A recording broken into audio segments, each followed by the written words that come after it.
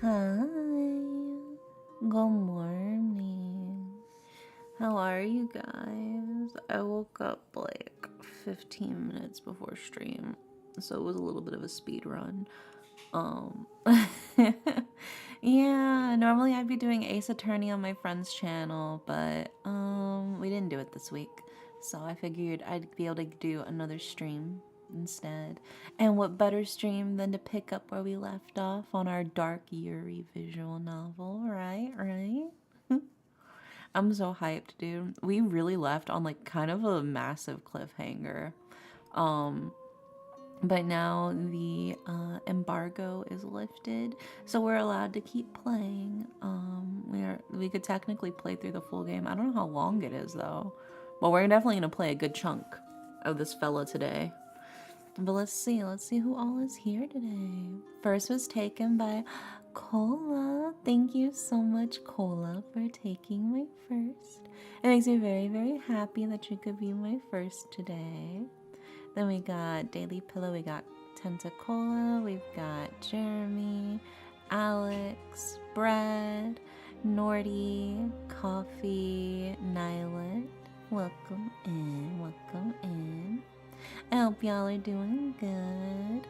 But yeah, we're picking up on this. So for those of you who missed it, we played this on Friday. In case any of you weren't here on Friday, play this on Friday. This definitely has dark themes. Okay, this has talks of like suicidal ideation and blood and like depression. If you're not comfortable with like very heavy topics like that, it's okay. You know, you do what you gotta do for yourself. But I'm just letting you know. Okay? Because it's called a tithe and blood. There is in fact blood in this. So it's not like crazy graphic or anything, but there is blood in this. You know. Okay. Now let's load. Let's load where we left off. So hi Marsh, hi Sammy. Okay. I gotta drink my water, warm up my voice. My voice hasn't even been speaking for that long since I woke up. Okay. The first few days of working here have been quite an experience. There are two main libraries on campus, called North and Central, plus a scattering of more specialized branches. This being the Central Library, it receives the bulk of the traffic. I'd initially thought the library lavish, but the hustle and bustle of students and researchers during the day makes it clear that the university gets its money worth from the place. I never thought being a librarian would be so stressful. The day's rush only makes the serenity of the evenings all the more poignant. At least I have times like this to recover. The large and well-stocked library, awash with the glow of sunset, now stands empty save for me and one other. Honoka sits at one of the tables, reading quietly as I stack a box of returned books. The previous librarian had left a note that she often used the library to study after hours. Why Honoka started doing this was left unsaid, but it didn't take that long to work it out. Also, hi, the Granolabber. Welcome in. As always, she didn't bother with small talk before getting to studying. I'd expected her to be quiet, but not outright avoidant. I'm sure she'd be a hermit if not for lectures dragging her here. Despite keeping my ear to the ground, I haven't picked up on any rumors about her or anything being spoke of Honoka at all. She's practically a shadow in any group she walks among and keeps to herself in classes. I wonder if she realizes that she sticks out all the more for her efforts to go unnoticed. I should have said this a while ago, but thanks for the company. Her head jerks upward in surprise. Honoka's face shows little, but her jitters make me worried something's happened to her. Thank you for letting me stay. At least she's not completely blowing me off. That's probably as close to an invitation to chat as I'm gonna get, so I drop my current book in the box and walk over.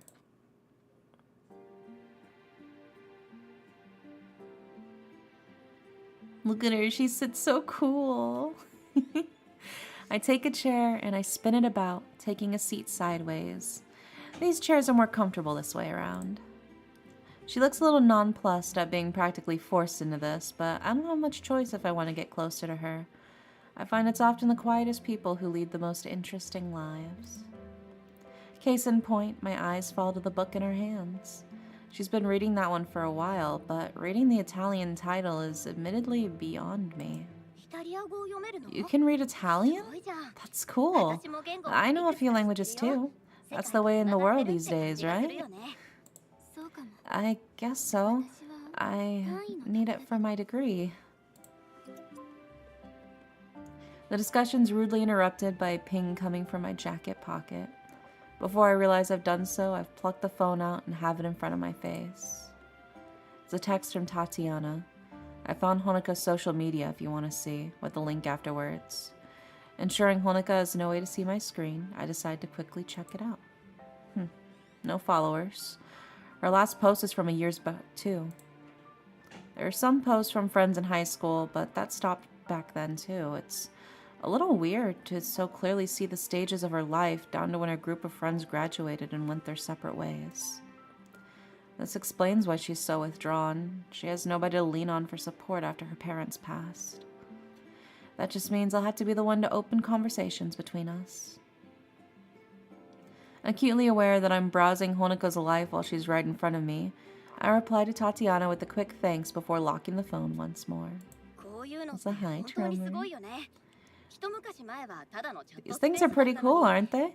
They might have just been for chatting before, but now it's all the cyberspace right in your pocket. The modern world's amazing. You can talk to anyone in the world so easily, or read an entire library. Maybe that segue didn't work as well as I'd hoped, going by her expression. Did I say something wrong? No, not at all. It's just, I thought everyone was used to phones these days. I slide my phone back into my pocket and take to my feet. It's probably for the best if I don't try to get too close to her too quickly anyways. Oh, well, how should I put this?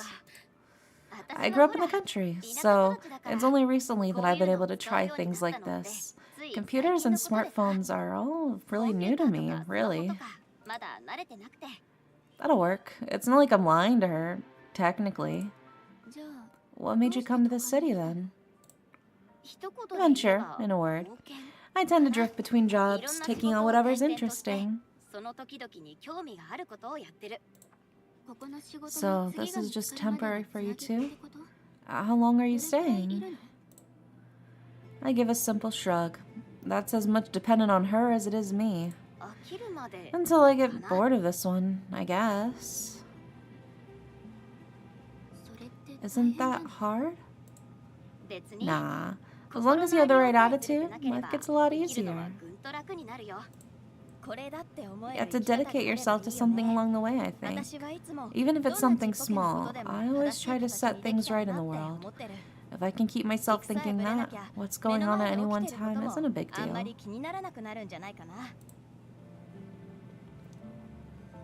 She thinks to herself for a moment afterwards. Maybe I found the first crack in all her worries that I can help her through. I was wondering, do you know anything about mages? What's hi, Doc Bristle? That's quite a change in topic. I saw a news article about a mage who works as a doctor a few days ago. It just made me curious. Of all the topics to raise, I should have known that subject was coming, but I still have to work to not show it. They're an interesting lot, aren't they? There's so few around, you rarely get to see magic actually being used.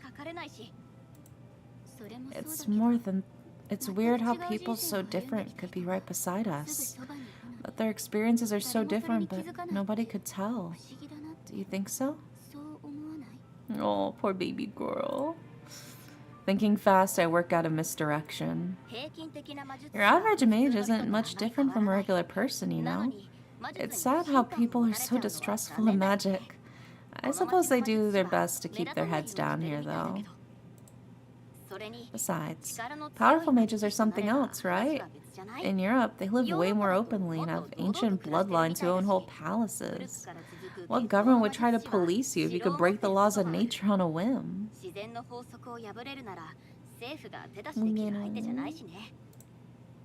I suppose that's why people get so cautious around mages, though.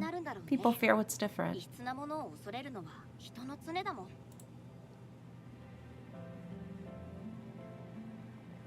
I think I managed to hide my relief as she ponders what I've said. At least she doesn't seem to think too badly of mages in general, which is more than can be said for many.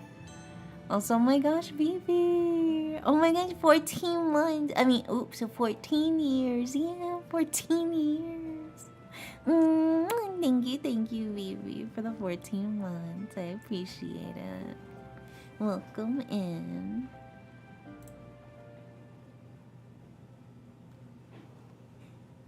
Our talk has apparently ended as she gets up from her seat and slides the book she's been reading into her messenger bag. Heading home? I should head back before I get too tired. Thank you for letting me stay so long. My pleasure. Endlessly stacking books in this big building all by myself gets lonely. Also, hi, Jules Jenkins. Welcome in.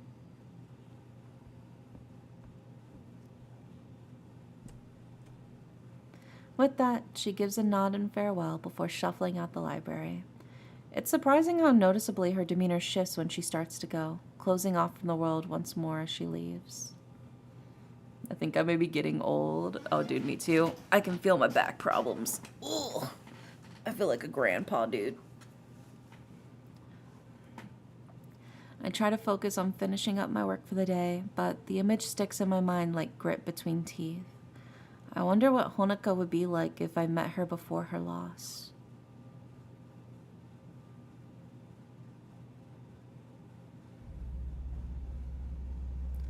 One advantage of working at the university is the easy access to a nearby station, with a short train ride practically dropping me off in front of Tatiana's downtown bar.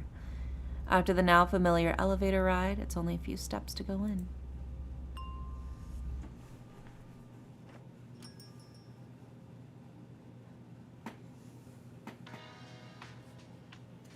The smells of various alcohols just faintly hang in the air. Dim lights play on the immaculately polished counter, and inviting bottles of liquor and spirits gleam behind it all, colors of the rainbow. It's instantly relaxing, just as intended. In so many ways, this is Tatiana's slice of the world. Everything is in its place and polished to perfection. A perfect stage for any customers wanting to relax with a touch of class. Oh my gosh, Leonix. 27 months? Holy shit. Thank you, Leonix, for 27 months. I can't imagine Grandpa Darius saying, "Damn, these whippersnappers." Oh, yeah. I hope I'm still enjoying VTubers and visual novels when I'm Grandpa status. Oh, dude, I just think about it. Visual novels are such a perfect thing to get into as an old person, right? Because you don't have to like worry about like quick, fast reflexes. It's basically like a novel with pictures. You could read it, and then they'll have like the handheld devices too, so you're just pressing like the button to keep reading it. You can absolutely continue enjoying visual novels as a grandpa. I think it's optimal. I think it's optimized for old people.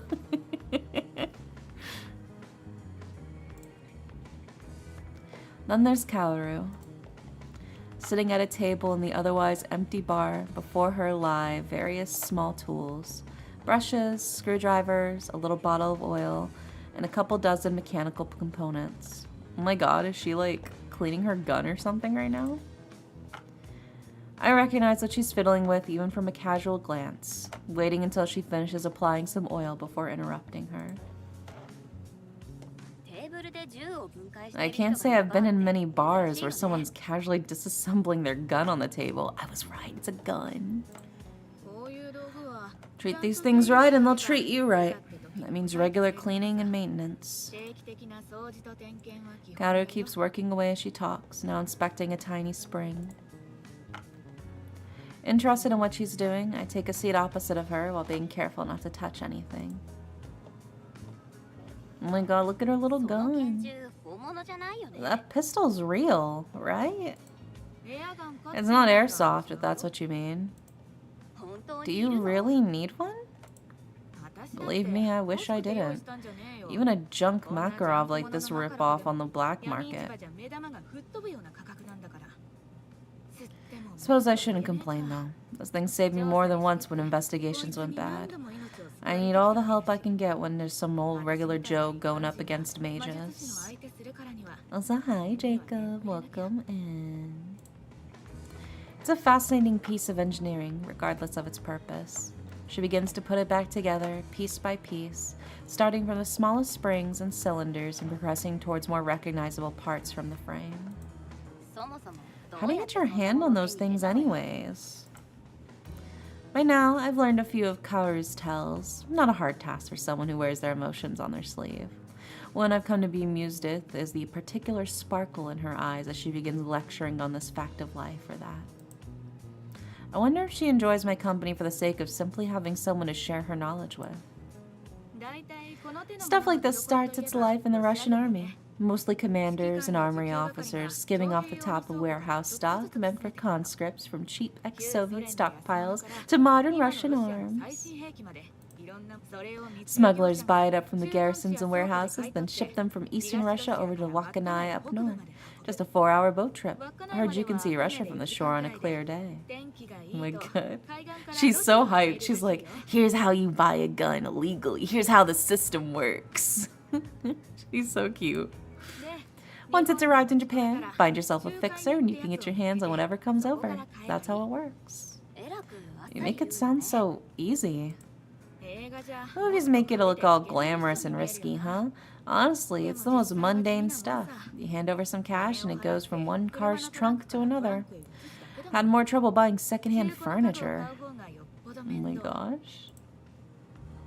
She picks up the inside of the barrel and begins to clean it with a small brush. She's not the most gentle of people, yet shows such care in handling the precise and intricate pieces. Before continuing on, she gives it a quick blowout before closing an eye and peering down the cylinder. Sure, you might not be able to get your hands on top-shelf stuff they sell in America, but a bullet doesn't care where it came from. With that, she slides in the springs and completes the mechanism for the rack. At least, I think that's what it's called. It's strange. I feel more at ease lounging about watching Kaoru putting together a weapon than I am at the library. Then again, this isn't the first time I've been around such things. As the door swings open, the two of us give a casual glance to the tall figure which steps through. This must be the first time I've seen Tatiana late for anything. Oh, hey. Caught in traffic? Yet another accident from some idiot driving too fast in the snow. Evening, you two. She gives a casual glance at us before continuing on her way, beside the counter, entirely unbothered behind the weapon that as Kaoru slowly reassembles it. Kaoru, remind me to send you a mixology course.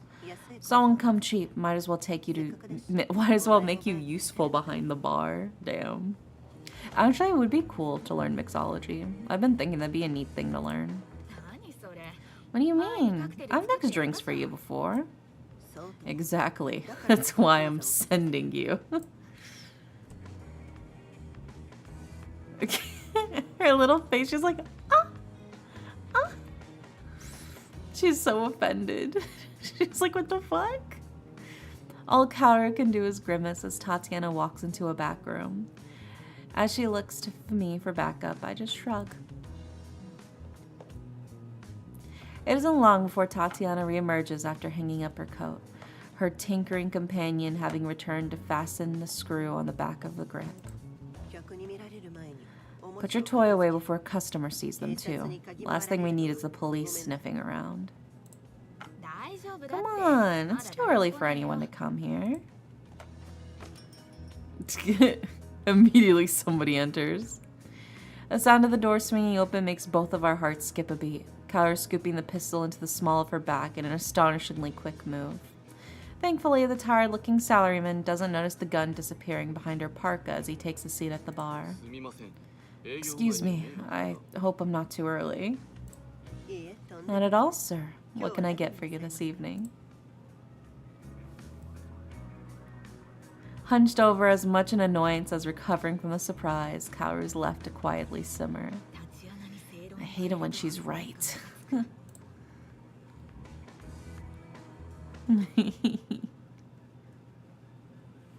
Aw, they're a little goofy.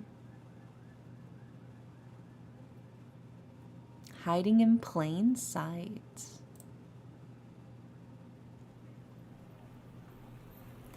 The night's air chill is refreshing as I wander the streets, making my way further downtown in no particular hurry.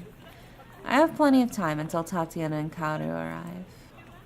Patrons slurp noodles at ramen restaurants as I pass, while tourists compare cameras at an electronics store. Couples walk by, holding bags bulging with goods as salarymen head to the subway stations with laptops and briefcases slung under their arms. It's a sight I've seen so many times in so many different places. The fashions, languages, smells, and such may be different, but the friends, families, and lovers are all just the same. It's funny how alike humans are, no matter how far from each other they may be. My steps slow to a stop as one particular person among them catches my eye. A scruffy-looking teenager stands before a claw machine outside the entrance, tufts of hair curling around his cap. People divert around the boy as he focuses on his task, backpack jutting out behind him. One hand rests on the machine stick while the other gently touches the glass. His brown eyes stare intently at his quarry, a cheaply made teddy bear. A perfectly ordinary sight. One I might have strolled by at any other day, much like the people walking by him. Yet, I stop dead in the streets as one small detail catches my eye. The toy moving inside isn't hanging from the crane, but floating. Looking back to concentrating boy, it clicks as to why. He's a mage. Oh my god, a mage? He's a mage. His narrowed eyes have begun to glow a beautiful deep blue, unnoticed by anyone else. The very laws of nature are being broken while a bustling crowd moves about him. Goes to show that sometimes you just have to act like you belong. As people walk and shuffle around me, the scruffy teenager pauses and turns in my direction. It's only now that I notice I've been staring. His face full of alarm, he takes a cautious step back before suddenly darting off down the road. I didn't bother saying anything as he runs. The odd person he bumps into grumbles in consternation. Then, everything returns to normal. The normal hum of the busy street resumes as if the episode had never happened. So I begin to walk and join the crowd once more. As I pass by the game center, however, I notice something. Huh? The teddy fell into the chute.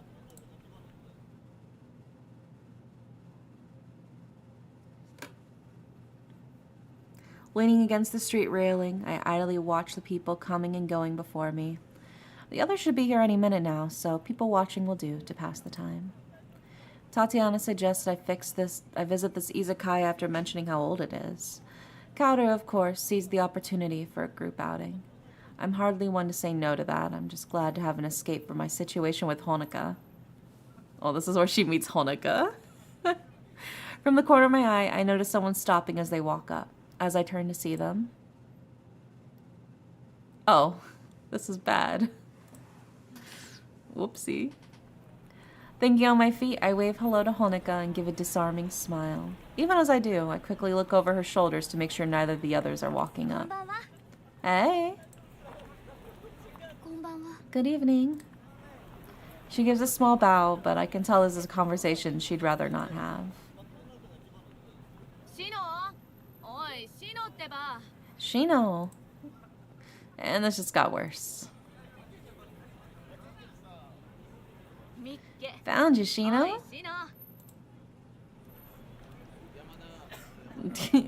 As she comes to an abrupt halt, my eyes peer over her shoulders. I'm surprised Tatiana isn't with her, but that's all the better. Gears in my head begin to turn. Maybe this is a conversation Honoka should have. Sorry, I should be going. No, this is good. Honoka, meet my friend Kaoru. Hey. She clearly put off by Honoka now knowing her real name, but I don't trust Kaoru to keep her story straight if I gave her an alias. An alias. Why did I say alias? Nice to meet you. I'm Honoka Asakawa. She's a friend from the school where I work. Now that we're all introduced, shall we go in? Sorry? Kaoru and I were going to try this bar. You should come with us. The more the merrier, right? As expected, she mumbles a half-hearted acceptance. I put her in a position where it's harder to reject than accept this. Sure.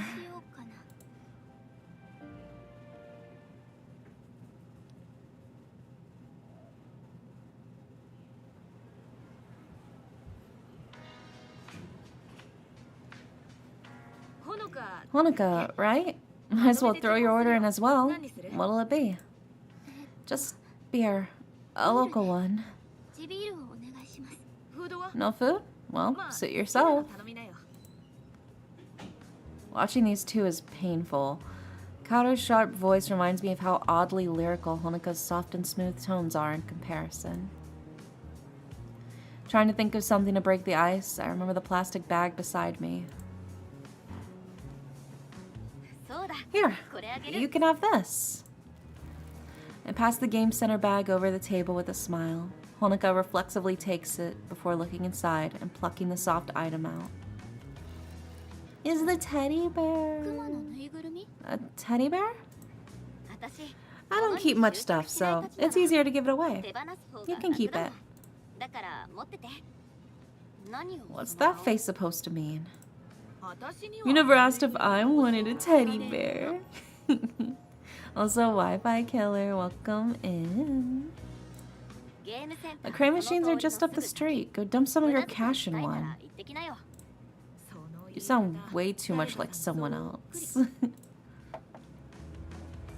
A waitress skitters up and politely sets our beers on the table before taking off the caps before heading off to another table.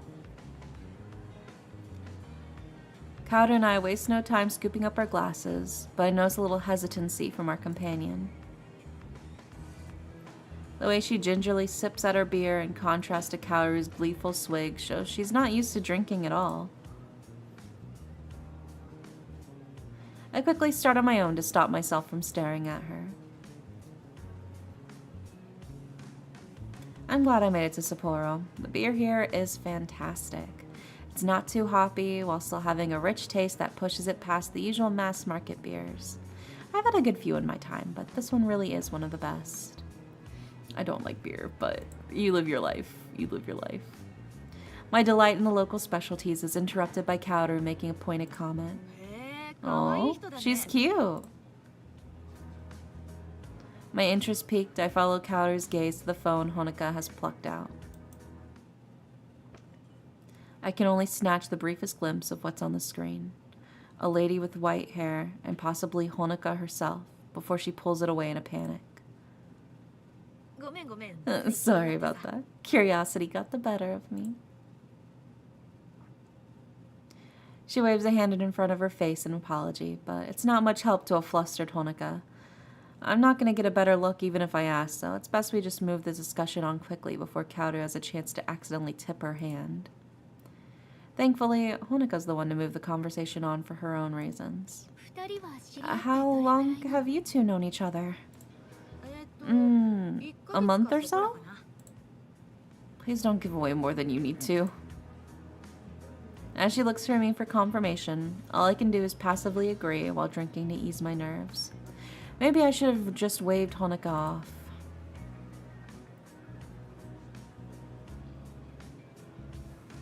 Pulling Kaoru into conversation with me helps, to the point where I have to hide a sigh of relief when I see Honoka checking the time on her phone.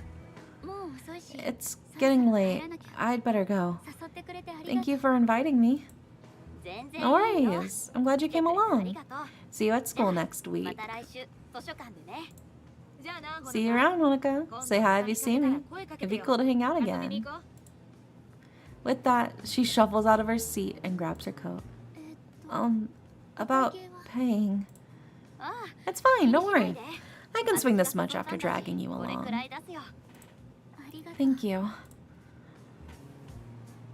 She's clearly not the type to accept a free ride easily. Her nerves went out, however. She swings her coat over her shoulders and gives a small wave goodbye. The two of us can't help but watch her leave, holding our breaths until she disappears out the door. As soon as she does, a wave of relief washes over the both of us. Kaoru practically deflates as she slouches back into her seat, helped a little by her half-drunk bottle of beer. I take a small swig of my own to help settle myself. That was more nerve-wracking than I expected. The expected quip from Kaoru goes amiss. Looking over to her, she's finishing up a message on her ancient flip phone before sending it and clacking it shut. Just letting Tatiana know the coast is clear. I'm surprised a phone that old still works. Rather than take offense, she makes a now familiar gesture as she begins to lecture. A good cheap phone can last you plenty of years. There's another life tip for you right there. But man, I don't know how a woman that tall can disappear so easily. Turned on her heel and faded right into the crowd before I knew it.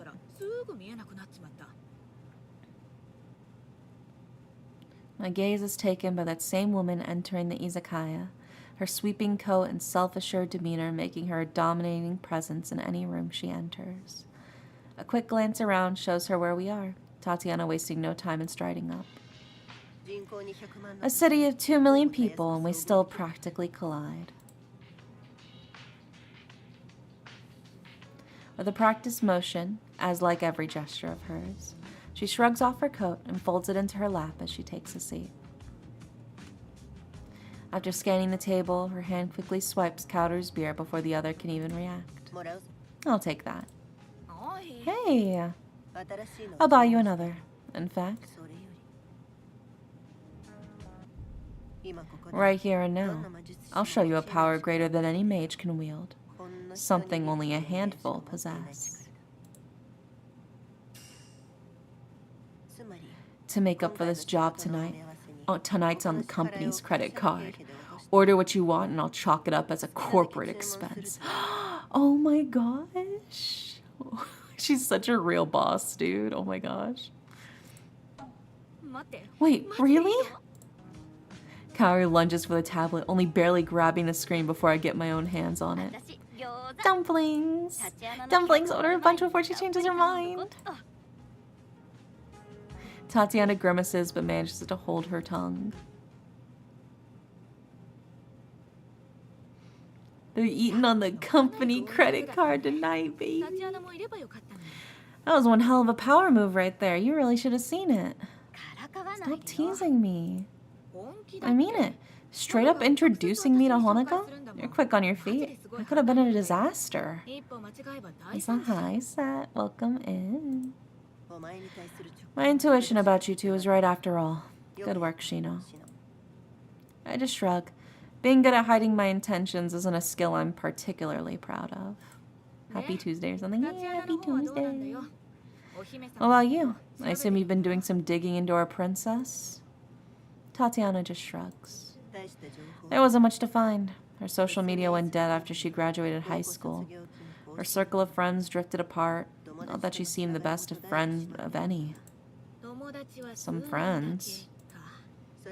Perfectly normal, actually. Most friends in school don't have that much in common beyond their circumstances in class. Alright, forgive me for not knowing. Blame my informal education, as you like to put it. Either way, she's never posted about her new hobby. Thank goodness for that. The last thing we need is word about blood magic getting around. What is blood magic anyway? Never heard of it before this job, even after all these years with you. What's known about it is practically just rumors, told from mage to mage. Where it began and when depends on who you ask. You could say the story begins where blood magic should have ended. It started getting attention in Europe during the late Middle Ages and into the Renaissance. Unfortunately for those who were tinkering with it back alleys and secret societies, that attention was from the Catholic Church. Mages in the church have a troubled history, but one thing we agreed on was that blood magic had to be stamped out. Not just banished, but purged from history itself. It was too powerful, too dangerous to leave in the common people's hands.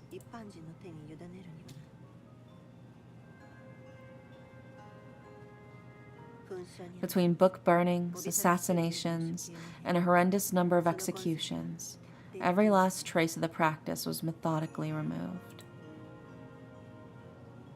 Except for one single book. I can get the church having problems with it all, but why mages? Why are you so bent out of shape about it? The only reason why we have more mages here than anywhere else in Japan is because the government used the colonization of Hokkaido to force our kind well away from the center power in Tokyo. If a few died during settlement, all the better.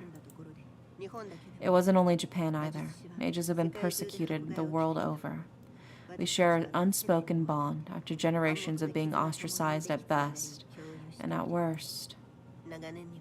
Let's say it rubs the wrong way if anyone could have our powers after that, to think it was also arbitrary and pointless. Everything about you mages is so cynical. Well, there's the more practical problem. Book burnings might have worked for controlling information back then, but imagine what would happen these days. Tatiana gives a solemn nod. If Honoka had taken photos of the pages in that book of hers and uploaded them to the net, most would have thought them the crazed scribbles of a madman, but just one or two people confirming it worked would be all it takes. Word would spread about it across the globe like a virus, the practice of blood magic now known to billions. To think the world-changing power Honoka has in her hands. Yet she can't see past the walls around her. In a way, maybe we should be thankful she can't. If it's that dangerous, then why are we being so careful? The job's about that blood magic book, right? Why can't we just grab it while she's out? You have it the wrong way around. Yonohara's interest is in Honoka's safety, from herself as much as anyone else. The book isn't her concern. Consider it my homework.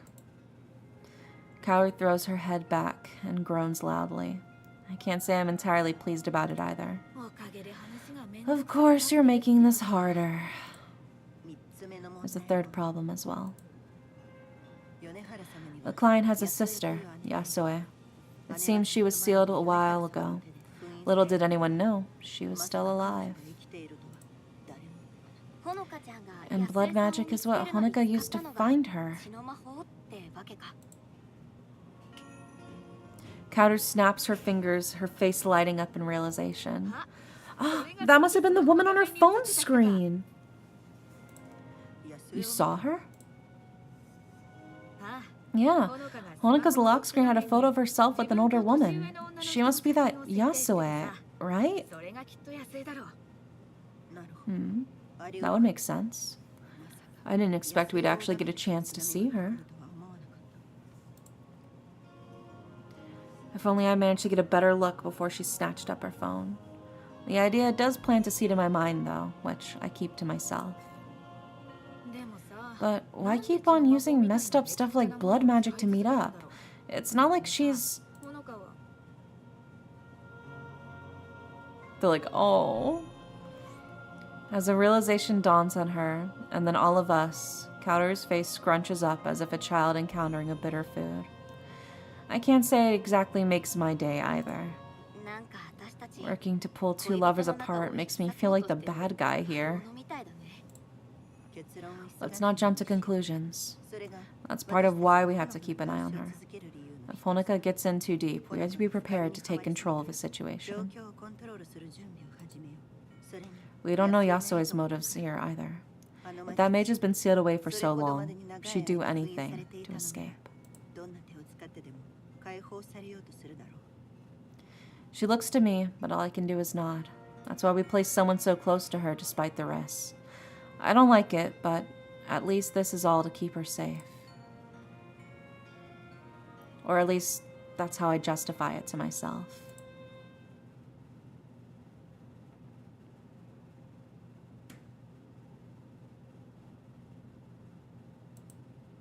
The spaces between buildings.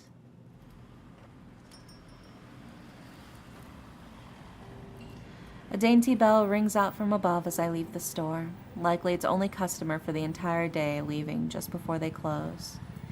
As the warmth of the heaters inside suddenly disappears, I clutch the paper bag to my chest in response to the winter's chill. Kaoru, who had been busy drinking while leaning on a street railing, picks herself up and throws the can into a bin. It's an impressive shot, until it clicks why she's so good at that particular move.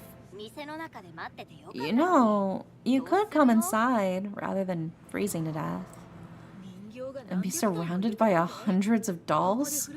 I'll take my chances out here. They're not that bad, are they? I mean, most people would say they're creepy. No offense. Her frankness is rather endearing. None taken. It's easy to see why. They're human in form, but without a soul. It's just an instinct that we find them off-putting. And yet here you are, crafting them yourself. Didn't think doll making was even a thing these days. Oh my gosh, dude. I actually really like watching, like, customizing, like, doll videos. I watch, like, several YouTubers who do, like, the custom dolls, and they're really cute. But I can't watch them with Harper, because Harper gets, like, super creeped out by it. But it's such a pretty artistic process. I like it. I watched a couple of people make some My Little Pony human-themed dolls, like, literally yesterday. They made Pinkie Pie and Rainbow Dash. I suppose I have a natural interest in things like this. One good thing about Japan is that the bigger cities can support such niche shops. Well, suppose everyone needs a hobby. Dolls for some, running a bar for others.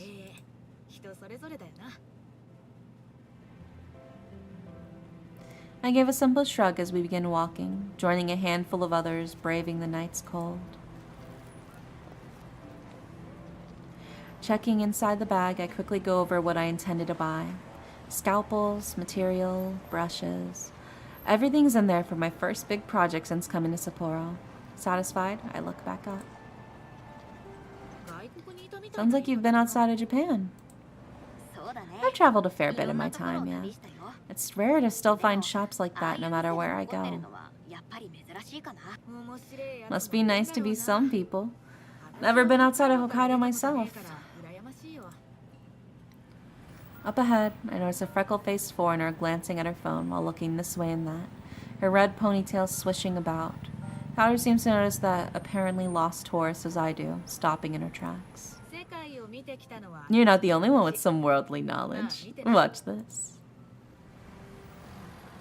With a smirk, she skips ahead towards her.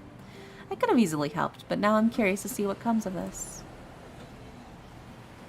Without a moment's hesitation, Kaoru asks if she needs help in perfect, if extremely informal, English. It's a little charming to see the woman's face light up at hearing a familiar tongue, the two conversing fairly naturally. The tourist goes on her way to their hotel after bidding farewell, Kaoru beaming with pride as she waltzes back. I have to admit, I'm a little speechless. Hey? Not expecting that, were ya? I have to admit, you got me there. How'd you learn English that well? Didn't Tatiana say you had a, what was it, informal education?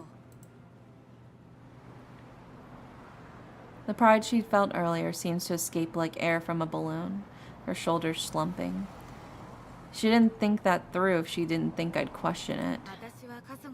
I grew up in a dying rural town, and all I had for company was my older sister. In situations like that, you try to find an escape. For us, it was American action movies. It was like a whole nother world to us when we were young. A world of hope and heroes. Nothing like the poverty around us. What about your parents? My dad fell off the face of the earth before I was born, and my mom's probably still drinking herself to death back home. Sorry. Not like you could have known. Some people's lives aren't happy stories. The best I can say is that at least it's in the past. Your past can't be all bad. You met Tatiana, right? How'd you two meet anyway? You seem different. Yeah, how'd a blue blood like her end up with a gutter rat like me?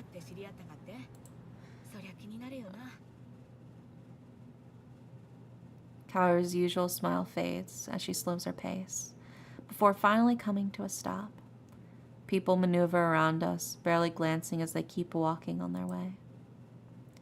As she looks to her side, I follow her distant and sullen gaze, her mind clearly elsewhere. All that there is another dimly lit alleyway, lined with the usual bins, air conditioners, bikes, and so on. Have you ever noticed the spaces between buildings? The alleyways and passages we walk right on by every day, hardly registering. There's nothing stopping us from looking in, but we never bother to notice what happens right beside us. A moment's look sideways is all it'd take. I guess I haven't. One day, Tatiana looked.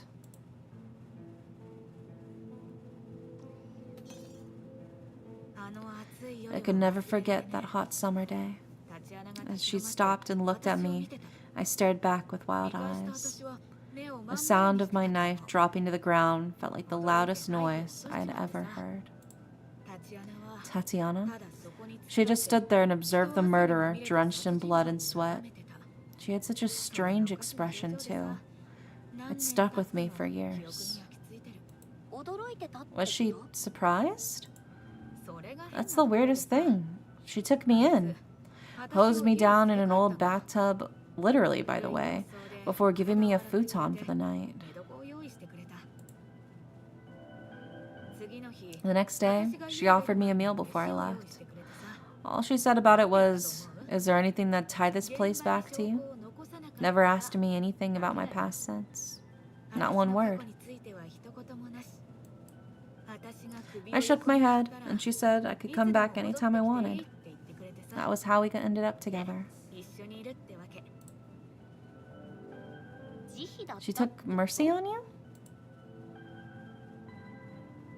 She abruptly breaks her introspection and throws back her head with the howl of uncouth laughter, drawing glances from passerby. Mercy.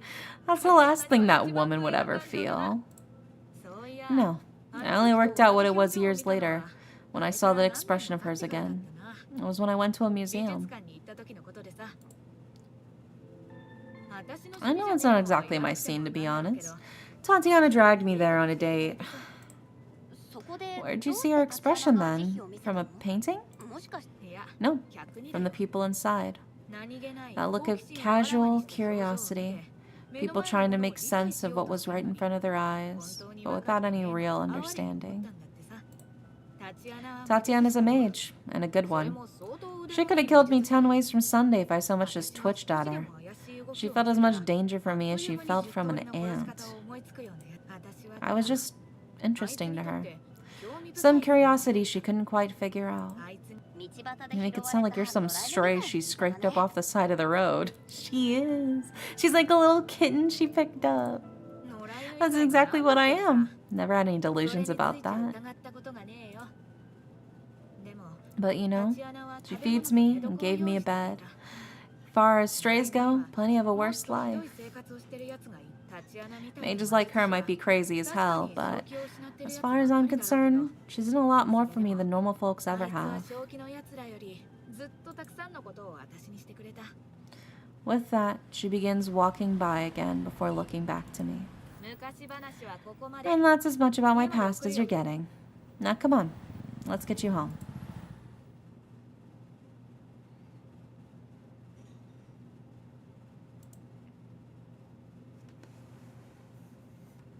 The long game.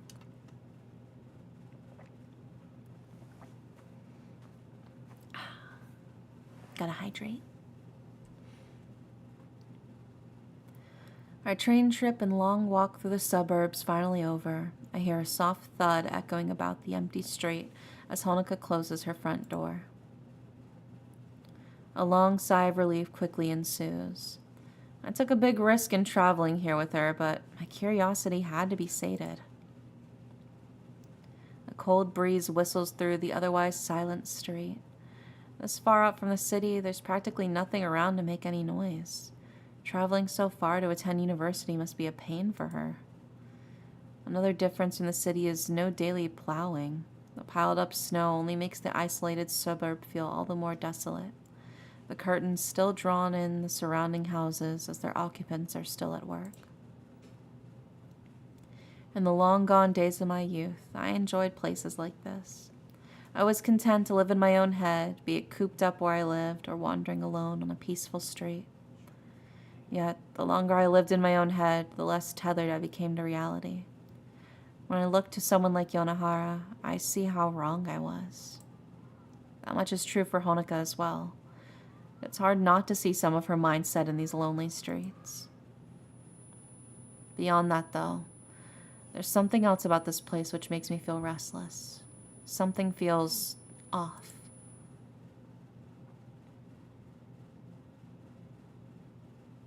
The sight of a familiar car's hood peeking around the corner is a thankful reprieve from my thoughts. Tatiana had mentioned in passing that she'd arranged surveillance. Checking behind me for anyone following, I skip across the lonely street towards it. The windows may be fogged up, but I can tell who's in there. With a couple of taps against the passenger window to get her attention, I open the door and slide in. I need to brush a couple of empty noodle cartons and receipts off the seat before sitting down. Kaori doesn't strike me as the neat type, and she doesn't disappoint here. That said, I do detect a faint hint of tobacco in the air. I've never seen her smoke since I've met her, though, which makes me guess she must have quit recently. A good thing for sure, but I wonder why. Maybe for Tatiana's sake, I'd like to think. Hey, fancy meeting you here.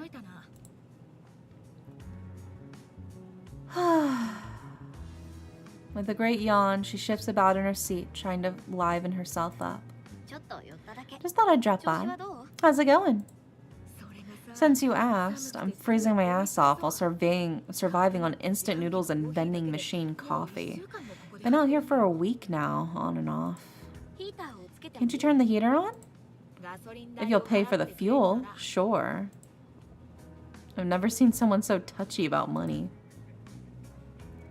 Giving up on convincing her to take care of herself, my gaze moves to the back of the car as a peculiar sight catches the corner of my eye. What the? How many noodles do you have in here? Convenience store had them on sale. You can get one if you're hungry. I recommend the chili tomato ones. They have a very sophisticated flavor. There must be dozens upon dozens of cup noodles haphazardly strewn about, culminating in a small hill of them behind the seats. I lean back and pick one up off the pile, a few shifting down afterwards like loose pebbles from a mountainside. Left unsaid is where she gets the water to cook them. Wait, these are out of date. I didn't even know these had an expiry date. That's why they were on sale. Had whole cartons of the stuff there too. That's another pro-life tip for you. Buy in bulk when stuff's going cheap. She's never one shy from giving advice, as if she were my elder. Deciding against her generous offer, I chuck mine back under the pile in the back seat. I don't want to think too hard about how she lives from day to day. Tatiana's got you stuck on surveillance duty, huh? Anything interesting so far? She gives an amused snort in reply. Her schedule's so regular you could set your watch to it. Never seen someone so punctual. And if I'm guessing right, you'll see her come up to her study right about now.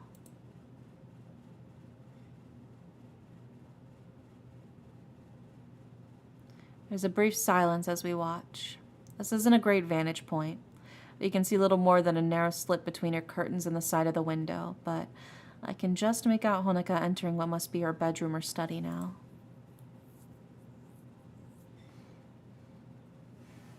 The poor girl.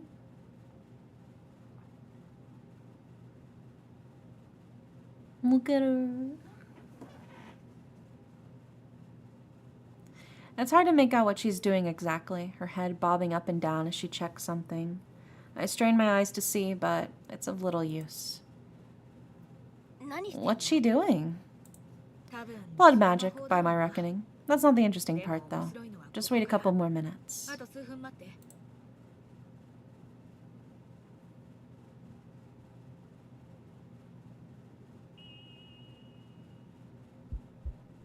Skeptical, I set my eyes back on Honoka.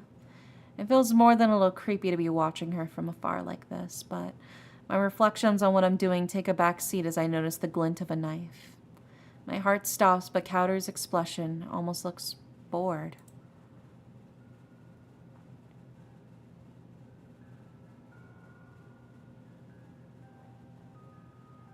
Taking a gulp, I watch the knife press against her arm, her face looking pained. I desperately want to race into her house and stop this at once, or at least call an ambulance until...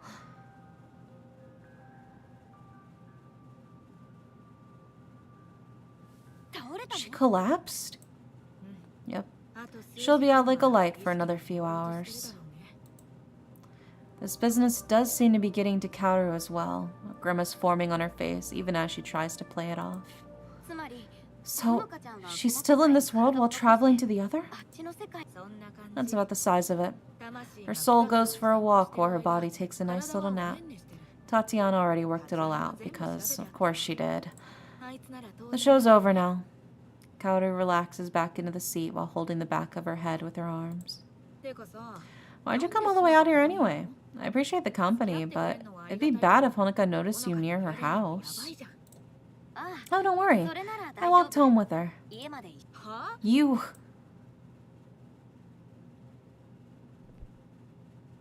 She sits bolt upright with her eyes wide, only to collapse back into her seat when she realizes I'm serious. She practically wheezes out her words afterwards. If you tell Tatiana about this, I want to be in the room when you do.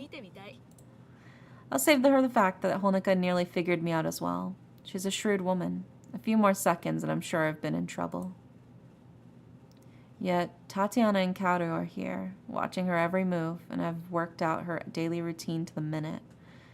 It's strange how two parallel games are being played. I can't help but worry how our two worlds will meet.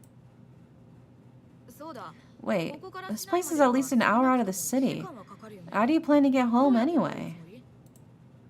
I give an awkward smile in reply. Yeah, should have known. With that, she throws the car into gear and turns the key. It'll be a long drive from here.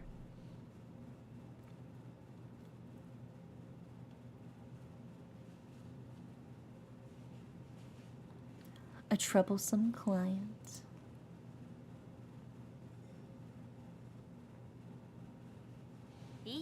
It's a nice place, isn't it?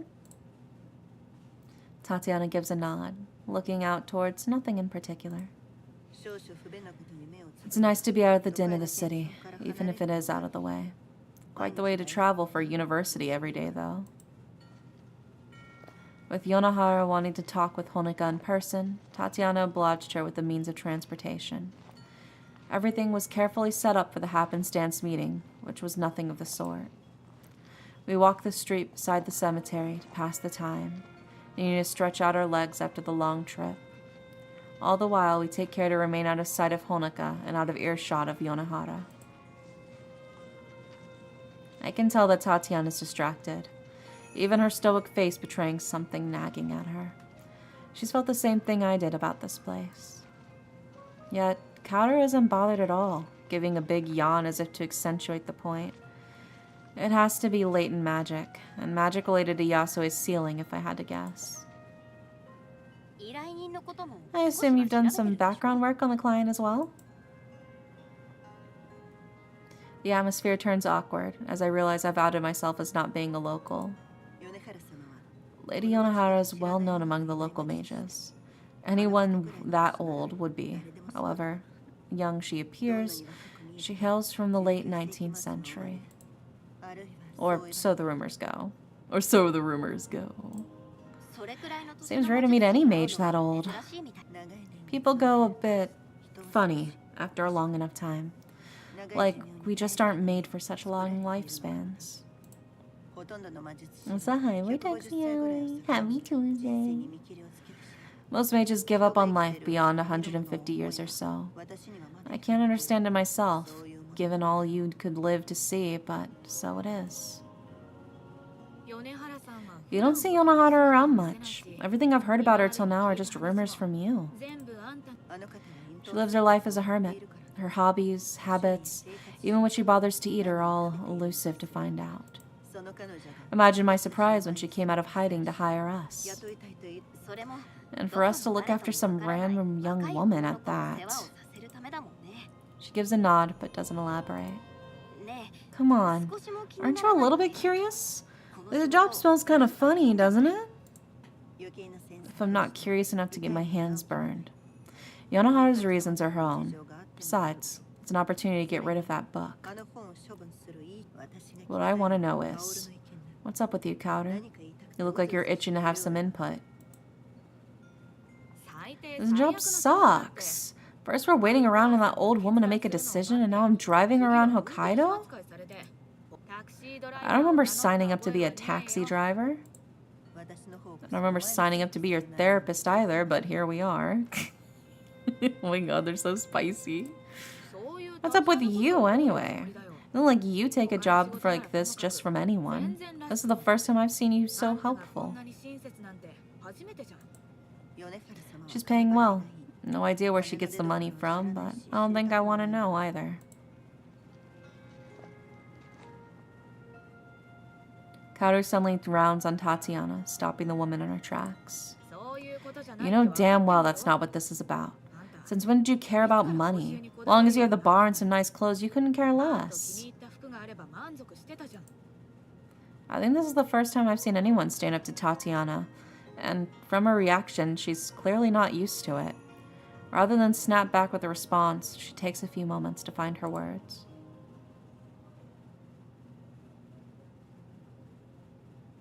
She takes so long that Kaoru and I both become confused. All mages can tweak their bodies here and there, and summon a martial weapon with some practice. Magic which goes beyond that is rare, unique to the user. A talent, may call it.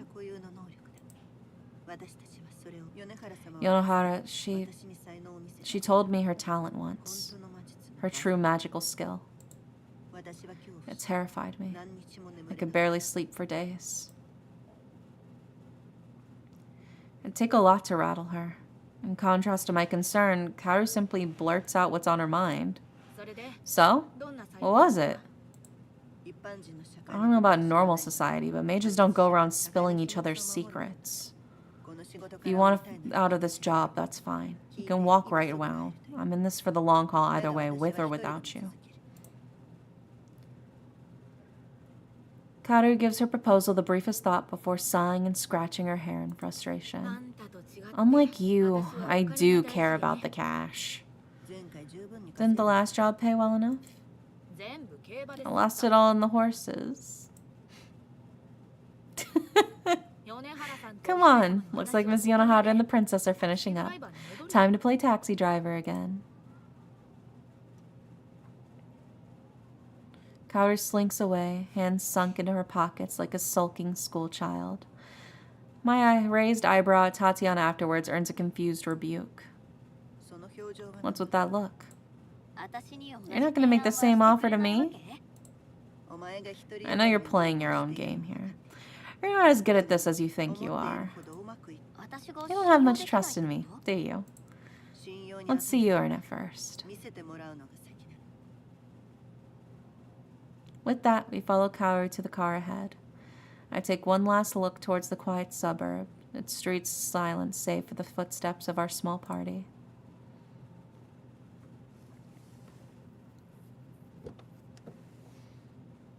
Tatiana hurries to hold the back door open for the approaching Lady Yonohara, her black shawl covered in the brilliant vermilion kimono underneath. I make sure to slip in unseen from the other side, lest Honoka notice me.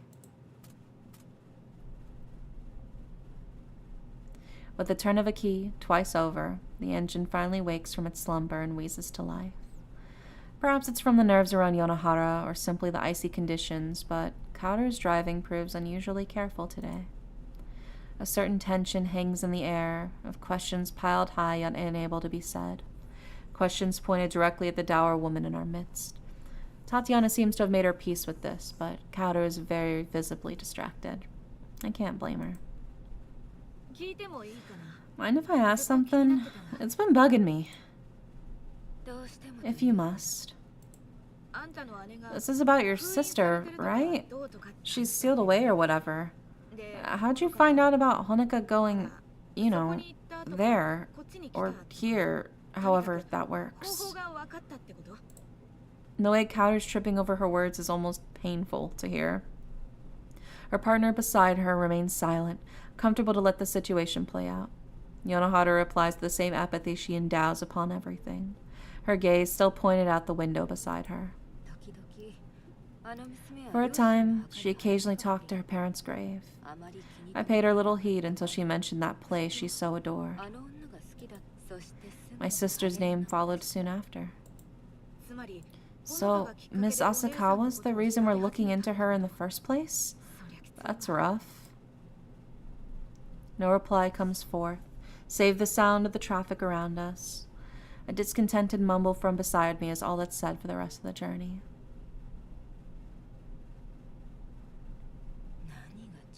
Chushingura. Ridiculous.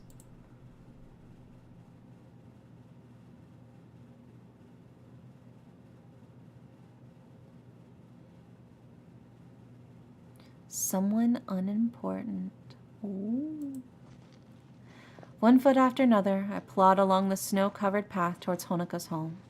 Wary of my joints seizing again in the increasingly bitter winter, my pace is slower this time around.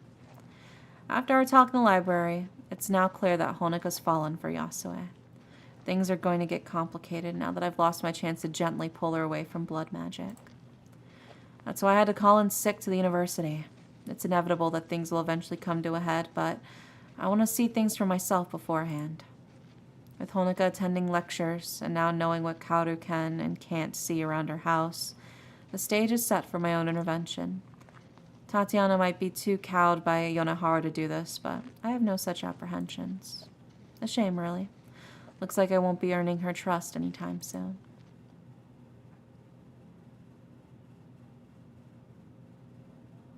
Reaching Honoka's house, I carefully maneuver around the back and out of my coworker's line of sight. Neither of them need to know about this. It'll be easier for everyone if they don't. Not a leaf is stirring as I look about, leaving me satisfied that I won't be noticed.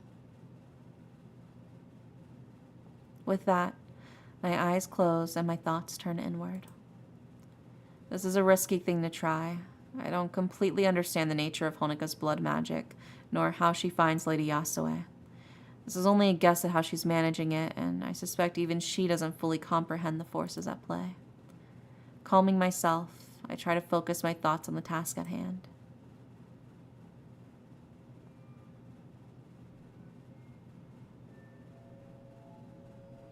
Oh shit, I was right, she is a mage!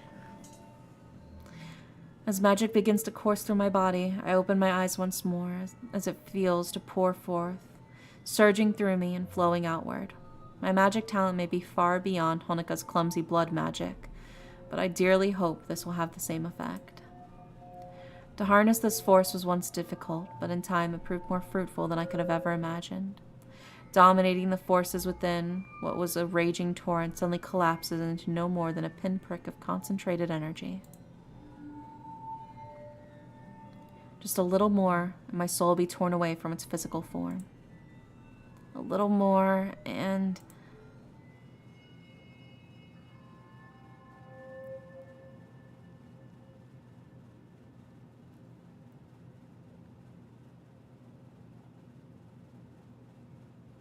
she's in.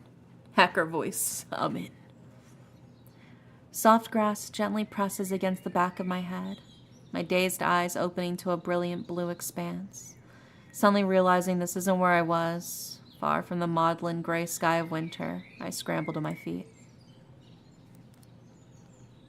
Startled birds nestled in the trees around me fly off squawking, the peace of the forest disrupted by the rude intruder.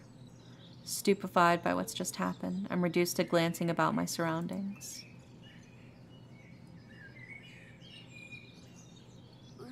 It worked. All I can do is mumble whatever's on my mind as I glance around in disbelief. The warmth, the green tips of the trees around me, I couldn't be further from the winter's chill if I tried.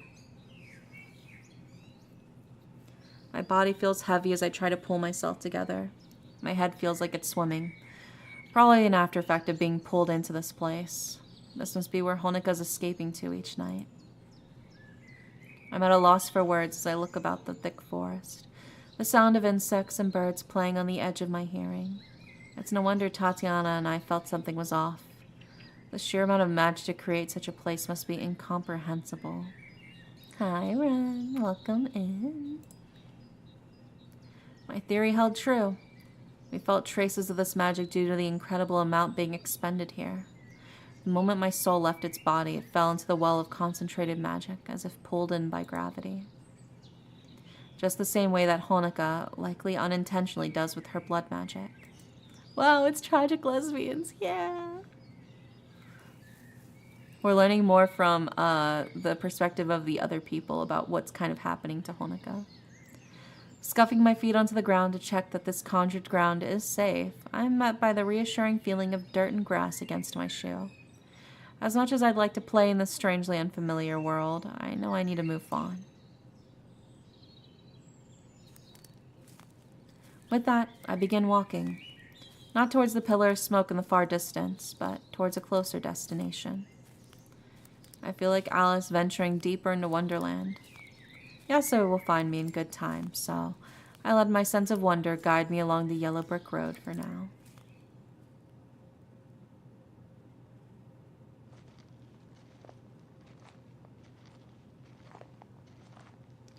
I slowly pass from one grave to another, paying my respects to each. Yasuo, I consider this place important enough to recreate. Those laid to rest here no less worthy of existing than the city itself. That speaks well to her character. This entire world is a near-perfect recreation. The same place, but in Yasuo's time. The landscape looked familiar, and the first sign of civilization has confirmed it. Such a strange moment for somber reflection this is, when combined with the awe it inspires towards its creator. Where another mage might conjure a simple martial weapon for defense, Yasuo has raised a city and its surroundings from nothing. I suppose one would need a hobby after a century of solitary confinement. How she hasn't gone mad eludes me. That solitude ended with the arrival of Honoka. So too has it ended with my own. Hearing the approaching clatter of wooden sandals on stone, I turned towards the entrance.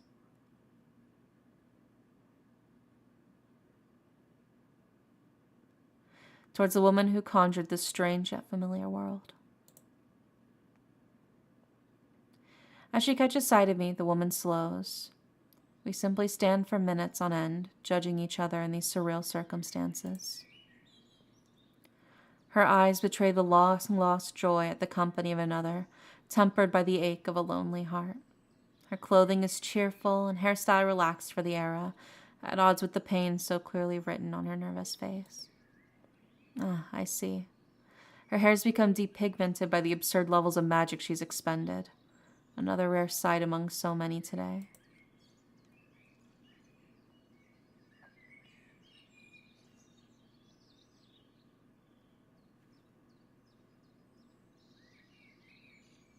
Yasuo tries to speak, but the words fail to come. I offer an unassuming smile in response before strolling past her. To say I don't have anxiety about being in the domain of such a powerful mage would be a lie, but I do my best to mask it with casual indifference. Where are you going? People like us don't belong in graveyards. We mock the dead with our magic.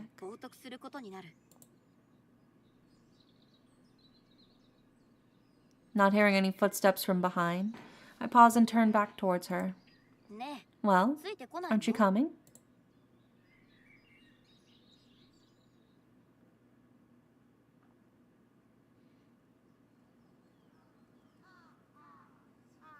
It's a long way into the town, the day wearing on into sunset as we walk, yet not a word is exchanged between the two of us on the hike. Instead, Yasue silently stares while keeping her distance behind me, gauging me all the while. As we enter Sapporo itself, the first town people going about their day become visible. It's quite a sight, given the splendid mixture of Japanese and foreign fashions. The era can only be the early 20th century. The styles are unmistakable. I thought she was alone in this world, but perhaps not. Struck by curiosity, I notice a street vendor selling simple wooden dolls from a stall at the side of the road. Also, hi, Barbarian. Welcome in. Seeing the chance to investigate, I stop in front and lean in, intently examining every detail from this shabby man. A scant few moments is all I need to realize what I'm seeing, righting myself afterwards with some disappointment. There's nothing behind those eyes at all. They're a form without a soul. It's another doll.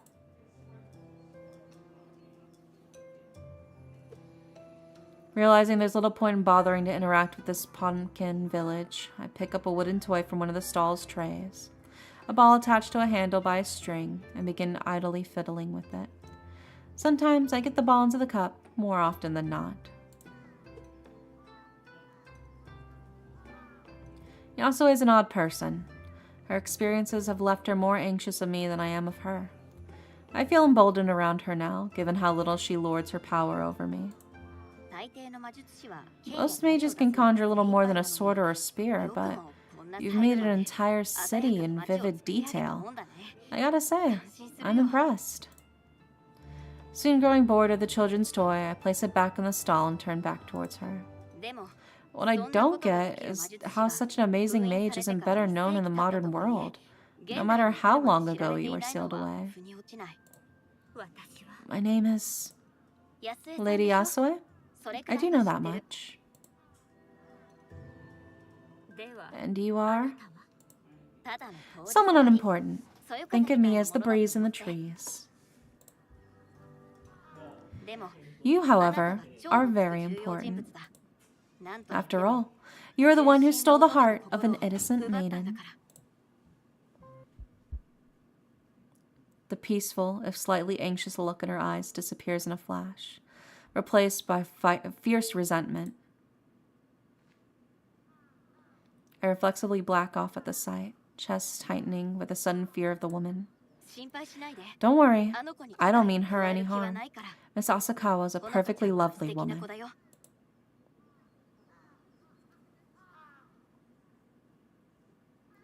The fire slowly leaves her as Yasue realizes the honesty in my words. Taking the opportunity as she lets down her guard, I decide to push the matter. Which is why I'm here, and why I wanted to talk to you. After all, I might not wish harm on Honoka, but can I say the same about you?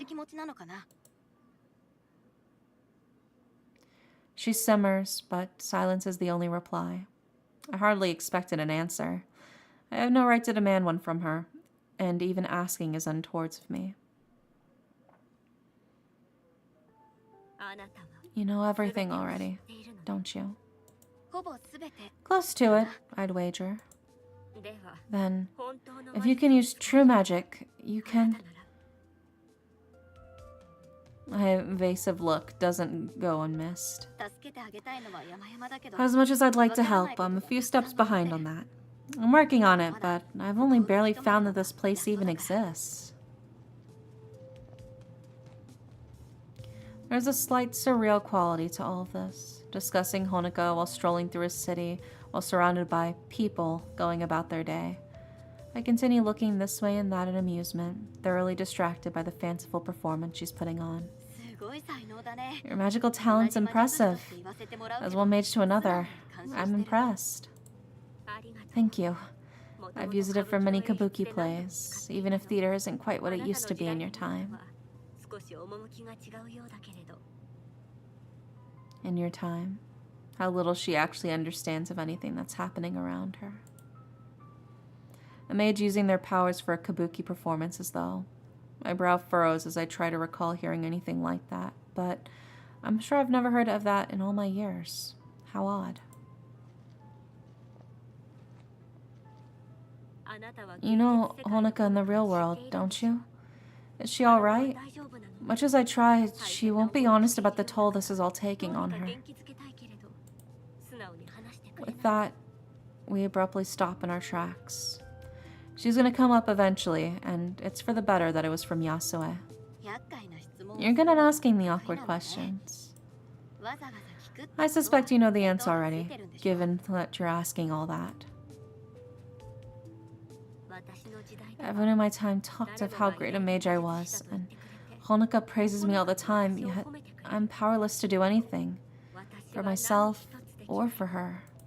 Do what you can for Honoka, please. I give a smile to reassure her of my intentions, but it's a weak one. My opinion of Yasue herself may have improved, but it's only made all the clearer how both are victims of their circumstances. I'll do what I can. I can promise at least that much. And with that, I better be going. Were I a historian, I'm sure I'd stick around. This is truly a wondrous world you've conjured. As for me, though, I honestly just wanted to meet you, to see Lady Yasue for myself. And your judgment is? I can already tell my answer won't change anything. Besides, who am I to interfere with the love of two women? I couldn't hope to tell the purity of the feelings for Honoka from such a brief meeting, but my worst concerns are gone. Unfortunately, that makes their separation all the more tragic. Yasue's desire to keep me here, if just for the company, if nothing else, is written plainly on her face. Yet, we both know she can't prevent me from leaving. It's not like I can help her escape this place, and I'd better not dawdle either. It'd be awkward if someone were to find my lifeless body in the real world, especially if it were Honoka herself.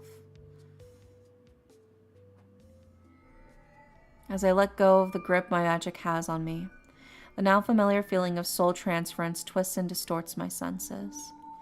It's an unsettling feeling, one I can never quite get used to, and one I feel sorry for Honoka being forced to experience so often. As my sense of self withers and wanes, one last thought comes to an end as I leave this world.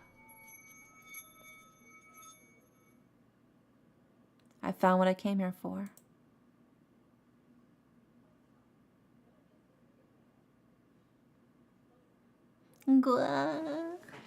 Crossing the Rubicon. Ooh. The library is quiet once more, the shuffling of another book sliding between its neighbors on the shelf, only heard by myself and one other. The image of Yasue plays on my mind, all the more now that I have Honoka sitting right behind me. As sorry as I feel for Yasue, there's nothing I can do. I'd rather doubt there's anything Honoka could do either. From holding out the false promise of escape for Yasue to Honoka's only escape from the grief of this world being in her arms, Yasue's attachment to her only hurts them both. Honoka's too tied up in her own mind to see it outside the walls she's built around her. Yasue, though, I'd have thought she'd know better. I'm broken from my thoughts by a barely overheard mumbling from a table behind me.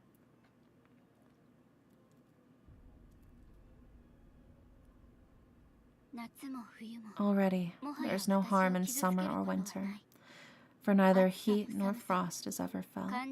Therefore, all other hope, brother, is vain. She surely hadn't intended for me to hear that, but it's a good excuse as any to try and strike up a conversation.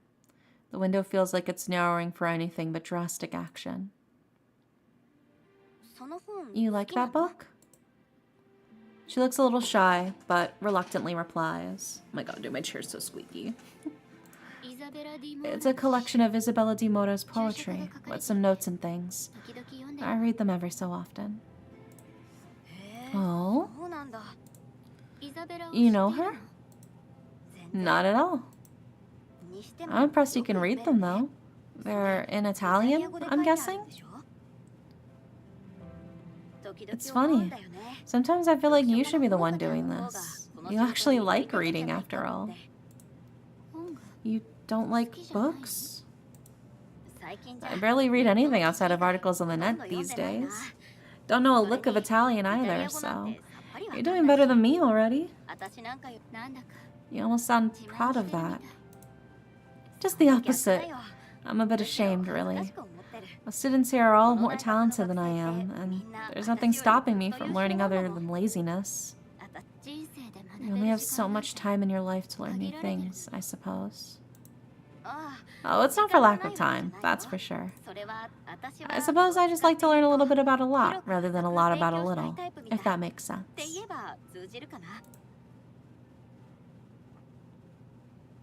Honoka's response is a look past me, and out to the snow-covered window. Once again, I find myself unable to keep a grasp on Honoka before she slips into introspection once more. As I think about putting away the now empty box of returned books, Honoka mumbles something as much to herself as to me.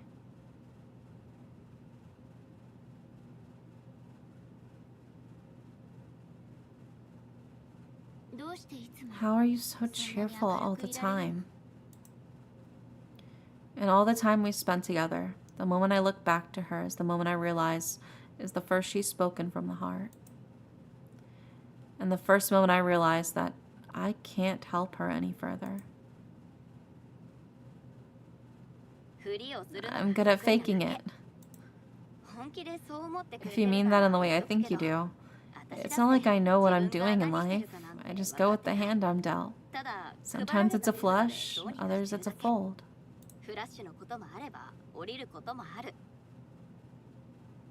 A horrible silence echoes about the room, louder than any batch of students who'd passed through. She thinks my words over in earnest, rolling them in her mind before a lowered gaze.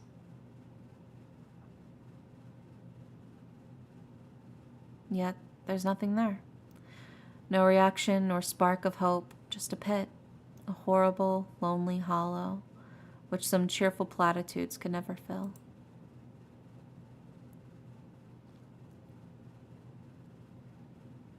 I've failed her. No. No. Honoka takes to her feet, sliding the book into her bag and slinging her coat over her shoulders. I desperately want to say something, anything, to pull her out of the mindset she's in, but find no words to use.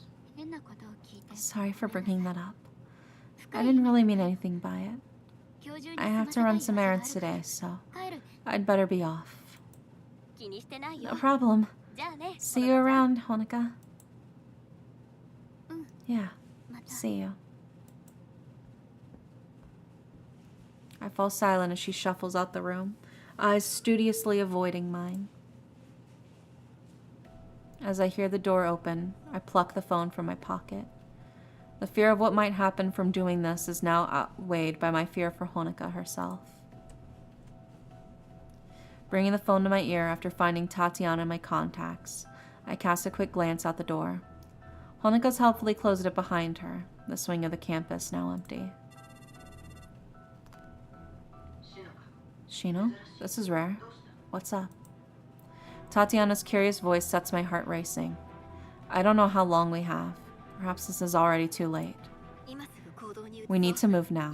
I don't care what Lady Yonohara says. What are you talking about? What's going on? Honoka's... I'm afraid she's gonna do something stupid. We have to do something. Oh my god. Rent in Transylvania is getting ridiculous, so I just went up a whole tithe in Blade. You're so silly, J-Bomb. Thank you for the big emo. I take a deep breath and try to settle myself. Tatiana clearly hearing the worry in my voice. Moments pass as she weighs things in her mind. She has no reason not to trust me, given how reluctant I was to do anything in her first place. Leave it to me. I'll get things moving with Yonohara and have Kaoru bring the car around. Be ready for us when we drop by. Understood. I'll see you soon.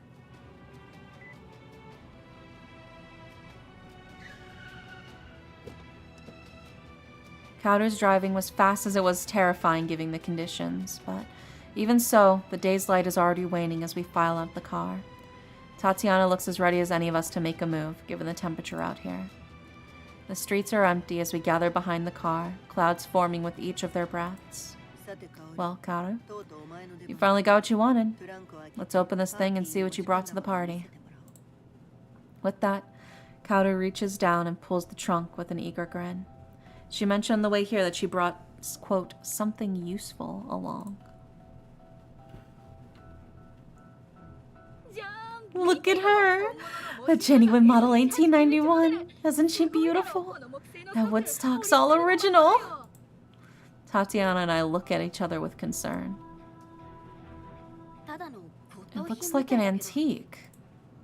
Hey, that antique drove the Germans out of Russia in World War II. If it's good enough for them, it's good enough for me. Besides, you can't exactly browse the aisles on the black market if you get what I mean. Just remember that we're here to grab the book and capture Honoka. I can't say I'm excited about waving around a gun, and I'd rather not go back to Yonohara with a corpse on my hands. Save it. If this thing looks like it's going sideways, I'm pulling the trigger. That's how every other job's worked, remember? Tatiana holds her tongue for some time, clearly trying to work out a way to dissuade Kaoru before eventually sighing in defeat. Just use your head, alright? Cool as a cucumber. You got it. Giving no time for further protests, Kaoru grabs the rifle by the receiver and makes off for a vantage point. The weapon sling swaying this way and that. I'll give her one thing. She's an athletic sort. The woman skipping over fences with ease. Are you clear from this from your side? I'm not exactly the lead batter here. Keep the car warm until you and Kaoru get back. I can manage that much. Just checking. Besides, it's not you I'm worried about. I'm lucky our mind's still stuck on Kaoru. Well, if this goes according to plan, I should get back to the car in time anyway. I'm going to grab her. See you in 5, and keep the heaters on. With that, she pulls the trunk closed, the opening act of our own play beginning.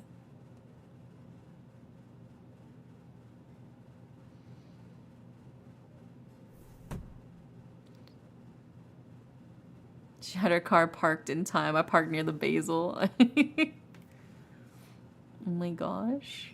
We got video built in. The end of all things. I think the video broke though, but that's fine.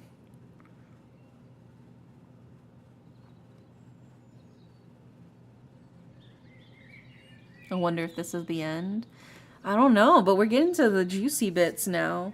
Now we're back to where we were at the end of Act 1. Because, like, Act 1 was all just from Honoka's perspective. Act 2 was all kind of from the other people in the real world's perspective during that whole time of Act 1. So we're basically getting the two separate perspectives from Act 1 and Act 2. But now Act 3 is picking up from where Act 1 ended. So now I'm like, what happened? I should have awoken in a pool of blood to a cold room. Instead, warm grass gently brushes against my face.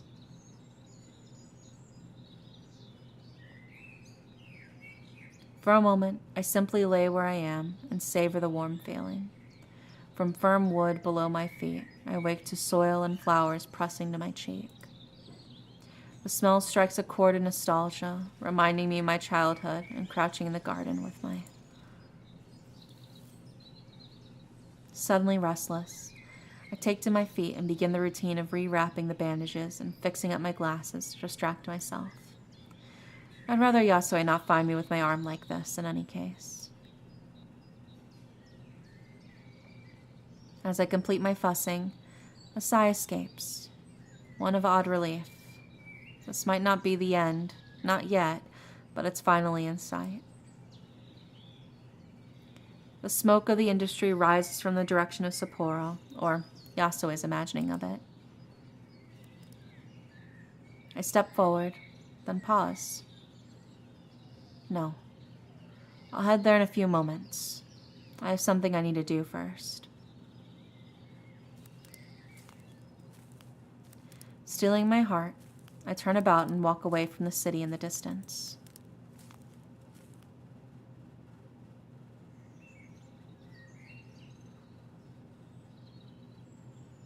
I knew as much. The cemetery on the Sapporo's outskirts has existed for easily 100 years. The area may be smaller and the gate rather less ornate than it is in the modern day, but the dead lie buried all the same. It's incredible how Yasue recreated such a vast area. The plot I stare at before me is empty, little more than a nondescript patch of grass. It'll be filled in 100 years' time. Even without the gravestone, it feels no less significant. I don't believe in any afterlife, nor any sort of spiritual ideas. Not for lack of trying, either, yet the grief I feel as I stare at this meaningless plot of land is no less real, and cuts no less deeply. If I can't stay in this world forever, then at least I'll stay as long as I can, together with the one person who loves me.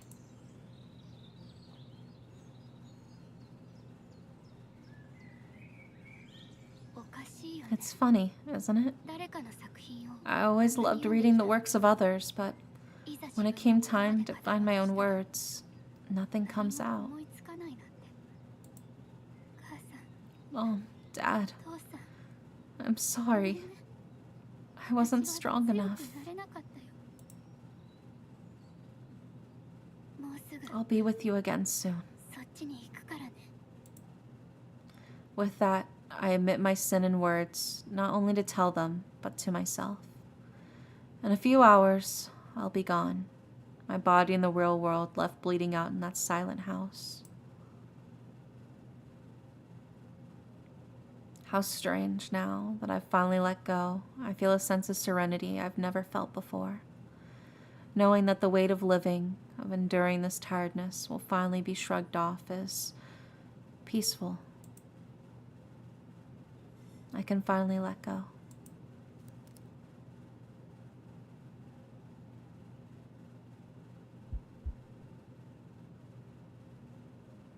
Or so I thought.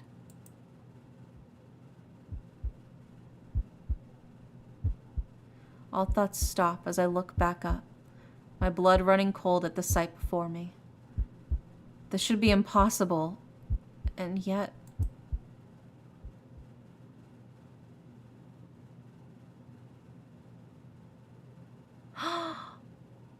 A lone woman stands solemnly before a pillar of stone.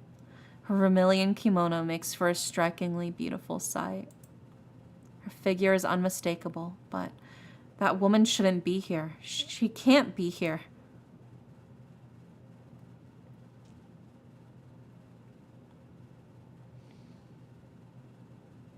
Slowly, gracefully, she turns about. Every fear is realized as I see her face. How is Yonohara before me? This isn't meant to be possible. This world's meant for Yasue and I alone.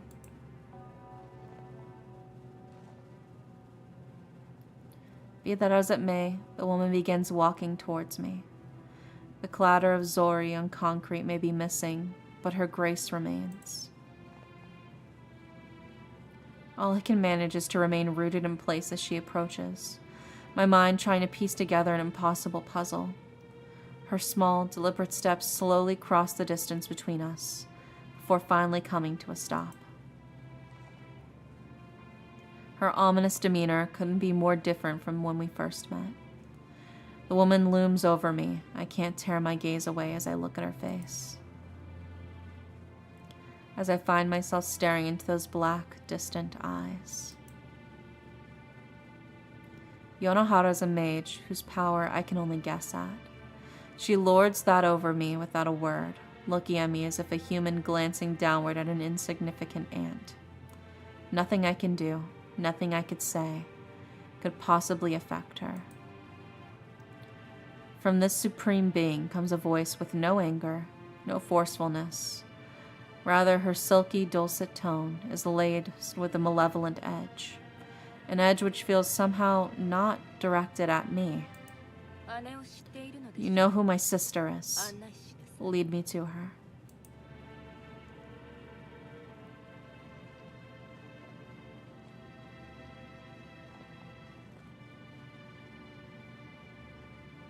The long walk from the cemetery back to the city is a silent one, and perhaps one of the most surreal I've taken yet.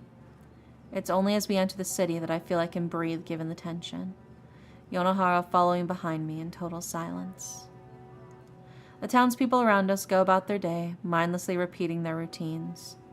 They have no comprehension of how wrong this situation is, nor who my companion might be. I can only imagine what my companion thinks of the sight. How did she even get here? What are her intentions in meeting her sister after so long? Surely she could have found Yasue without me, so why have me lead her? My mind buzzes with questions, but I can't bring myself to look behind me. The hair stands on my neck even of thinking of her. So dark is the aura coming from the woman. Turning the corner around a building into the main road, I see the thankfully familiar figure of Yasue in the distance. Her reflexive smile when she catches sight of me is broad and genuine, worn without so much as second thought. Honoka, I have news to... Upon noticing my expression, however, her face collapses in concern.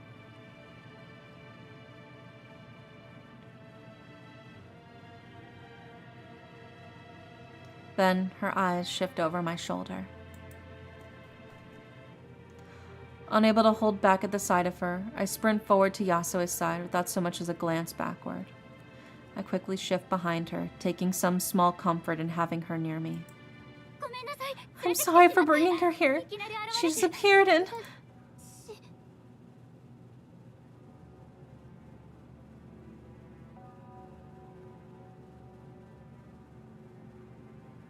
I trail off as I realize Yasue is not listening. Rather, she stares in grim disbelief as Yonohara slowly comes to a stop. She doesn't move nor blink. She hardly even breathes as she lays eyes on the one who sealed her away. I can only imagine what's running through Yasue's mind after so many years, after so cruel an act. It's been a long time, dear sister. 100 years. 100 years, Katsuko. To think you were still alive. I expect Yasue to show some sense of fear, perhaps simple shock. Instead, her voice takes on an eerie and unfamiliar tone. A dark and ominous shape, just faintly visible below the surface. You look well. Surprisingly so, your raven locks aside. You were my sister. It didn't matter about our different fathers, it was all the same to me. Why? Why did you do this to me?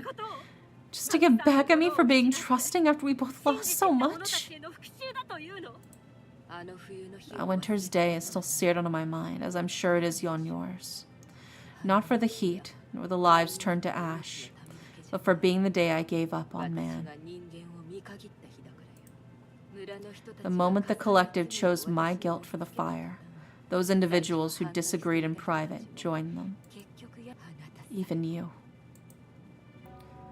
I don't know if it's my interpretation or a genuine slip of Lady Yonohara's composure, but a note of melancholy hangs on the air with those two forlorn words. I've seen your magic. Surely you understand how anyone would think you were the cause, at least accidentally. Continue, please. Perhaps you'll at least convince yourself. One man may be an interesting diversion, yet by nature he seeks to be with others of his kind. The moment he becomes part of the greater whole, he abdicates his judgment to the collective. Listen to yourself. Do you even consider yourself human? Why would I wish to? You're a rather disappointing lot. I'm struck by Yasuo's tone, being unlike anything I've ever heard before. Neither give but one thought to my presence, meaningless as it is. I shouldn't be surprised.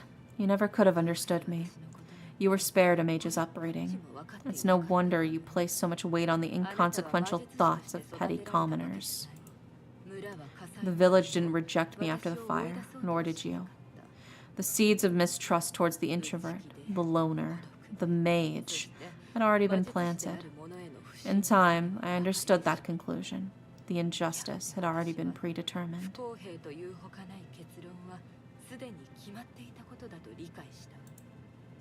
Society is a repugnant concept. It replaces the mind of an individual. You simply offered the clearest example, sister. What a cruelly indifferent calculus she applies to others. You're a monster. To do this to your own kin? Was this all just catharsis for you? A way to lash out? You never understood what it's like to be denied your own grief. To see people use it against you. Time has clearly done little to teach that. When I learned you still lived, I wondered how you, one who built their worth on the smiles of others, would change when given my life.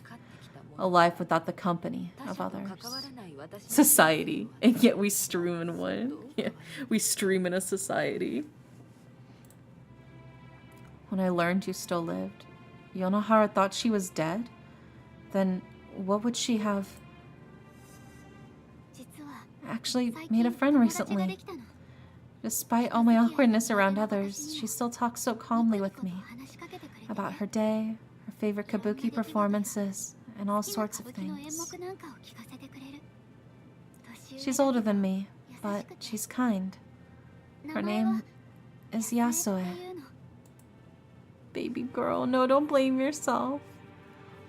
When I tried talking to my parents' grave, Lady Yonohara was there. I'm the one who led her here. This is all my fault. If only I considered you less optimistically. I hardly thought you'd crawl into the mind of another, defiling her with your desperation. That's not true, The venomous look she shoots at me pulls the words from my mouth. I don't have any control over this. That much was certain from the moment that woman forced her way into this world. I have my part in this play, and that part is to stay silent. If Yonohara managed to find her way into this place, though, surely she could have done so when I weren't here. Did she want me to see this? I don't understand why she'd so dearly want to explain herself. To think I loved you as my sister. They were right to hate you. Killing me outright would have been one thing, but to do this... Yonohara looks confused for a brief moment, a look ill-fitting for her. She soon collects herself, her disposition changing. From her near emotionless lecturing comes a dry and milking tone. I had thought you might use this time to sharpen your intellect. How tragically mistaken I was. Your talent lies in creating that which does not exist. A skill you've put to use quite vividly. My power is unmaking that which does exist. Put simply, I changed reality to unmake your existence. As far as the real universe is concerned, the woman known as Yasuo never lived. With that, I thought the matter resolved. Unbeknownst to me, this creates a paradox. You, your soul, weren't changed. How could something which doesn't exist have a place in the world? It would seem this paradox was resolved by your existence being removed from the real world and ending up in a form of purgatory.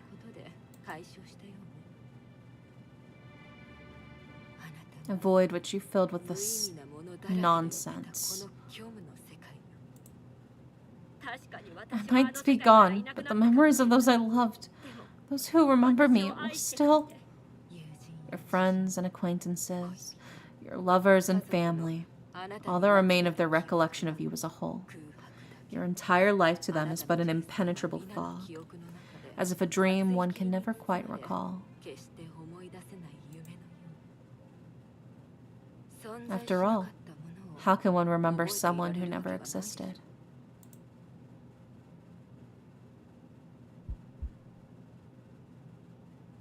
At once, a tragic realization arcs through my mind. An image of the plaque at Yasue's venue. The reason I never mentioned her name was because of Yonohara's magic.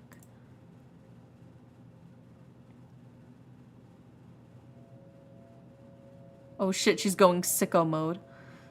Rather than show shock or despair, Yasue's eyes suddenly glow a wild and vivid yellow.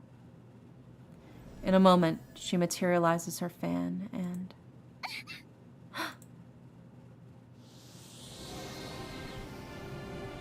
Yasue's dainty fan turns from a peaceful diversion to a weapon, as she conjures a fierce burst of air with the mere sweep of her arms. All I can do is shield my eyes as wind blows out and dust kicks up around us, the sleepy downtown suddenly thrown into chaos. Yonohara's hair flutters, yet the woman remains unmoved as I back away at the outburst. There it is. That's the sister I knew. I don't understand what you sentenced me to. If only you knew what I'd seen of the real world, you wouldn't say such things. No longer will you pull any other into your wake, dear sister. Witness the true power of mages of old, for I shall show the end of all things. Oh fuck, they're both going sicko mode. Oh shit. Yonohara's eyes open wide, her black eyes suddenly flashing a brilliant scarlet red. Her robes flutter about, and then...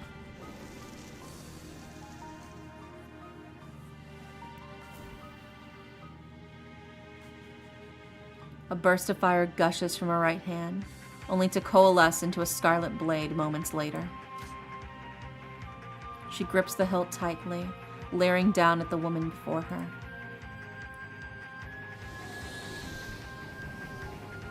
Yasue's fan raises high in response, letting forth a fierce gale of what was before a mere gust. I skip backwards and reflexively raise my arms to protect myself as dust kicks about around us.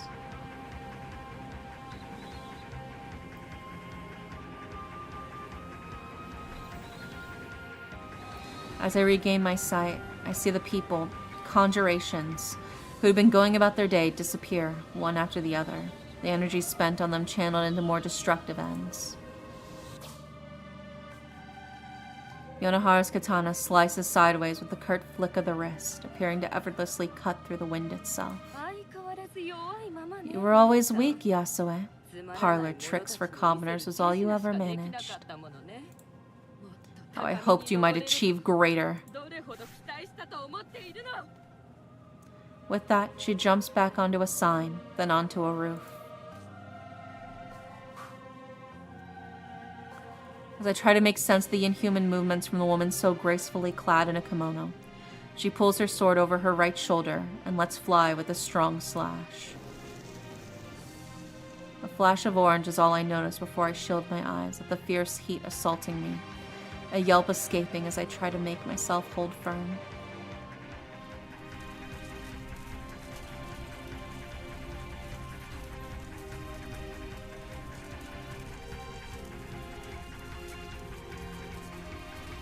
Lowering my arm, my breath is stolen by the sight before me. Sealing away the day for night, Yonohara asserts her will over this magic world just as Yasue has, fires flicking about all of us.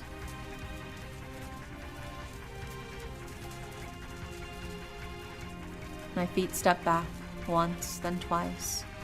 Only now do I realize my body is shaking, the awesome spectacle before me hiding my physical fear. Feeling my knee is starting to go weak. The briefest hint of weakness in my will is all my body needs to start running. Embers sting at my skin as I sprint through the streets. The frantic swinging of my arms to clear them proves no use. The air itself feels like it's on fire. The billowing smoke and ashes scorching my throat and searing my lungs. I don't understand anything anymore. I just need to get out of here. Everything in my body screams at me to run faster, every muscle pushing me onwards through the burning streets, as echoes of hate-filled screams and breaking windows ring about. I have to get out of...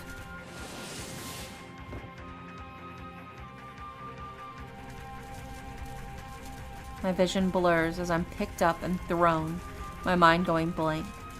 Coughing as much from the hot air as my lungs, as the smoke and ash around me, I slowly prop myself back up.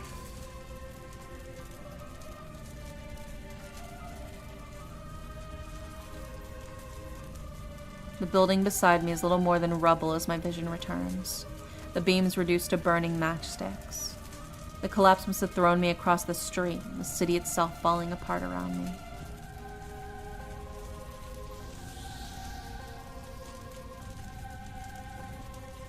Yasoe's scream of anger makes me look back, to a sight which steals away all words.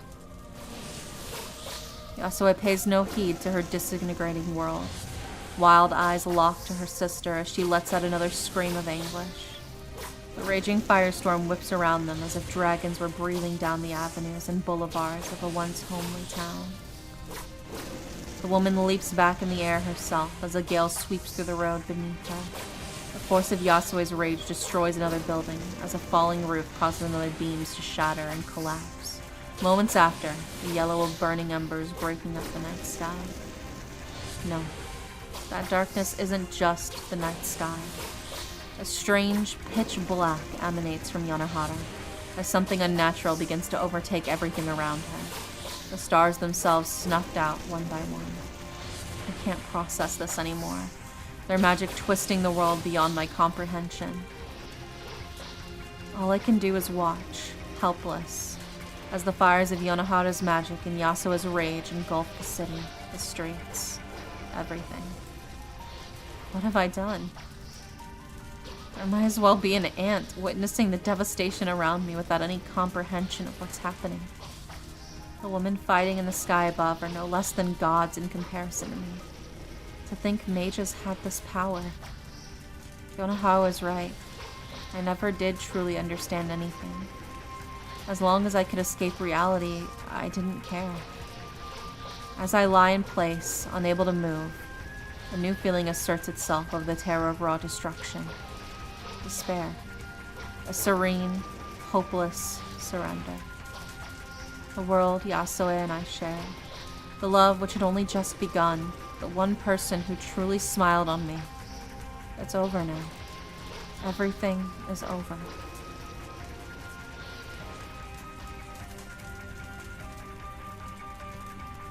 As I mourn the life I've lost, light footsteps on the dirt road skip up from behind me. Who?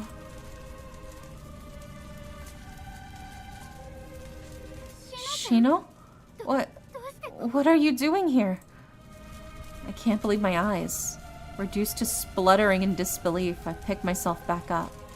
Rather than twisted in fear, her face is set, graven and serious. She takes a step towards me, her right hand reaching out to my shoulder. I can't move an inch, my every sense and thought overwhelmed. Her grip on me is firm, yet her eyes betray something, as if she looks into my own. Regret? I'm sorry, Honoka. My mouth hangs open, but my words are stolen by the flash of her eyes. A vivid green fills her irises, a glow so fierce it's difficult to look into. My heart skips as a realization strikes. Shino's a mage as well? The edges of my consciousness begin to fray. Another terrible realization gripping me. This is the first stage of returning. She's pulling me out of this world. Stop, Shino! Don't! Her grip on my shoulder only tightens, brow furrowing as she sets herself to her task. I try to resist with my body as much as my mind, but Trying to catch my sense of self feels like trying to keep overflowing water in my palm. I managed to whip around with the last of my strength, Yasue's form just faintly visible in the distance. Yasue, help! My hand reaches out, and I see the barest glimpse of her looking back at my forlorn scream. Her face contorts in panic as she catches sight of me, but it's too late. My body feels light. My mind is... I can't stay.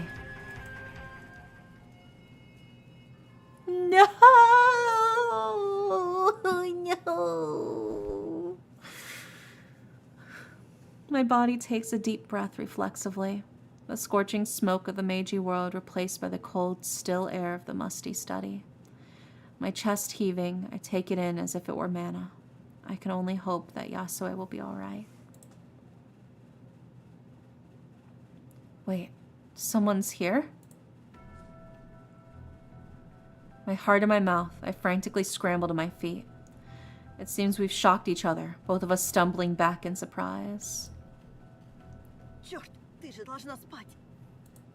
The words, Russian, I think, are spluttered from the sharply dressed woman before me, her tall and slender figure lit by the moonlit cast between us. Her crude tone is a jarring contrast to her dignified appearance. I barely stop myself from crumbling in terror, already reeling after being forced from Yasue. Shino betrayed me, of all people, and now this. The more I look at her frighteningly cold gaze, the more I recognize this isn't some simple burglary. Who are you? I'm not an enemy. I'm here to help you. Tell me, who? I've seen her before. Working back from the flash of recognition, memories of falling snow and granite soon come to mind as I remember where.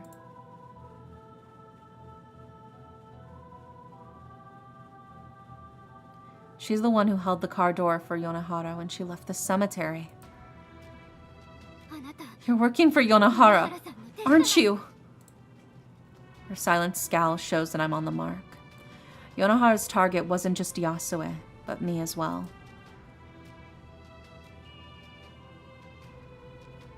The glint of metal in the moonlight draws my attention to the desk. The knife's well-used blade is within a moment's reach. If Yasue is prepared to battle with Yonahara, then I should be as well. You don't want to do that, Honoka. I have a friend outside with the rifle. Her only interest is in protecting me. It's a lie! You're bluffing! I don't think you want to find out. I grit my teeth, though, the fear as it grows around my mind like so many vines. Every muscle in my body is tense to the point of pain, adrenaline coursing through what feels like every pore. I have nowhere to run. I have nowhere to hide. All I know about the woman in front of me is that she wants to take me away.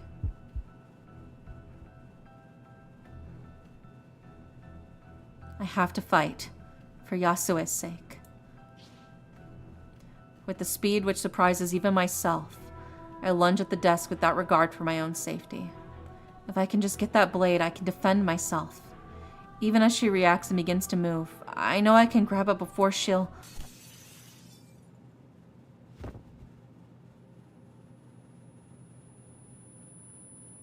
Everything happens too quickly to process. My body's suddenly on the ground.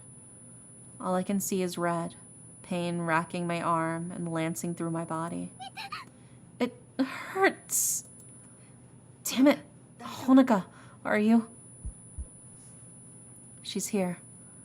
I can feel her reaching over me. She's gonna take me.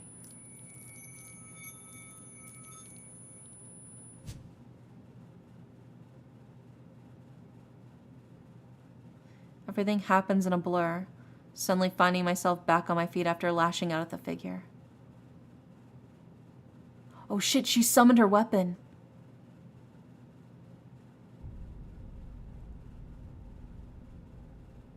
It takes a moment for either of us to register what happened. Following her gaze, my eyes are drawn to the weapon I hold in my own hands. The scythe could only be formed from one thing: the blood from my wound crawling up my arm and into its handle. The weapon I formed with Yasue. Despite the searing pain wrecking through me, I give the briefest thanks to her. Incredible. Real blood magic. I never thought I'd see it with my own eyes. Our moment of bewilderment soon comes to an end, the gravity of the situation returning to us. A glance to my side shows the window now behind me, ruining the shooter's aim. The gunshot's pain ebbs away, overwhelming by the surging adrenaline. This is the world you're not meant to see. You don't know the danger that you're in.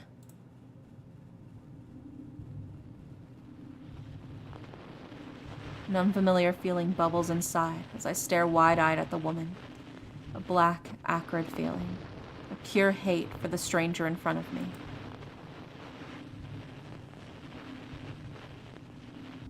I finally found the one person who accepted me for who I was, who didn't expect anything of me.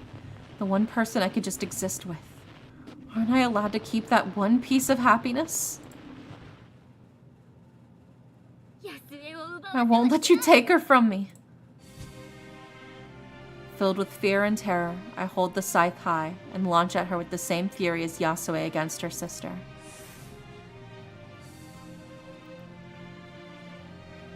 The swing pierces the empty air between us as she deftly skips back. For a brief moment, I find myself shocked that I attempt to take someone else's life, but those thoughts are soon set aside as I watch her take on an eerie cyan glow in the darkness.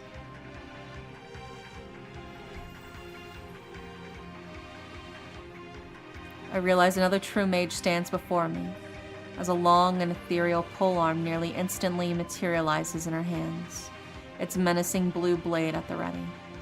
Her sharp gaze focuses as much on my wound as my unsteady weapon. I knew it. You are working for her. You need to stop this, Honoka. You're losing too much blood.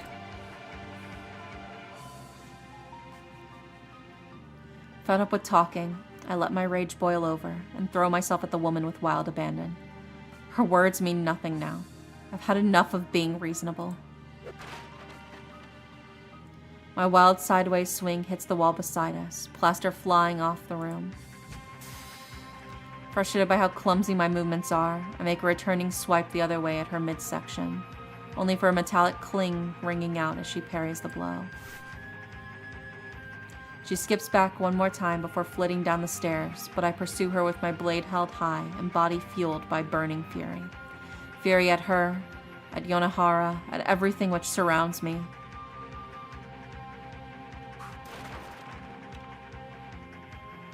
Catching sight of her around the stairwell, I wildly swing with my body's momentum behind the blow. The sturdy wooden railing outright shatters from the force, splinters flying across the room as the woman shields her face. You have to stop this. Please, listen to me. Get out, now. How dare you? My screams bellow about the house as I violently slash at her, her weapon deflecting mine and sending it carving a deep gash out the floor. After a life of submitting to everyone around me, politely swallowing my pride and playing the perfect student, the rage I feel now is almost intoxicating. My anger drives me onward, all thoughts of my safety long gone as I keep advancing. The tip of her blade suddenly thrusts towards my left, forcing me to pull my weapon back in fright. I clumsily try to bat it away, only for her to move to be a feint, and she jabs again to my right. All I can do is stumble backwards to avoid the blow. I try to counterattack, but she deftly skips back as I stumble forward. Her spear's tip circles menacingly in the air between us as I right myself, the woman waiting to pounce. My heart races wildly, faster than I've ever felt before. Nobody's here to help me. Anger, fear, every emotion seems to sweep through my mind at once. Yet again I swing, and she moves her weapon just enough to counter, and not an inch more. I get more and more frustrated as she moves unnaturally quickly, every swipe parried with eerie precision compared to my lumbering slashes. Gripping the scythe and preparing another attack, I instead suddenly sway to the side as dizziness overcomes me. I put a hand to my face without thinking, trying to collect myself as I uselessly hold the weapon before me. Honoka, you can't keep doing this. You're going to... Shut up!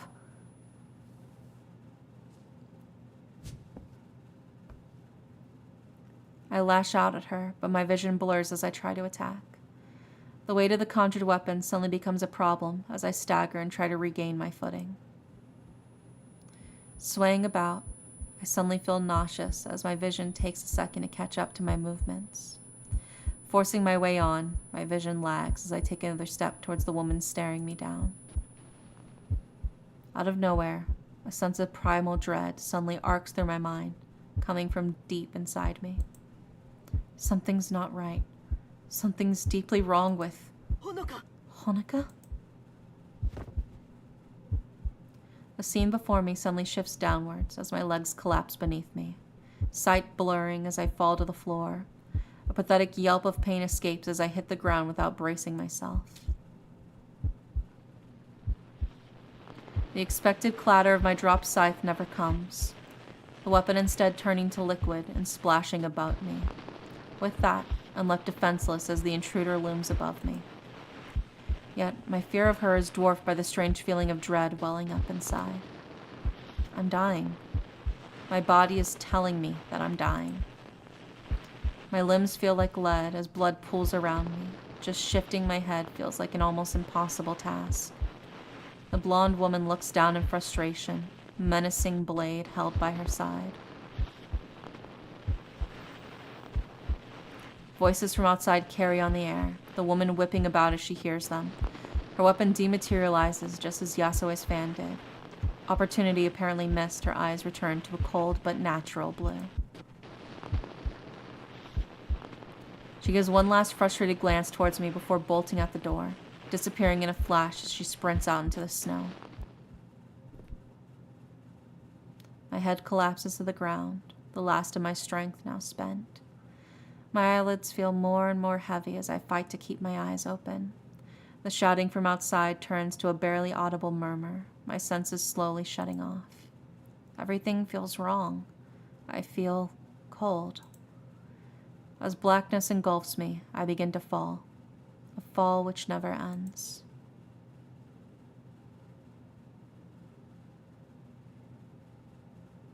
Honoka, no! The key to all doors.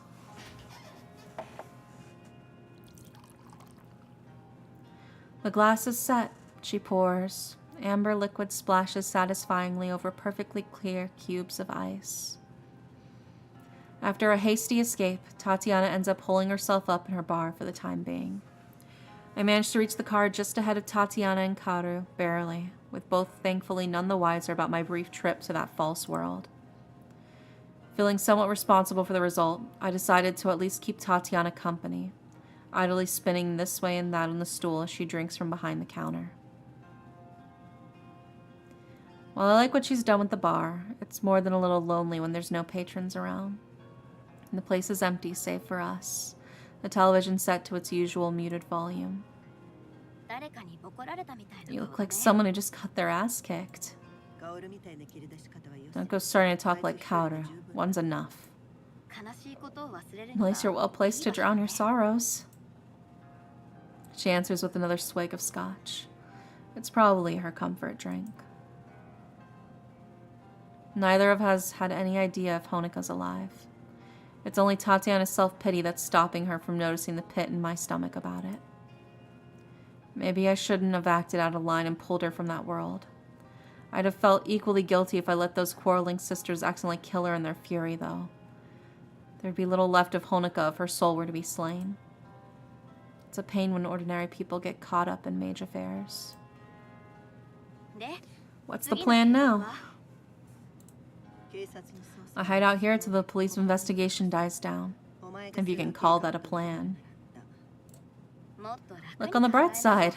It's not like they're gonna check up on every blonde in Sapporo. Tatiana gives a shrug, eyes more focused on her drink than me. To be fair, the scotch seems like it's doing a better job of lifting her spirits than I am. Well, could have been worse. It's a good thing Kaoru missed her shot. No, she didn't miss. She might be a mess in a lot of ways, but Kauter is a damn good shot. The implication is clear that she only avoided a fatal hit because of Tatiana's request. In the end, she was the only one of us who had an exit strategy, a plan B if this all went wrong. I'm surprised you could admit that. But he had the stomach pain from swallowing their pride. Still, I hate it when she's right. As for me, I still can't grasp the relationship those two have.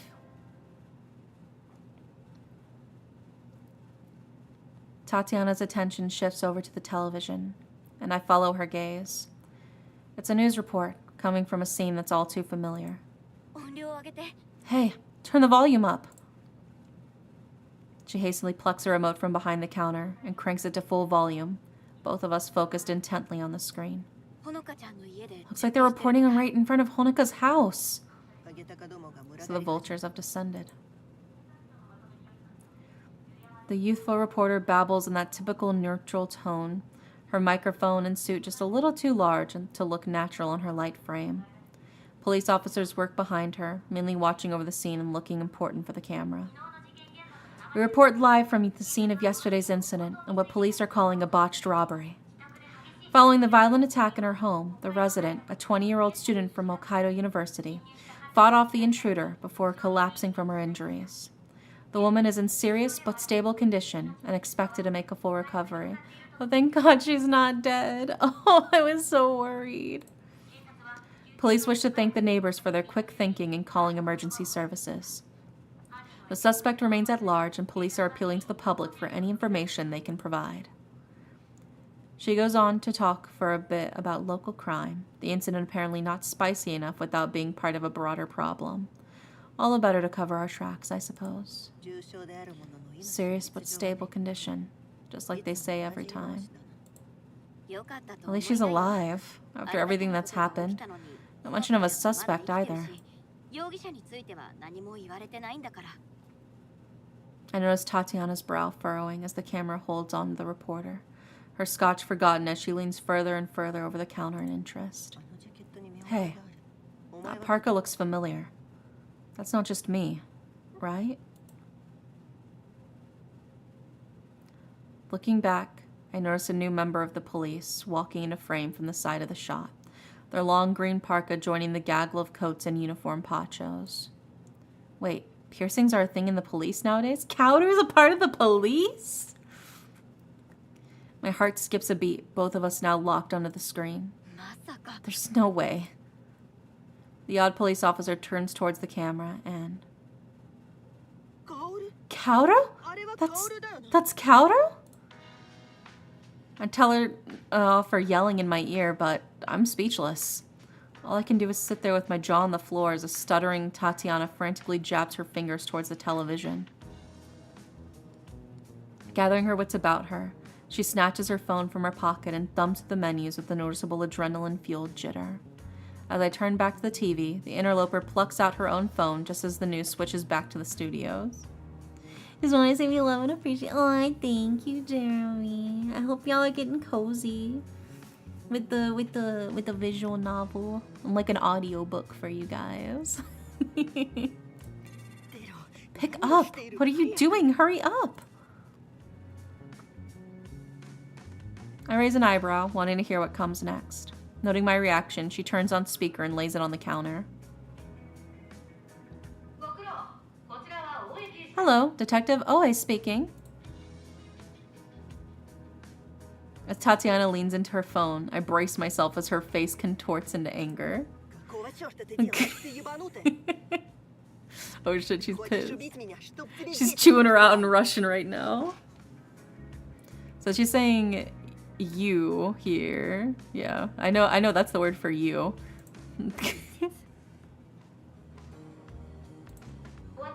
Done? Yes. Her cursing is enough to make me wilt, but at least the chance to let off some steam helps settle Tatiana a little. By contrast, Kauter breezily waves it off. This must be far from her first exchange like this. Now that you're done yelling in my ear... Oh, hold on.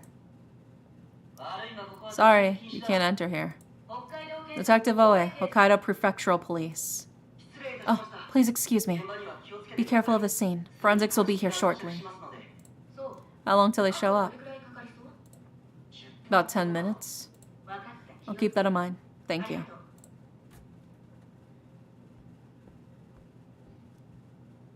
And I'm in. Easier than your way, huh? There's another couple of years off my life. Tell me on the news, right? You'd be amazed the kind of places you can get into if you just act like you belong. Blame the one who taught me that. Subtle. Tatiana doesn't notice my nervous smile. You said you wanted the book, so I thought I'd scoop it up before the cops got their hands on it. Besides, the last thing I need is the police crawling on my ass after running ballistics tests on the bullet. Tatiana doesn't look happy about it, but thinks better of continuing her tirade. Kaoru's doing this for her, after all. Partly. Kaoru's quiet whistling interrupts her simmering. Sheesh. Place looks like a typhoon swept through. Did you really have to go this far? That wasn't me. I was scared of accidentally killing Honoka, so all I could do was hold her off. I didn't expect her to go berserk like that. You mean our princess did all this? She goes silent, probably gazing about in incredulity. I don't think any of us seriously thought she'd fight back, let alone to the point of forcing us to pull out. Kaoru's boots on hardwood can be heard even over the phone, the stairs creaking loudly as she heads up.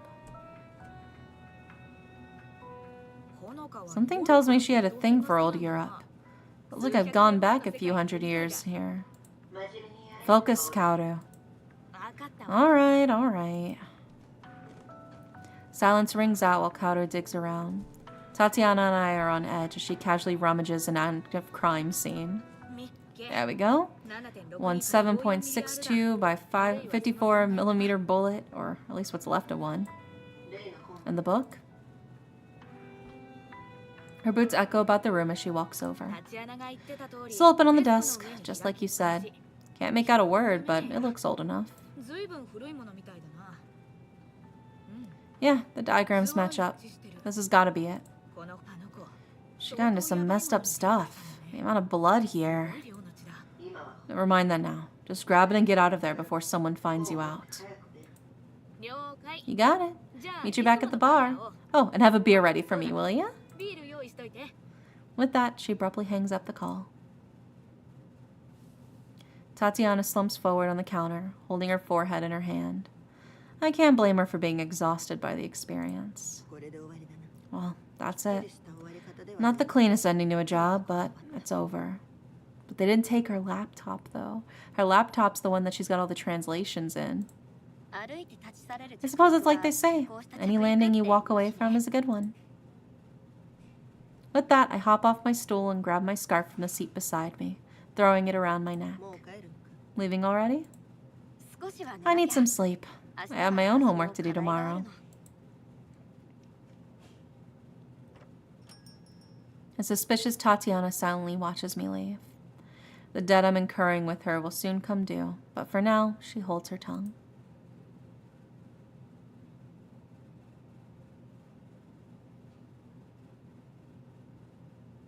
Partings unsaid.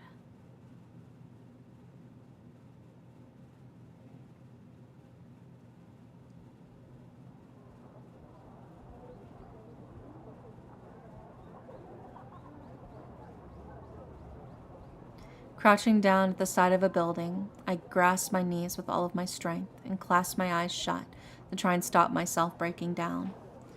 My heart is beating so loudly it's deafening, poorly hidden tears streaming down my cheeks. I was stupid for trying such a crazy thing. I had no idea what I was playing with, and this is what I get. My head still feels weird after everything started glowing, and I don't know how much blood I've lost, but I feel weak and sick because of it. Everyone here is strange, and their eyes have been pinned on me as soon as I found this place. All I want is to disappear. I don't want any of this. Why did any of this have to work? How many acts are in this game? I don't know. That's such a good question. I guess we'll find out together. I just wanted it all to... Excuse me. Noticing the soft voice from above, I gingerly look up to its source.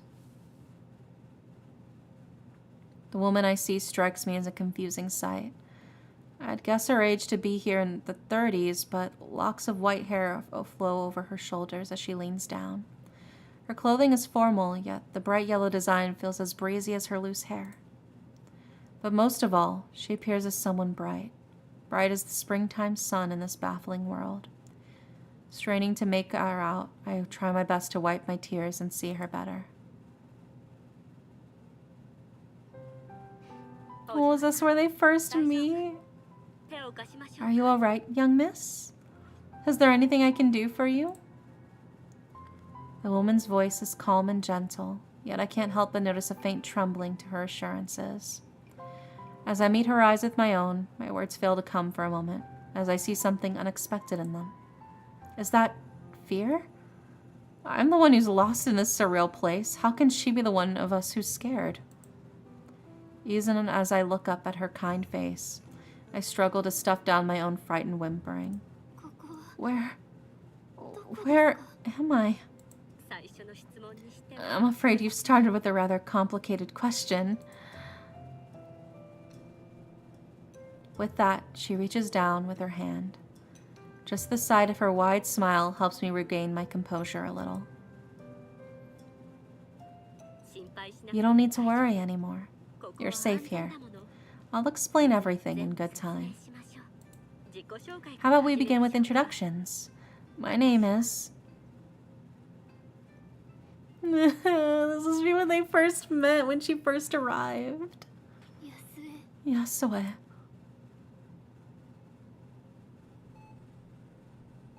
As I open my eyes, I still feel the cold of tears running down the sides of my face. Above me, the bright sun of the Meiji era's springtime day is replaced by the white tile ceiling of a hospital room.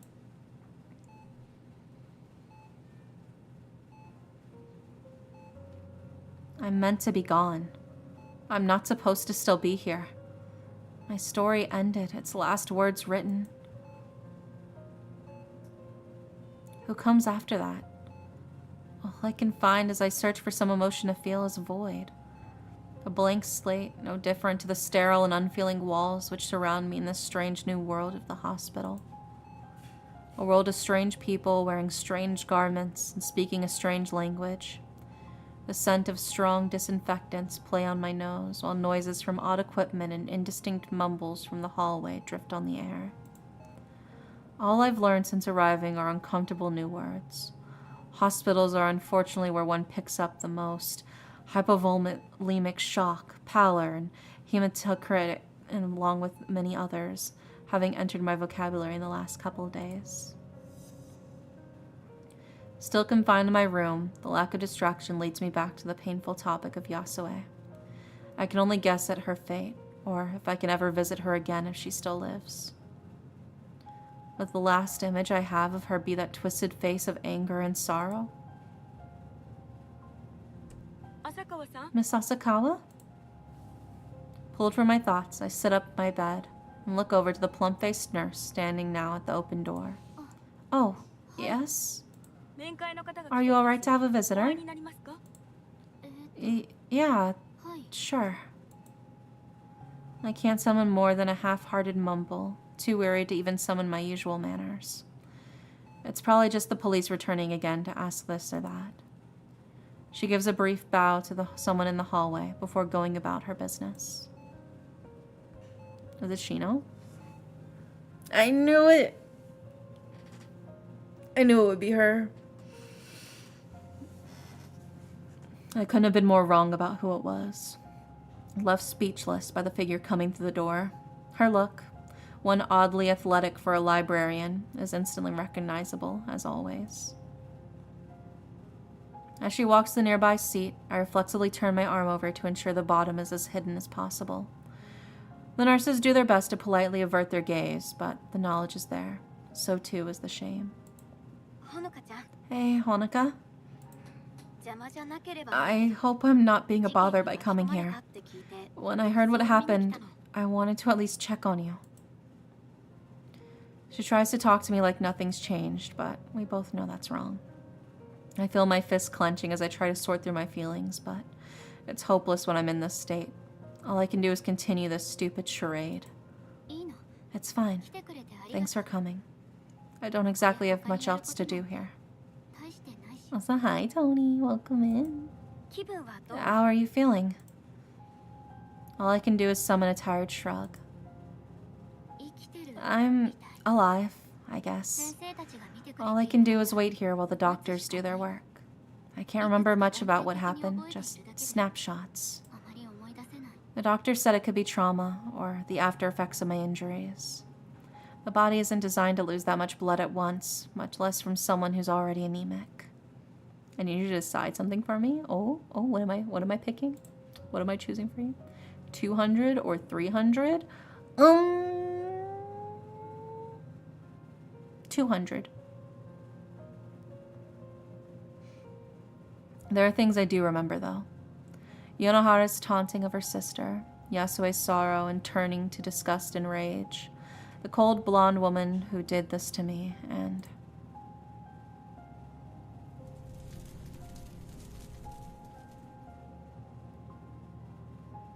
the glow of magic in Shino's eyes.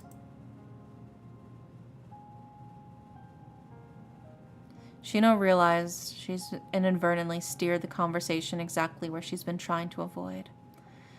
It's clear neither of us know how to react to what she's done, or what I did, for that matter. Alright, because I ordered some food and I'm here to pick it up. Oh my gosh, you got food? Sorry, Honoka, I had no idea. All this time, and you were... The silence lingering just a little too long to be comfortable. She looks more saddened than I expected by all this. It isn't like we knew each other very well. Considering I've only ever seen Shino being cheerful, such a melancholy expression feels ill-fitting for her. You ordered a Wagyu burger with crispy seasoned fries? Oh my... Controversial opinion? I think Wagyu burgers shouldn't exist. Controversial opinion.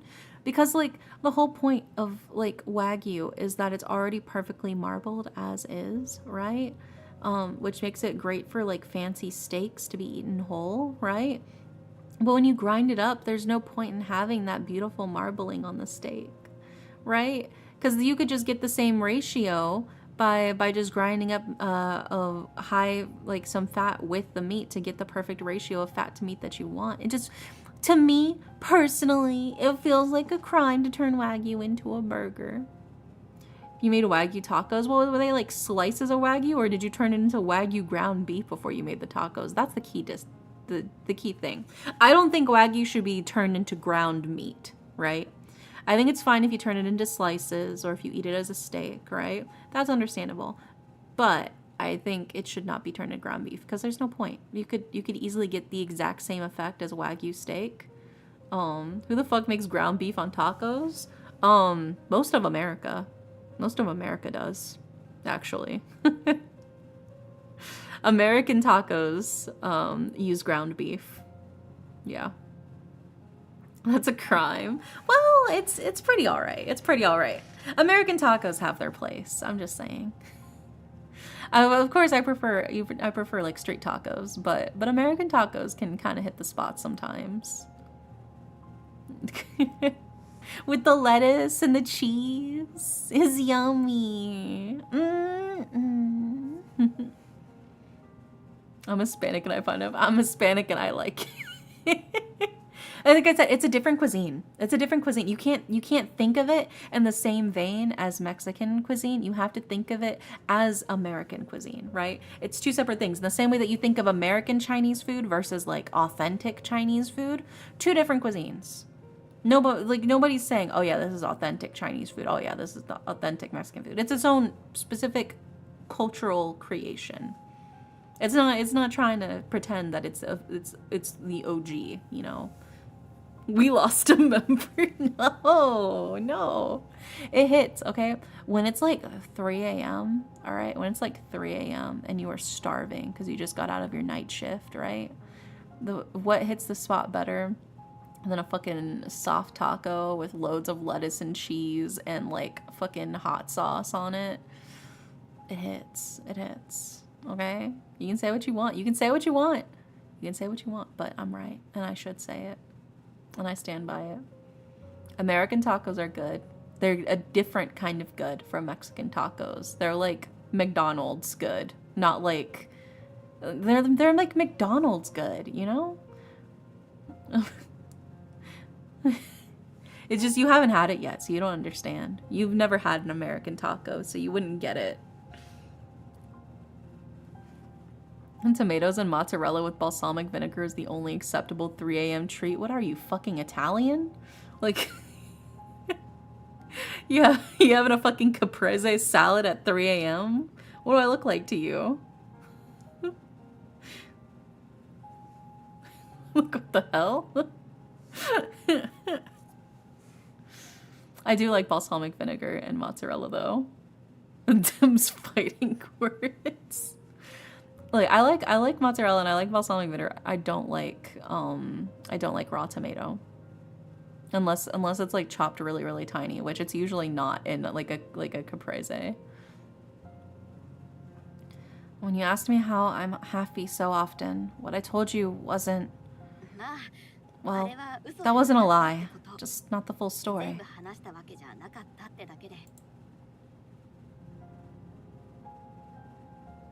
I'm briefly confused as she reluctantly pulls back her right sleeve, showing a little of her wrist and forearm. They look perfectly normal to me.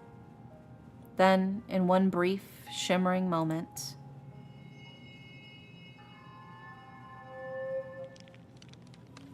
Oh shit.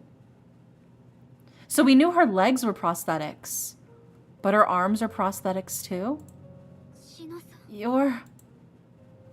She gives a small, human smile at my confusion, tinged with a little sadness. It wasn't only her legs which were prosthetic, but then, how much of it is hers? Well, India tipped the chef $200 by your suggestion. Oh, I'm sure he's happy with that. But damn, I should have said 300. Damn. I should have said 300. I'm sorry, chef. I'm sorry, chef. I didn't know. I didn't know what the number was for. This body is crafted. The only one in the world as far as I know. My magic talent is unusual, let's say. My appearance, sex, even age, everything is but a plane and a chisel away. Some magic to cover up the construction, and...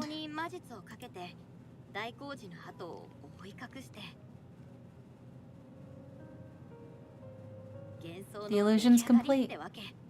She's an android. She's like a doll, basically.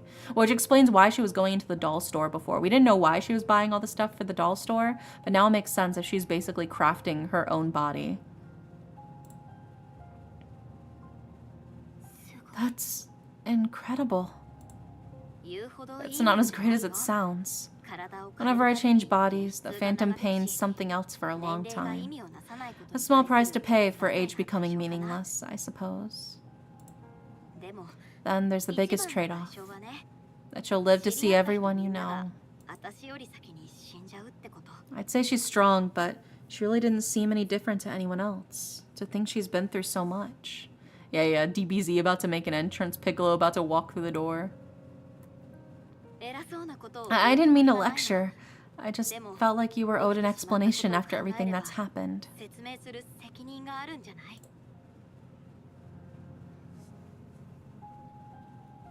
She clutches her skirt, the words seemingly stuck in her throat as she takes a moment to force them out. I just wanted to tell you the truth. How did you know I was in that world? Are you with Yonohara and that blonde woman as well? It sounds like there isn't much left for me to say that you haven't figured out for yourself. I think over to her answer, only to find myself lacking anything further to say.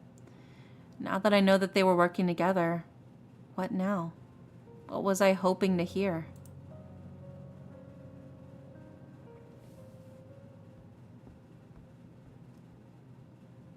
Picking herself up from the seat with her usual sprightly energy, she seems to return to her normal bubbly self. Seeing her flip between the emotions feels more than a little jarring. Sorry to go so quickly. I have a car waiting for me. For what it's worth, I'm glad you're still around. I'll see you again soon, okay? I give a nod, but we both know that won't happen. She stops before the door to give a little wave. I return it as best I can with my right hand before she soon skips out. Exhausted from that one small exchange, I sink back into my bed. The doctor said I'll need to be here a little while to regain my strength, so it shouldn't be a surprise. Thankfully, my professors have been understanding, though. Calling from a hospital bed probably helped my argument. My grades were already getting worse from everything going on. Saving my studies will be a miracle. The door handle rattles not moments after. Sheena's probably forgotten her precious phone or something.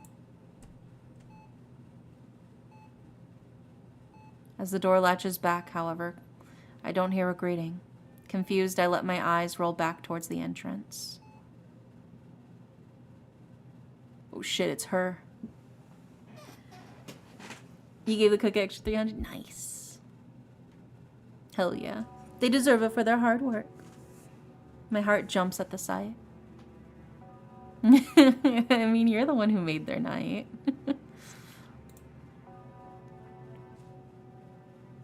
Panic finally giving way to reason, my hand flies out to the nurse call button beside the bed, my eyes not daring to glance away from the woman.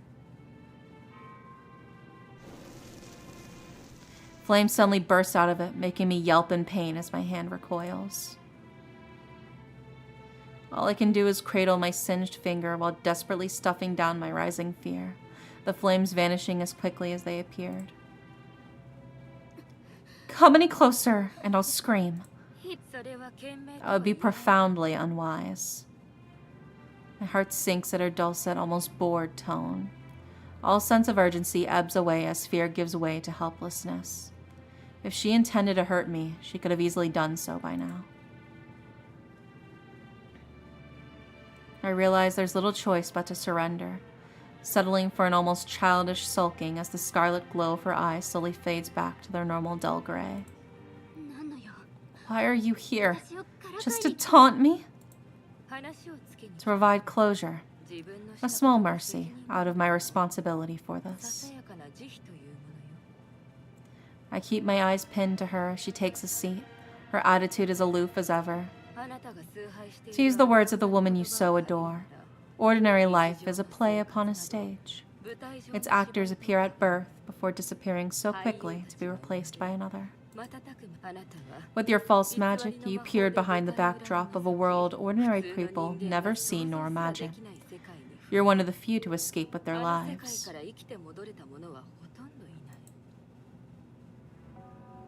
You know everything, don't you?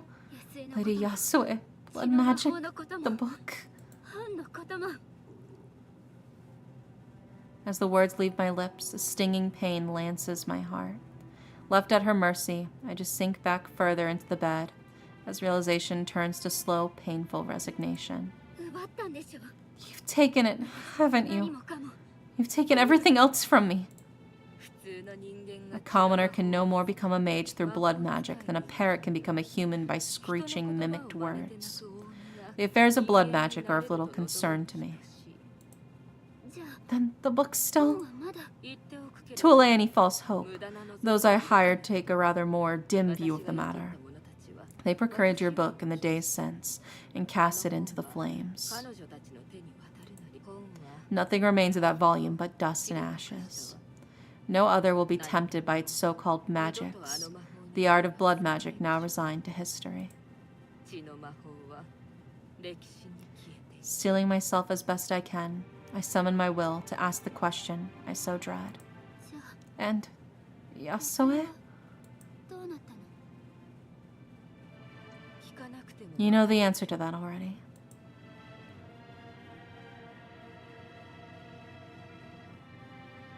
Yonohara is content to close her eyes and let the answer wash over me. A long and terrible silence hanging in the room. A black, acrid feeling wells up. Hate for the woman, yes, but not simply that. Powerlessness. Impotent rage which can go nowhere and do nothing. You're a monster. To be able to do that to your own sister? I'll never understand your kind's insistence on calling those who use magic monsters. Consider the lifetime I've lived, young one. The horrors I've witnessed. The casual cruelties one man can inflict on another. She's not calling you a monster because you use magic. That's not why she's calling you a monster. She's calling you a monster because of the way you treated your sister, brother. Like, what are you talking about? My power's been used but once to settle a private matter. That much is none of your concern. Or, at least, shouldn't be. Why didn't you just take that book to begin with? Why try to capture me? Why put me through any of this for so long? To protect you. Protect me! I spluttered the words in disbelief, the woman unmoved, easing out its tears in my eyes. Was I not successful? The fact we talk now is a testament to that fact. I gripped my teeth to suppress a scream of misery, my stomach turning and face twisting in disgust. What a sick joke this all is, yet all I can do is watch everything happen around me, just as I always have. All this time, I really was useless. I hope you don't expect me to thank you. She gives a small sigh. What an odd, almost human slip of her composure. This discussion is why mages like myself find conversations with commoners so tedious. My concern was my own sin. By leaving that thread of my sister undone, I let it entangle an innocent. Her literally unmade her sister's existence and condemned her to living in limbo, disconnected from time and space by herself for eternity. Yeah. You humans are the real monsters. Yeah, it's crazy. It's like, how can you be so... But I feel like there is still something that we're not being fully made aware of. We've only got hints between the actual dispute between her and Yasue. So I feel like there's definitely something more that she's not telling us. Because there's definitely no way she just locked up Yasue into that fucking hellscape just because she didn't take her side on, like, a fire that happened. So it makes me wonder what it is that they're actually beefing over right now. Because clearly she thinks she's doing the right thing, right? She genuinely thinks what she's doing is the morally correct thing to do, you know? With that, she takes to her feet. I hate you, no matter what excuses you throw up. Very well. Hate me if you wish. You don't need my permission to do so.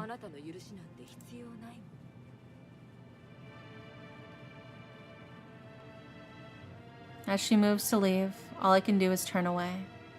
I know she takes no joy in seeing my misery, if she can find joy at all, but I feel too much shame in my own self to show my face. Realizing the sound of the door shutting hasn't rung out, I reluctantly look back towards it. As Lady Yonohara is about to close it behind her, leaving my life forever, the thought spurs one final question. I want one answer before you go. Why do you keep living in this world you so hate?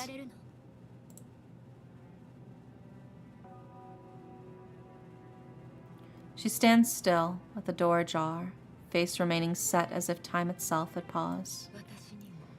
I wonder that myself.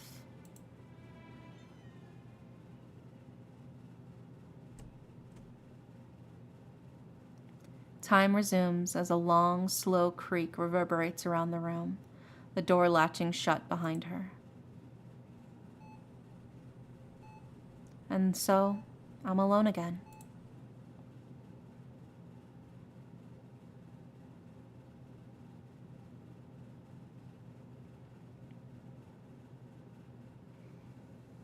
She of the false body.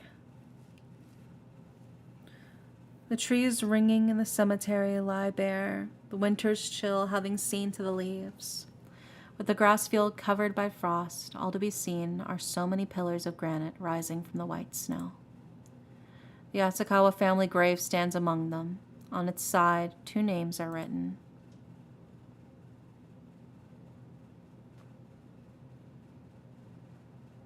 I lay my vivid bouquet before it, before stepping back in solemn silence. As if in response, a freezing breeze whistles through the bare, spindly branches around me.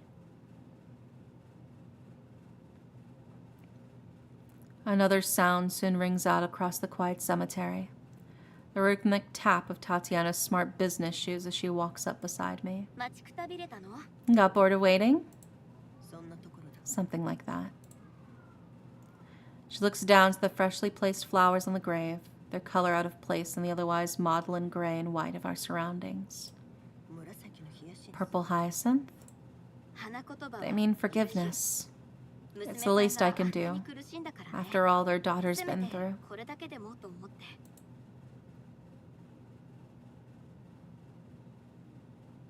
She gives a sullen nod before joining me in silent paying of my respects.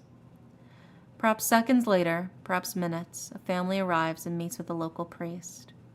After exchanging pleasantries, he leads them off to another area of the cemetery. Its graves newer than these. Even here, life continues on.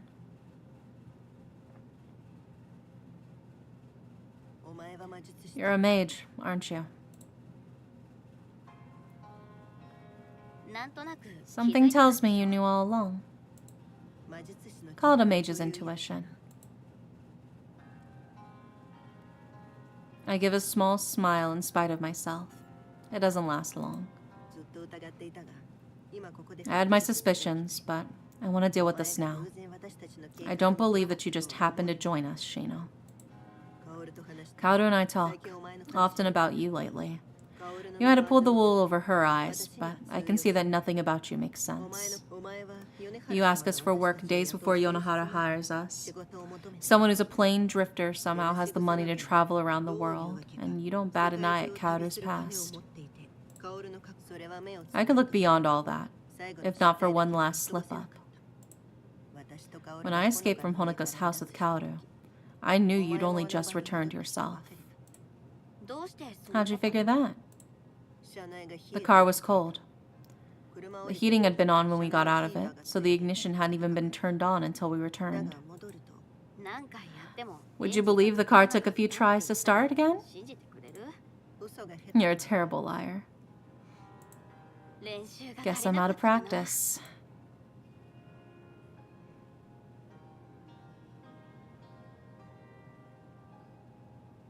I give a long breath in defeat. As usual, the cloud of condensation never comes forth. Of all the places to have this conversation, perhaps this one is darkly appropriate. My magic talent is soul fixation. My old body and identity were buried long ago, only for my soul to be inserted into a vessel I'd made. Over and over, I've shifted myself into new bodies, including the one I'm in now. It's funny. I used to lie all the time, given my circumstances basically required it. I lied so often it came completely naturally. Why stop then? As much as I'd like to say I found my morals, it's not that. I found a point in life. Or rather, I made one. Humans are fascinating. Lying trivializes it all, like a cheat code that made the game less interesting. You don't consider yourself human anymore? Powerful mages tie themselves into knots to retain their sense of humanity, but you've just shrugged that off? There's like so many generations you can see past before you realize your experiences are nothing like a normal human's anymore. I look up to the oldest part of the cemetery, just a few rows over. Yonohara's emptiness is the same as what I feel. The same that Honoka feels. Humans fear mortality, but it's mortality that makes us human. A sad paradox, isn't it? So that's why you wanted in on this job. I give a simple nod. I saw myself in her, someone who could soar above all the others, only to lose themselves to despair, who lost so much that they didn't see the point anymore. Depression isn't painful because of the sadness. It's painful because of its absence. There are no tears after a while, no happiness either, just nothing. A hollow more painful than any sadness. What people don't talk about is the other part, the darkness that wells up inside. It's a poison that eats at you, destroys you, that twists itself into rage at an unfair world. I felt that. Honoka did too, when she fought you off. I guess that I wanted to prove to her that there's something worth living for. That for all our faults, we shouldn't give up on others. Did you succeed? No, I didn't. That's not your fault nor anyone else's. Life means failing sometimes, even if we did everything we thought was right. She runs a hand through her hair, perhaps pulling herself out the situation for a moment to reflect. Then again, I'm in no position to lecture you. It's hard to believe you're an entire lifetimes older than I am. I get that a lot. I seem to have a habit of picking up peculiar strays.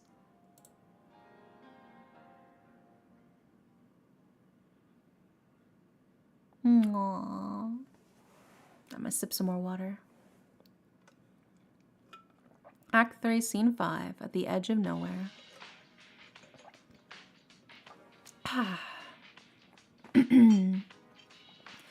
I idly swing my legs to and fro as I sit at the counter in Tatiana's bar, browsing websites on my phone while barely registering what's actually on the screen. I don't make much of a barfly. I think I'll leave this scene to the pros like Tatiana. Oh, barfly. It's barfly. In a brief moment of focus, I looked at the date at the top of the screen. Honoka's hospital stay will be ending in a few days. Whether to visit her afterwards or to make sure she gets back on her feet is an idea that I've talked myself into and out of constantly. I was like, barfly. What? What is she barfing for? Ew. A movement from the corner of my eyes makes me look to Tatiana, my companion cleaning the various nozzles and utensils to prepare for the night's customers.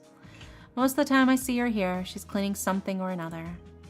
Everything has to be perfect in her little slice of the world.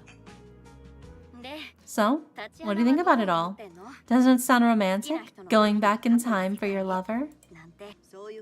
Can't say I care much for the idea. One word. Dentistry.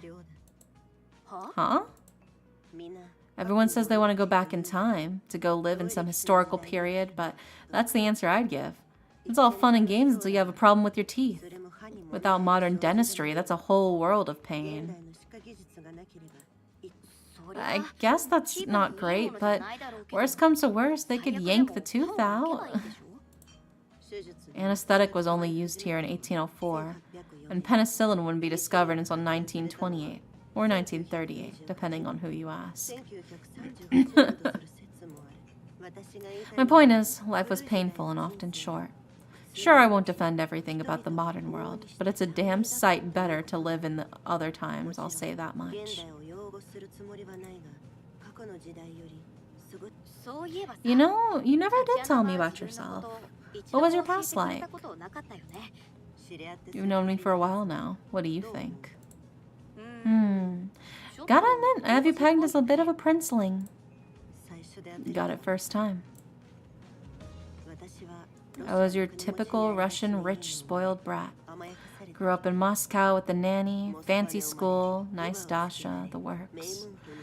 My future as a professional ballerina was all worked out for me, constant classes included. Sounds nice. What made you give up all of that to run a bar in Sapporo then? I was perfectly happy at first. The only world I knew was the reality inside my luxuriously decadent bubble. As I grew up, though, I started noticing things at the corner of my eye. Things that didn't quite fit. The hushed whispers my parents would use when they talked about certain things. People going missing. The everyday sufferings I blithely walked past on my way to my chauffeured car. One prick at that bubble, then another, then another. As a teen, I finally worked up the curiosity to look into those inconsistencies. Why I was so wealthy when others weren't. Your parents were connected to something? She finally stops wiping the counter and puts the cloth away, giving me her entire attention. When the Soviet Union fell, all sorts of countries and companies swooped in on the remains. Shock therapy, that's what The Economist called it. Simple looting is what it was. Vultures tearing meat from the carcass of an empire. It wasn't only foreigners either. Everyone joined in the frenzy, including the well-connected locals. The poor stayed poor while the rich became unimaginably wealthy. And your parents were among them. She gives a nod as her brow furrows. That was when the bubble popped, and I saw the world for what it truly was. Mages don't get a good deal there, but we were wealthy mages. As long as that inconvenient detail was kept to whispers, we could wash it away with cash. Once I realized why I had the life I did, I felt I had blood on my hands. I burned all my bridges and started a new life here. So there you have it. Not exactly a tragic past, just some rich kid throwing their parents' money back in their faces. I feel sorry for Honoka and all, but I'm basically lost my parents by choice.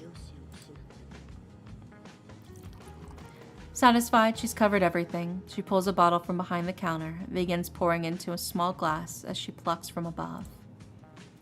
Knowing this makes her answer to traveling back into history more logical, not many would want to go back to a country's collapse nor the rough days of the war, or the days of the czars, for that matter.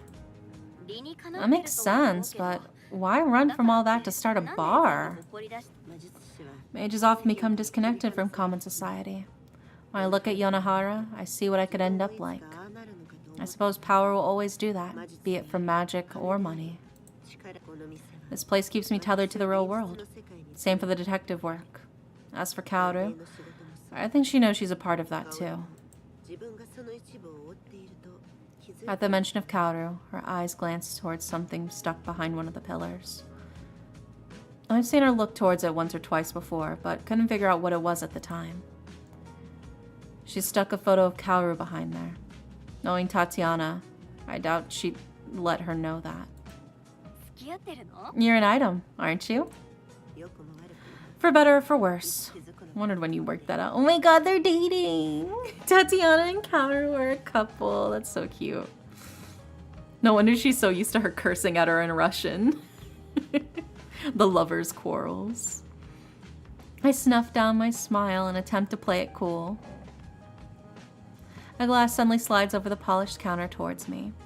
The pale yellow hue and sweet smell hints at a citrus liquor inside. I wonder how she knew that I like sweet liquors such as this. Guess you don't work at a bartender for so long without picking up a few tricks. Here, for listening to me ramble. I feel like I should be the one saying thanks. You don't have to let this unemployed drifter join you too, you know? We didn't exactly put an ad in the paper. The fact that you knew what we did at all said that you're a perfect fit. Yeah, they're lesbians, yeah. This bar's just another in the tower, and only for those who need to know about our detective work do. Why not put a sign out front? You might get more business if people knew what you did. Our clientele prefer that we aren't well known, to put it one way. She makes a fair point. As she gets back to her cleaning of the counter, I throw back the drink before me. It's certainly not highbrow. I savor the sugary taste and distinctly alcoholic burn as it washes down my throat. Also, hi, giggles. Welcome in. Looking back to the glass, I swish around the remaining dregs as I let the flavor linger. It's a shame how short a nice drink lasts. Just one more gulp and it'll be gone. All that'll be left is the momentary enjoyment it gave me. Aww, you're so cute, Giggles. Hey, Shino. You're not planning to stick around, are you? She read me like a book. Not that my wistful pondering would exactly be hard to notice. I don't get attached to much. It's easier to let things go. Said as much to myself as her, the words hang in the air. They take on an unintended note of melancholy. I thought I was used to this by now.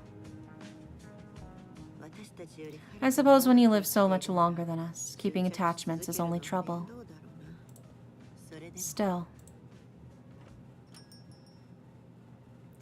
We're broken from our reverie by the bar door opening. Maybe I'll have a chat with tonight's first patron to take my mind off things. Oh shit, ayo. That idea abruptly dashes against the rocks as I look over to the graceful figure stepping into the room, her brilliant red kimono covered by that ominous black shawl.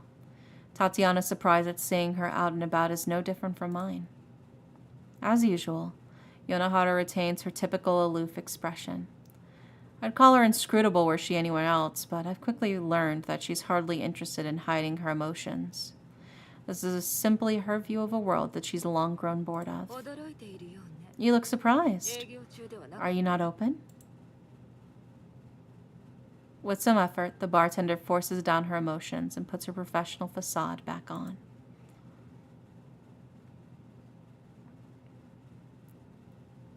The woman walks, practically glides over, before neatly sitting herself on the stool next to me and clasping her gloved hands on the counter. We certainly are, Lady Yonohara. What can I get for you this evening? May I recommend a highball? They're quite popular these days. I have little interest in what's popular these days. In fact, what I want isn't sold at all. I'm not sure I understand. You don't need to. Her gaze lazily shifts from the blonde woman before us to me. What could she possibly want with... Oh shit. In a blink of an eye, Tatiana, the bar, and everything else vanishes. Tatiana? The words don't reach anyone, nor do they echo about. They simply disappear into the void around me.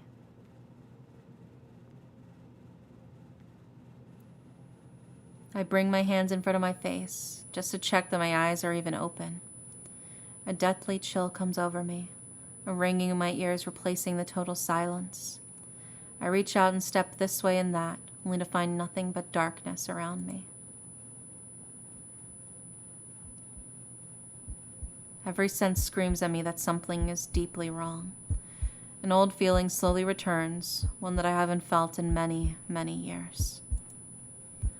Like a growing vine, the clutches of dread wrap around my mind and begin to constrict.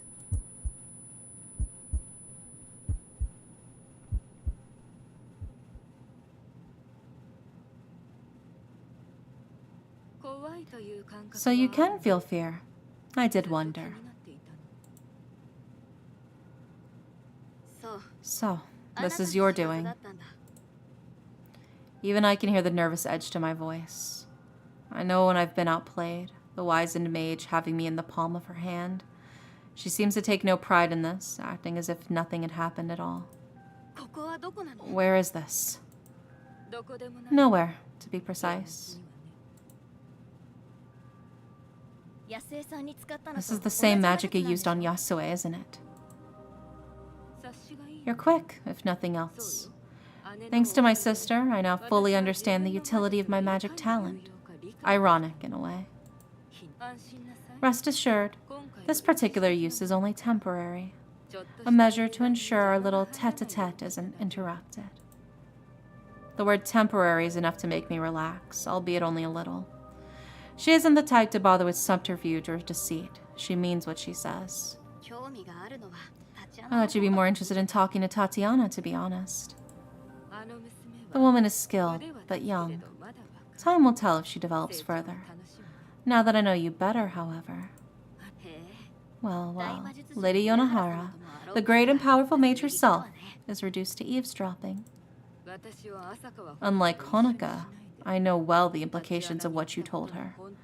Just how old are you, Shino? Isn't it rude to ask a woman her age? Woman, man, both, neither.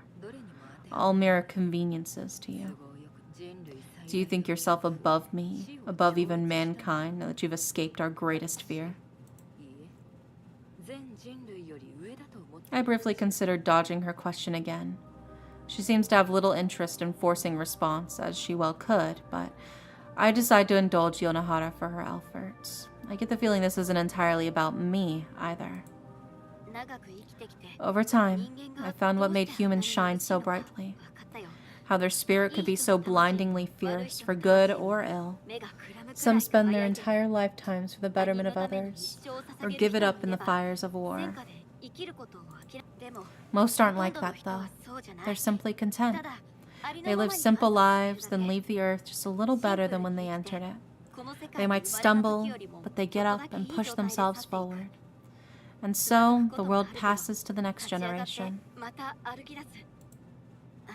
I'm missing something compared to everyone else. Death. Mortality, to be more precise, is an experience I can't have. That fire in my soul isn't dead, but it's dulled without those stakes. Everyone's time will come, but my own.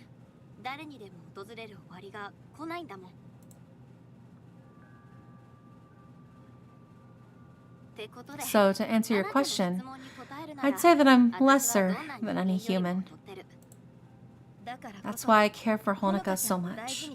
I want to prove to her that there's hope. I also think that's why she fell for your sister, or what she represented to her.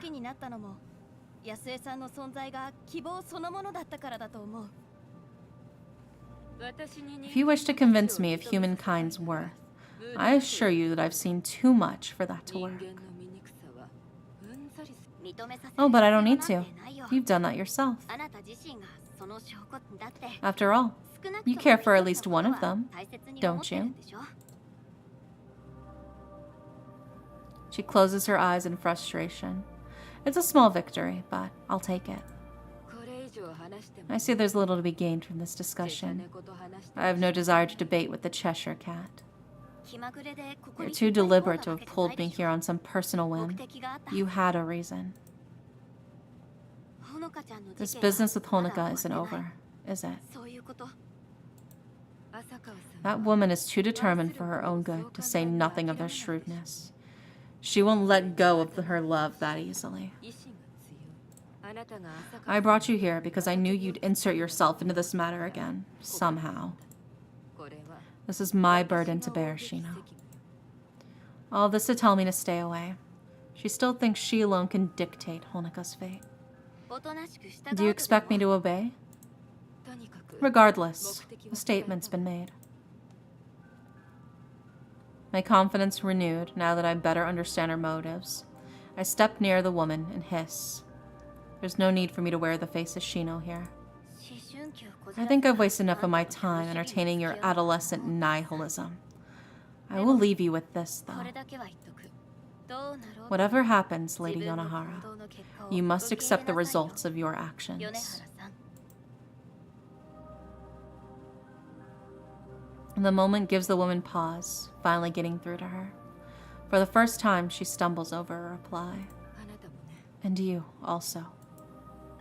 I'm prepared for that. We shall see.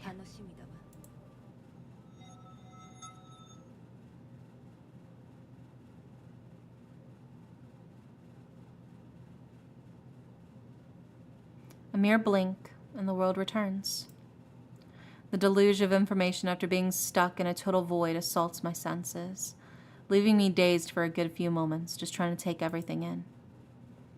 Tatiana looks no less confused than I am, looking between Yonohara and I with a look of total bafflement.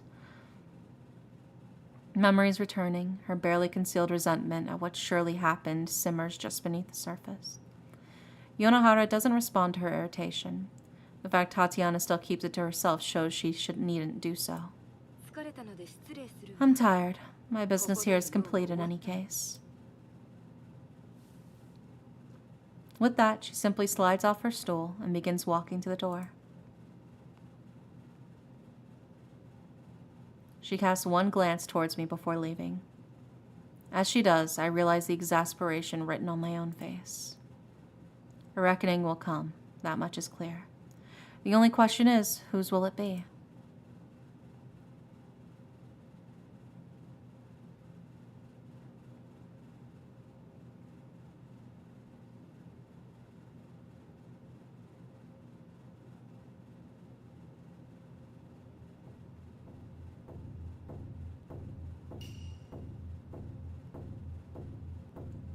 Oh shit, we're at Act 4, baby! We're entering Act 4.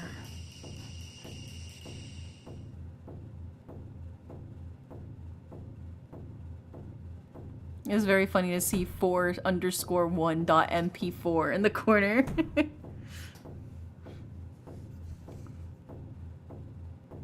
We finished Act 3! Oh!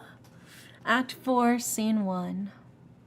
I guess I could just check and see what the Steam achievements say. It'll probably say how long this probably is, huh? Let me see.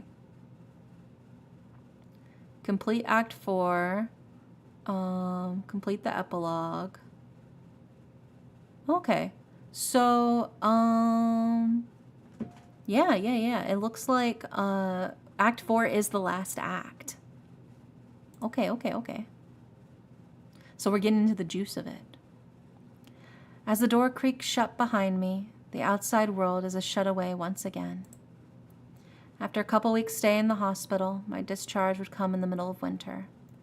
The taxi ride home was a quiet one, just as my medical stay had been. Hanging my coat and bag beside the door practically by reflex, I turn and take stock. Wowie, Act 4. Yeah, dude, her house is fucked up. The house is freezing, having been unoccupied for so long. The damage to the house remains, as does much of the blood. I suppose I'll need to learn how to deal with insurance. In the end, the police investigation went nowhere. I never thought it would, given the vague recollection I ended up having of the woman who attacked me. She'd easily blend into the multitude of tourists here for the snowfields and recent snow festival. The whole ordeal ended up just as another headline to scroll by in the media feeds. Lingering scars on the house from my rage are the only testament to what happened here. Damn, she even broke her TV, too. I stepped forward, running my fingers over the shattered stair railing. It's striking how violent the episode was, the rush of fear and anger replaying every time I fitfully sleep. I really did manage this. I never imagined this frail body had so much strength, nor my mind so much anger. As for Yasue, my time in the hospital gave me altogether too much time to think. Too much time to remember.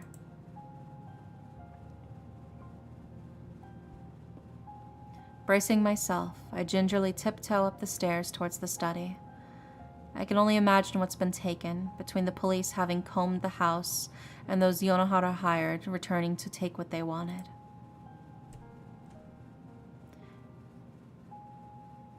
What if Yasue really is someone who shouldn't exist, and what if she was dead all along and Yonohara erased her existence because she died, so she was surprised that rather than erasing, she only banished the remaining essence / ghost of her sister to the other world? I don't know. I think we're going to get some more answers. The final answers that are kind of lingering in the story, I think we're finally going to get it in this final chapter. But to me, the conflict between Yonohara and Yasue does feel like it's a lot deeper than kind of has been initially led on. Also, my hands are so cold. I'm going to turn on my space heater. I need to feel my fingertips again. Oh, that's so much better. I have my sweater on. I've got my big fluffy pajama pants. I've got my long t-shirt, and I'm still freezing. So I'm okay. I need to warm up my body. Come hold my hand. I'm so cold. Come warm me up. The mess inside makes my heart sink. Bloodstains still mingle with chalk. My once carefully arranged desk now a shambles.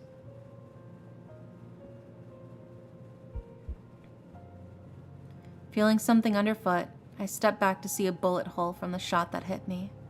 The memory only makes my wound all the more sore.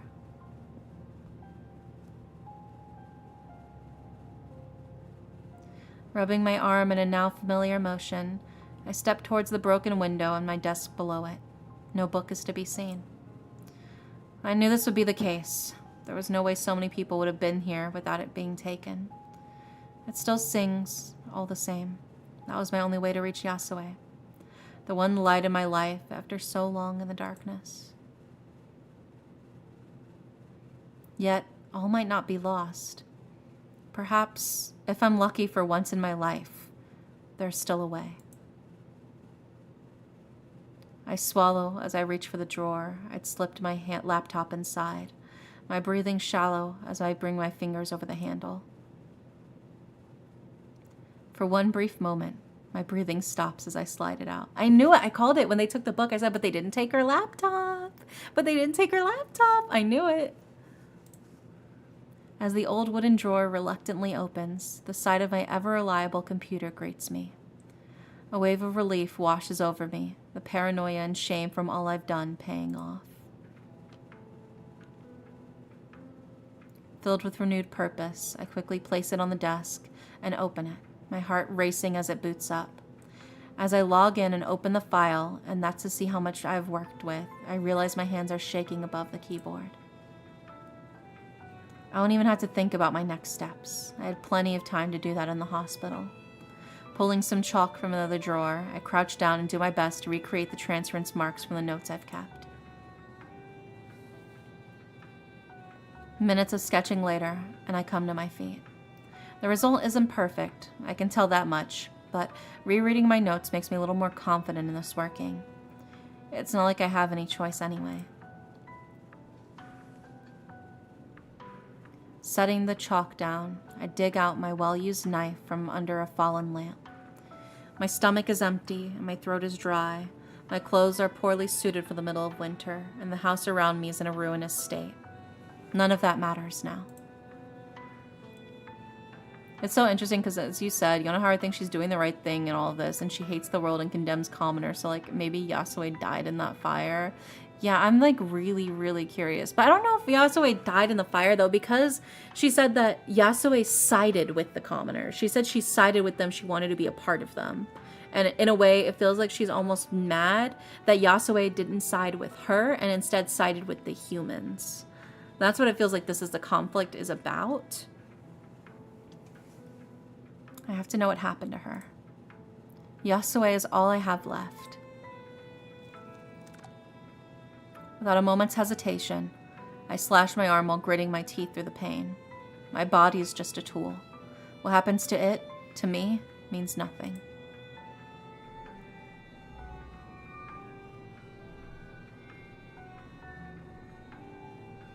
After tracing out the pattern below, I right myself and take a deep, shuddering breath. As the room grows bright and I close my eyes once more, I try to stuff down my growing fear. This will be a step into the unknown. I have no idea what will happen, nor what I'll find. With the magic taking effect sooner than I expected, I barely have time to stash the knife into the back of my pants before my thoughts and feelings begin to swirl about. One final time, I surrender myself to the surging torrent.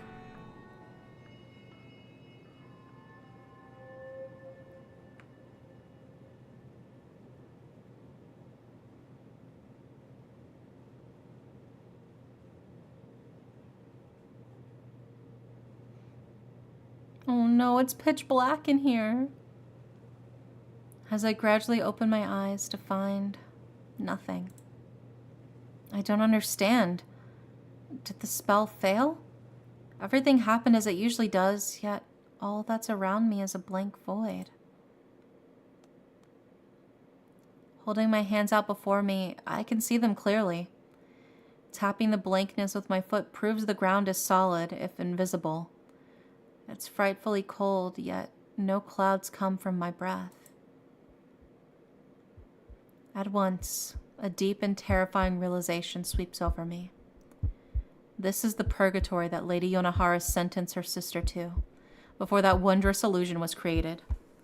The world I shared with Yasue no longer exists. This is impossible. This can't be true. Yasue is all I had left. She can't be gone. Yasue? Trying to stifle my panic, I begin to walk. Tears well up in my eyes as my pace begins to quicken, heading in no particular direction. An awful silence is all to be heard, even my own footsteps not producing so much as a whisper. Are you there, Yasue? Answer me, please. My walk turns to a run as I desperately search for something, anything, to show she might be here. Yet, no matter how far I run, no matter how desperately I might yearn, nothing pierces the blackness surrounding me. Tears streak my cheeks as I flick my head to and fro.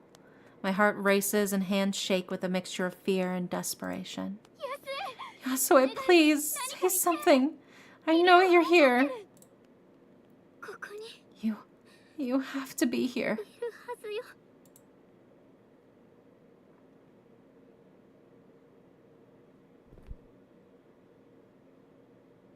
As my forlorn words disappear into the void, my energy leaves me as my legs collapse. Dropping to the ground, all I can do is clutch at my chest as a sharp pain lances my heart. My very tears vanish as they fall from my cheeks. The last of my hope flickers and disappears as a candle's fading flame is blown out. It's over. Just like the days after I lost my parents, I'm all alone. With the flame of hope extinguished, the cold air around me seeps in. I can't even look forward to the release of death. All I can do is uselessly weep, useless as I've always been.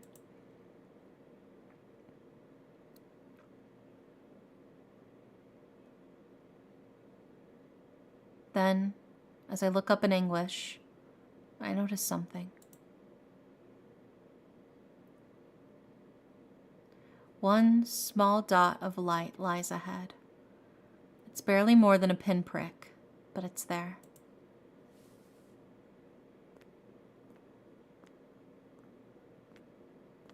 Dragging myself to my feet, I begin to stagger towards it. I have nothing else to live for. Perhaps minutes pass, perhaps hours. Time doesn't pass normally for me anymore. My entire existence is now dedicated to reaching that light.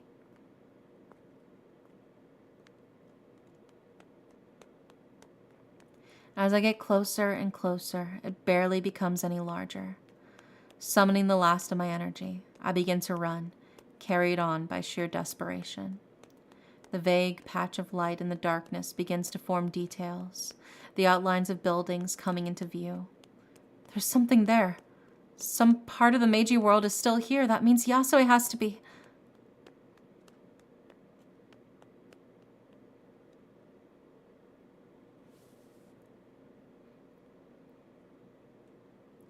Yeah.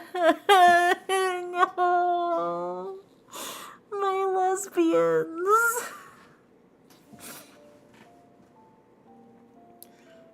Without so much as a word, I rush forward on seeing her, a woman slumped haphazardly on the steps of a shrine.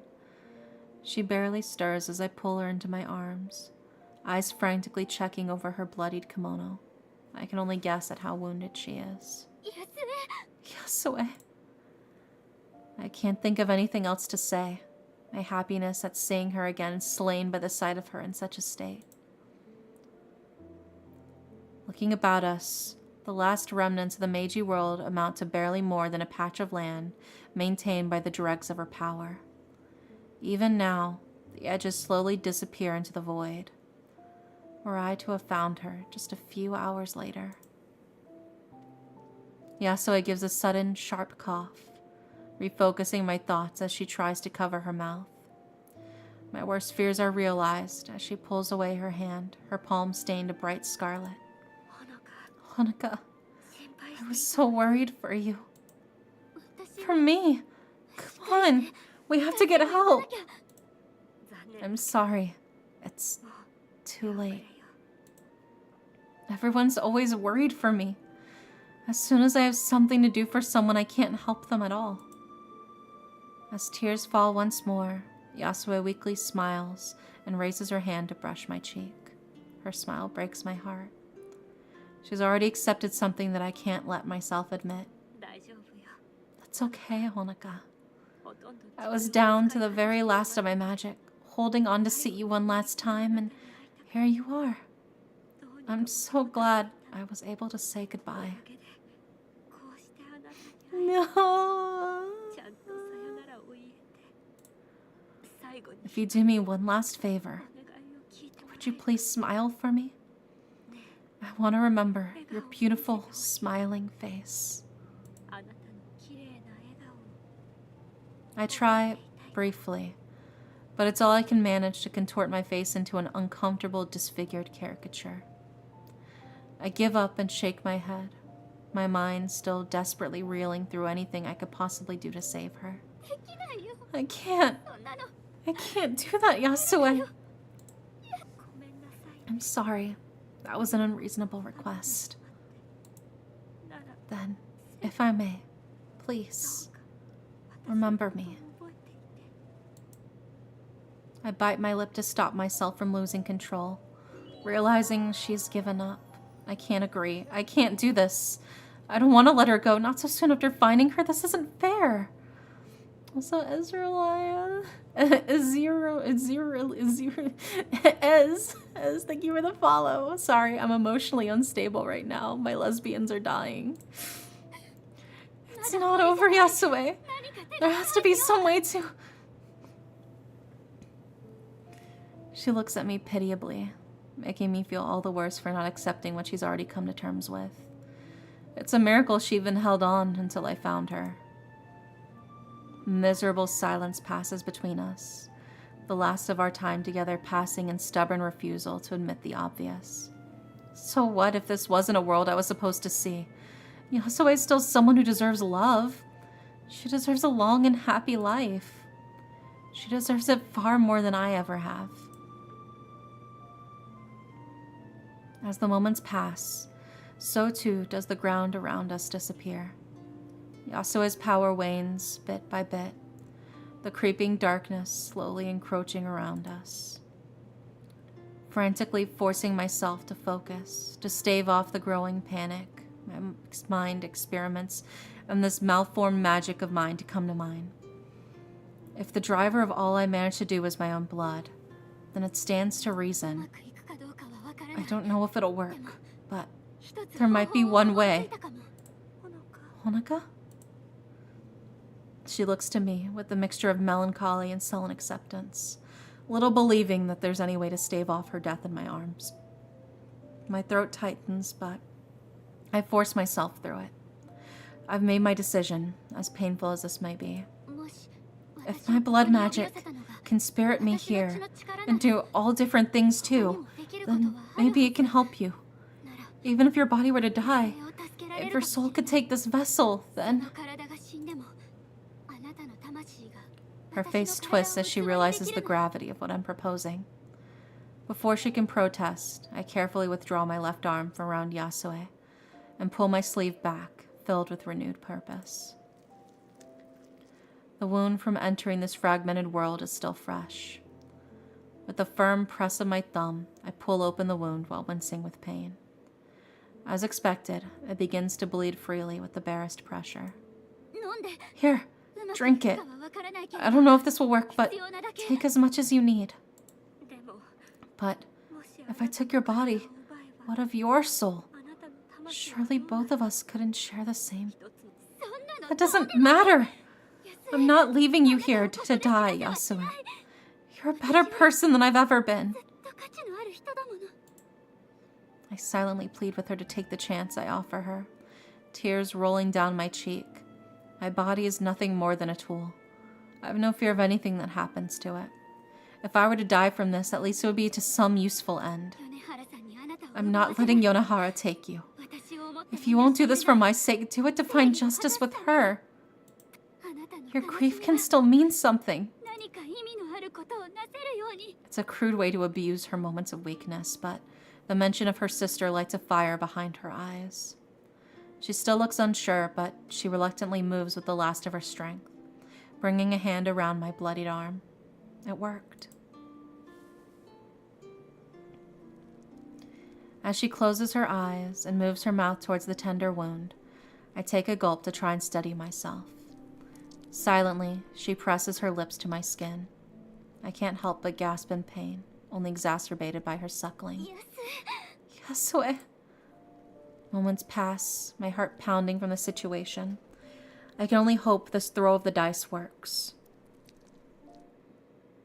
Then something feels wrong. I can't put a word to it, but something begins to feel unsettling inside of me. From the tips of my fingers and toes, and slowly advancing inwards, it feels numb, foreign, like my control is growing weaker. Where before she'd merely suckled, now she begins to heave with effort. This feeling inside of me isn't anything natural. My eyes jamming shut as I try to quell the pain shooting through me. I swallow to try and steady myself as terrifying sensations take hold, desperately hiding my reaction from Yasue. If this is the cost of Yasue having her revenge against the ones who sentenced us to this fate, then so be it. At least for once, I'll have been useful to someone. The pain from my wound fades as every sense begins to leave me. Every sensation, every thought begins to feel thin. This body, this mind, no longer mine. I can't feel any.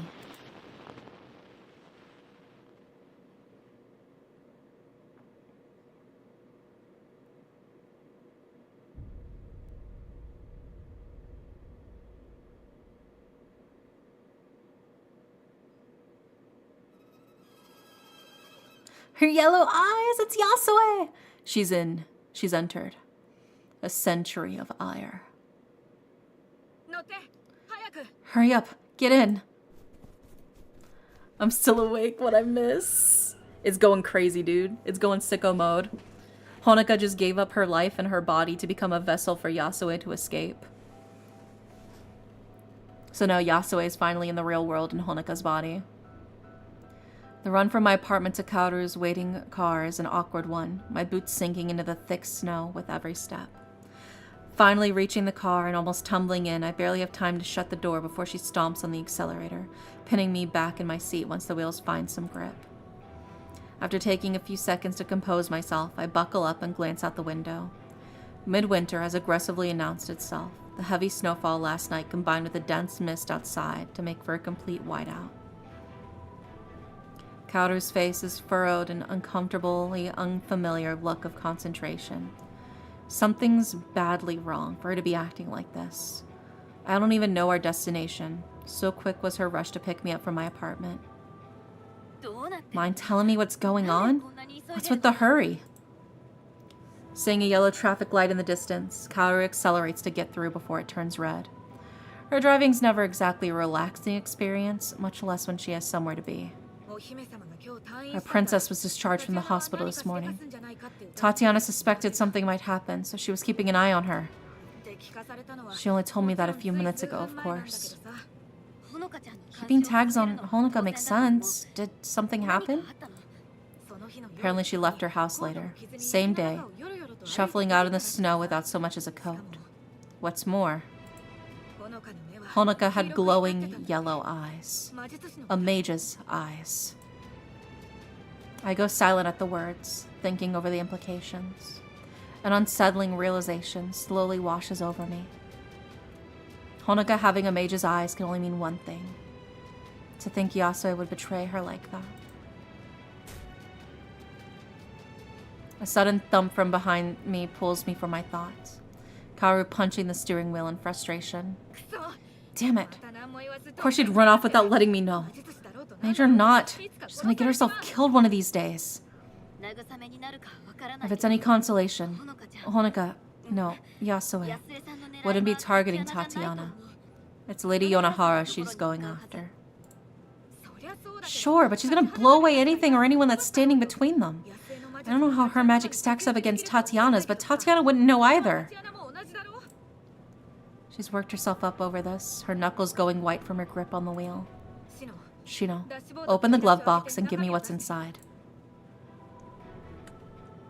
Kaoru speeds around the corners far too fast for the conditions. I reach under the compartment and pull the handle. It releases quickly, the weight inside pushing it down. Oh shit, she's got the gun! I gasp at the sight before me. Kaoru's well-used gun rattling about. It's really come to this. With great reluctance, I pull the weapon out and hand it over to Kaoru, pointing its grip towards her. She remains tactfully silent, pushing it into the small of her back and glancing towards me at my reaction. I'm sorry. Nobody wanted things to end like this. I know, she's so worried for her girlfriend too. Her expression seems to soften, both of us coming to melancholic terms with what's about to happen. Not a word is spoken between us for the rest of the journey. My gaze once more directed outside. Honoka.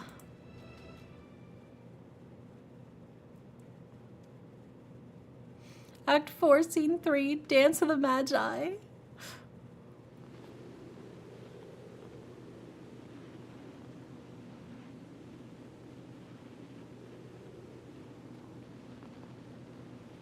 Put one foot before the other. That's all I need to do. I'd forgotten what the cold of winter felt like, its chill nearly making me cry from sheer nostalgia. Snowflakes fall about me, my gaze lingering on each as they lazily fall. How long has it been since I last saw but one? The morning fog is thick, houses around me looming in the mist. This world is at once strange and foreign, yet oddly familiar at the same time. That mist only grows thicker as I walk down the street. I begin to wonder if it's truly the weather which has changed as I put one foot before the other, my arm aching from its wounds. The only consolation as I struggle on is that the streets are all but empty of people. It's a strange and surreal experience as I look about. The streets follow the same layout and the hills the same contours, yet the roads, once dirt, are now paved. Seemingly everything is concrete, and the houses look stark and austere. This body, too, is new. Stopping briefly, I run my uninjured hand through the silken hair. Taking one of the long bangs in hand, I gaze wistfully down at the raven-black locks laying across my palm. My hair used to look like this so long ago.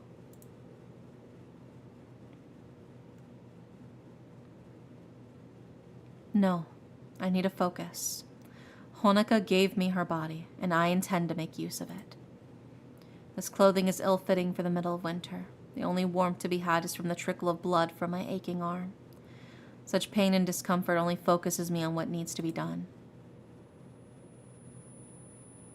All I have to do is get to the cemetery. All I have to do is kill that woman. This festering sore has gnawed at my mind for so many years, and now I can finally lance it. Filled with renewed purpose, I begin the long walk ahead.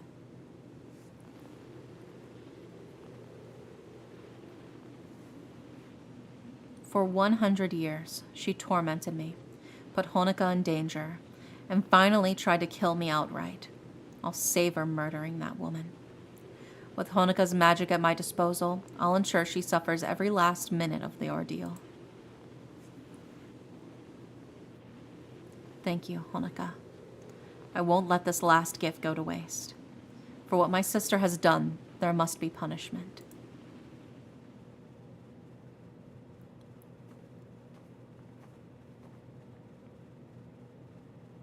Past the clouds, from my heavy breathing, a dark figure appears through the mist. I slow to a stop at the form of a long black coat becomes visible, rigid and unmoving. My heart sinks as I make out their stoic and resolute face. Of all people, it had to be her.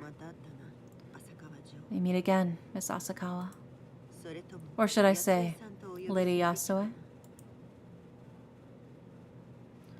When you give your body so your ghost girlfriend can enact revenge, yeah, dude, that's true love. That's real true love, dude. All I can do is scowl. The falling snow piles onto the shoulders of her coat, but the woman plainly has no intention of leaving. I see. My guess was correct. You may look like Miss Asakawa, but a mage's eyes don't lie. So, you're the woman from back then. From where I'm standing, you don't come out the good guy in all of this. I didn't think you'd go so far as forcing out Honoka's soul to take over her very body. I have no desire to hurt you, so move aside. Whoever you are, this doesn't concern you. My name is Tatiana Fedorova. I'm afraid I can't honor your polite request. Here to finish your work, are you? The job required keeping you alive last time. However, that same job was also complete the moment we grabbed that book.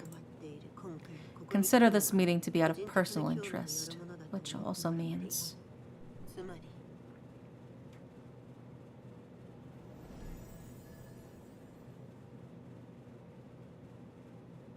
Oh shit, here it is. With a practiced motion, she pulls off her long coat and throws it behind her. Not once do those sharp eyes leave my own. The white haze between us is soon pierced by a blaze of cyan blue, her weapon soon materializing. That I have no reason to spare you. I find myself appreciating her effortless use of magic for a brief moment, only tempered by the realization that this will be far more than a mere distraction. Going by her well-drilled posture and grim gaze, it's obvious this woman has killed before. This is your last warning, Miss Fedorova. Leave. Now. I can't do that.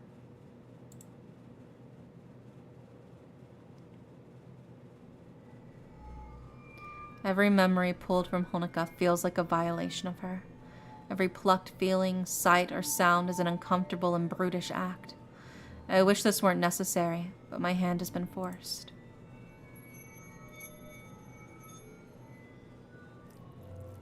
Plunging deep into her thoughts, the secrets of blood magic come forth.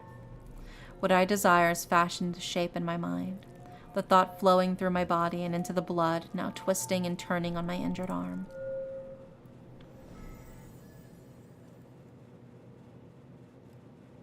A moment's concentration pulls together the threads of the dancing liquid into a solid whole. My own surprise stuffed down as I bring the scythe to bear. In that case, you'll suffer the same fate as Katsuko. Feels good in my hands, its weight focused behind the large cutting blade. Honoka has abused her body terribly, but it's still youthful. Moreover, these clothes will work better than any of my own for combat. I know, dude, it's going down. Throwing caution to the wind, I steel myself and bolt at the woman ahead. She merely sets herself low in a defensive stance, my own weapon held high as I throw myself into the attack.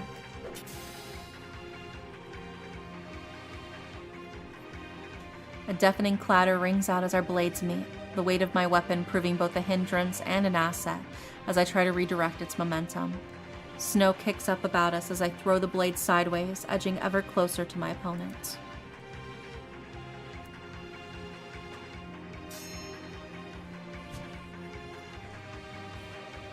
Before I can land the blow, she jabs the air with a menacing tip of her spear. I frantically pull back and parry her blow before following up with my own upward slash, only for her to skip back with inhuman speed. She's well trained, but I can adjust. She isn't the only mage in this fight. I can't let her control the pace. The scythe by nature forces me to throw my body into every attack, and her spear's length means I need to force my way past it and get into her face to land a single hit.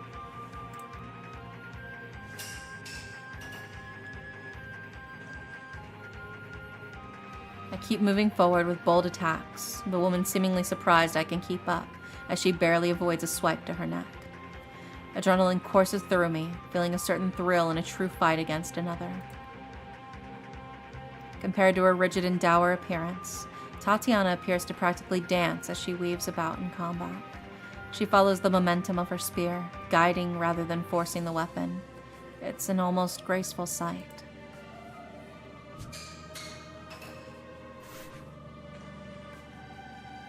Her footwork, too, is precise and measured. I've never met someone so in control of their own body's movement. A diagonal blow avoided by skipping off the guardrail, controlling a short slide backwards into the snow. Ah, I see it now. This woman's talent is in manipulating her body with magic. She's moving so far beyond any normal person's speed because she's overcharging her own muscles. However, that means she's pushing them far beyond what a human body is naturally capable of. If she keeps this up long enough, she'll end up destroying herself. Which means I just have to outlast her.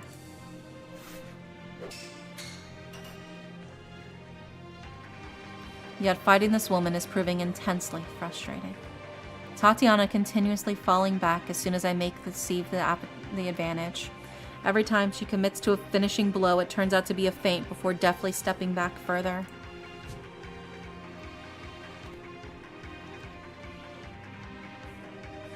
It's a strange fighting style for someone who needs to finish any scrap quickly. I make a wild cut at her midsection, only to slice through air once again as she flits back and steps aside. Just one solid blow and...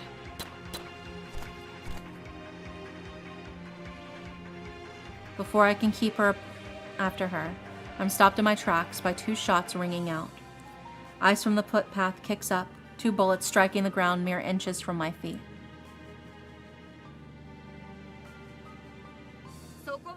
That's far enough, Yasue. Those shots didn't miss, and the next one won't either.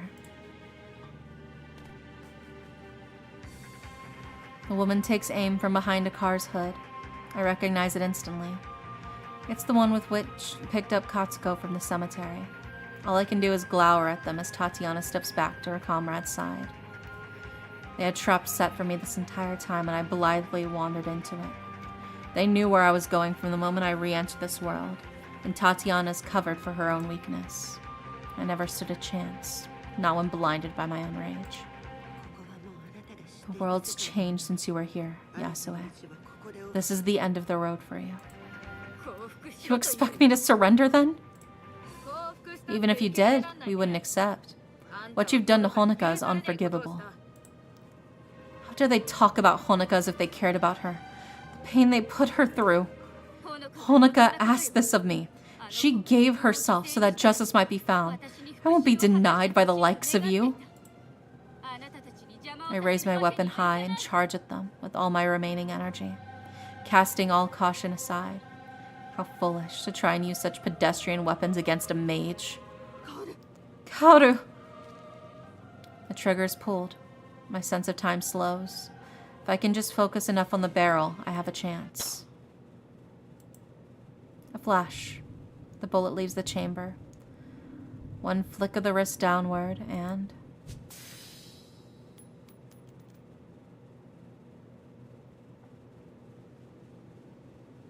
in the blink of an eye, it's over.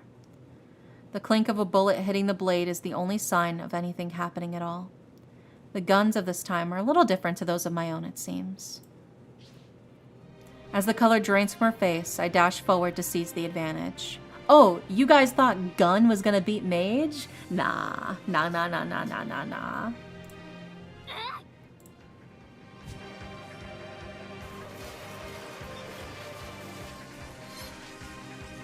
Kaoru sent diving as my sight slashes into the car, ripping through its body with ease.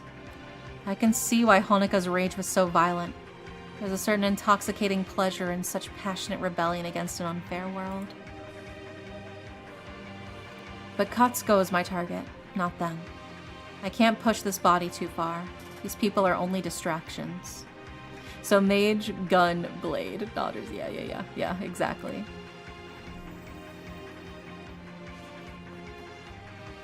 Putting them out of mind, I race onward towards the cemetery. I'm already pushing this body to the limit without them bogging me down. Stop this, please! chill runs up my spine. That voice is all too familiar.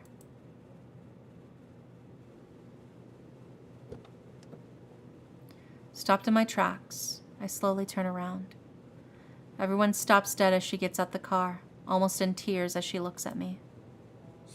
Shino, Kaoru, why did you bring her here? Honoka, please. You have to listen to me. I know you're in there. You're still in there, right? What's happening? Why is she here? As her words trail off, I give a smile. A smile which soon twists into an ugly caricature of the real thing. A hollow laugh escaping as I rationalize what's playing out before me. So, that's all this was, a game. Everything was planned out for all these months. Everyone was just using her. No, you're wrong. That's not what I was doing. Wasn't it? You're working with them, aren't you? When you visited me, when you comforted Honoka, this was all to get closer to her, wasn't it?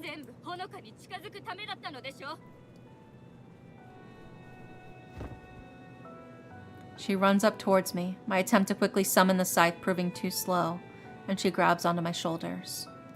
Where before she hesitated, knowing Honoka shares this body has emboldened her. Those are your memories. I know you're in there, Honoka. Listen to me. Remember when we talked about how I could be so cheerful after everything that's happened to me? I really meant every word of that. There's still good to live for. You can't throw everything away like this. Honoka, you're not alone. You never were.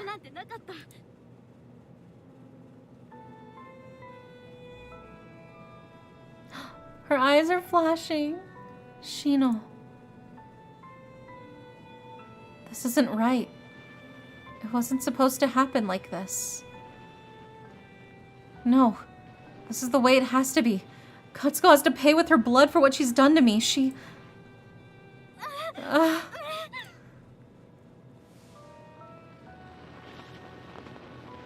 No, this isn't happening. I'm ruining everything. She's trying to... This hatred isn't the Yasue I knew. This wasn't meant to hurt anyone else. I hate this. Katsuko is the one who caused all of this. She was the one who hired them in the first place. I have to kill her. Nothing else matters. Not after... Tatiana, should I... Hold on. She's still in there. Tatiana holds her arm out to stop her. They're not here to hurt me. It's my fault this is all happening. They're gonna kill you just like they tried to before. I have to reach Katsuko. The graveyard is just steps away. I can finally... This isn't right. This is my head. I don't want to hurt anyone else. Get away from my memories. Get away from my thoughts. I don't want everything to end like this.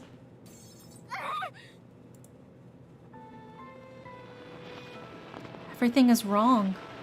I can't let this keep going. My body doesn't respond to my thoughts right. I end up staggering about as I try to steady myself. Every thought feels like wrestling control, my very body not my own. This isn't the Yasue I loved. I need to get this thing out of my mind.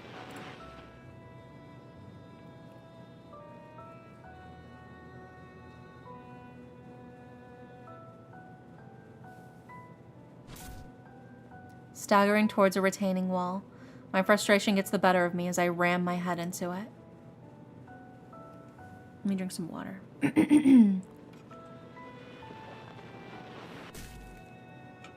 Oh my god, she's just banging her head into the wall. Holy shit. The intense pain is all too brief respite from Yasue reasserting herself, making me throw my head against it again and again. Get out of my head! Get out of my head! Get out of my head!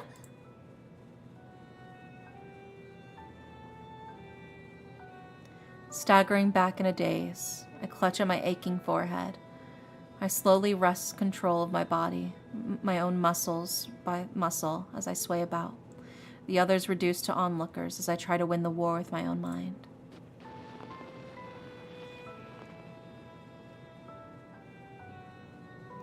As I manage to regain my sense of vision, I see a woman's feet gingerly walking up.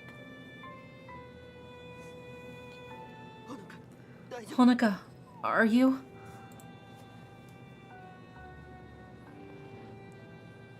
This won't last long. I have to make the most of my moment of lucidity.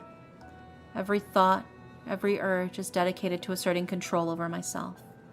Even now, I can feel her trying to retake my senses. I know what needs to happen. I can't stop her for long. I can't let anyone else get hurt because of me.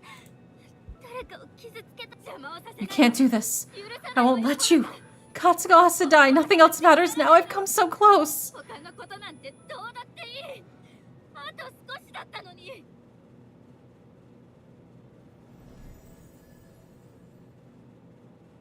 Gritting my teeth, I force the voice back. Tatiana's eyes glow once more. She materializes her spear. The woman's silent and embittered at her role in the affair. If this is the price of my mistake, then I have no choice left. Enough of this farce.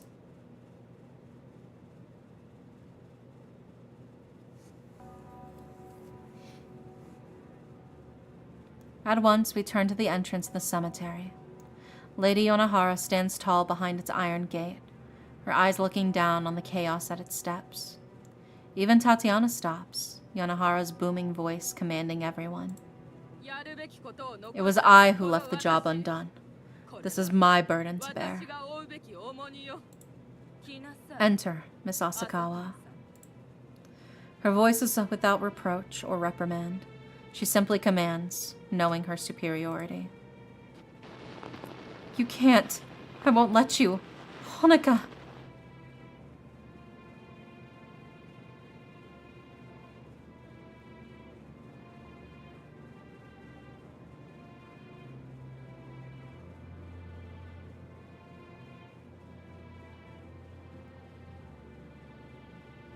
Knowing what's surely to come, I solemnly force one foot ahead of the other as I rise up the steps. Sweat beads on my body for the effort to keep control, Yasuo's voice practically screaming inside of me. Lady Yonohara steps, almost glides back into the cemetery as I stagger inside. My control feels all the more fleeting with every step.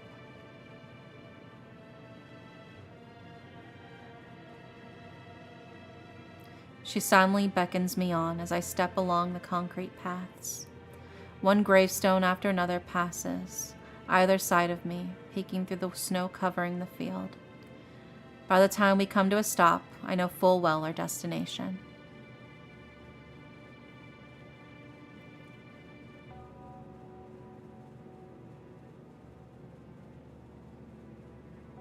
Looking down, I see the Asakawa family gravestone before me. Yes, this is where the journey truly began. Perhaps it's fitting that this will be where it all ends. This is my fault. Please, do what you must before I lose control again. As you wish, Miss Asakawa. The particular tone of her voice sent a chill up my spine. It takes on an unfamiliar and malevolent edge, the woman almost eager to say the words. Her eyes glow a vivid scarlet, and then... Huh? Huh? Huh? Where did she... I glance about the cemetery, the cold granite about me providing no answers as to what just happened, nor where the woman disappeared to. Bringing my hands before me and looking down at them, it seems I at least have control of my body back. If both Yasuo and Yonohara suddenly left, then... The thought causes a terrible knot in the pit of my stomach. Gulping, I look towards the sound of approaching footsteps from the cemetery entrance. Tatiana and Kauder skip up to me, the latter replacing her pistol behind her olive drab jacket. Honoka, are you all right? Why are you here? Are you okay?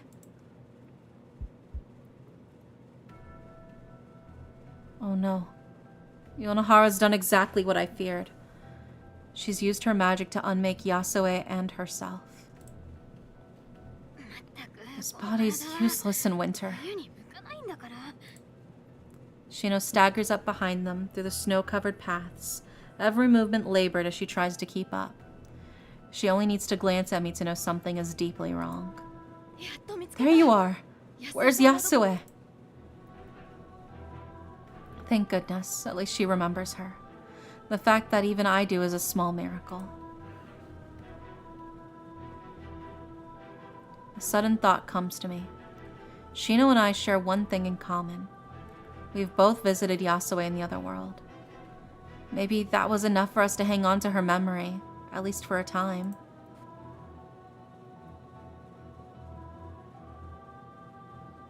The small relief is washed away by the devastating realization of what I've done, my emotions overcoming me.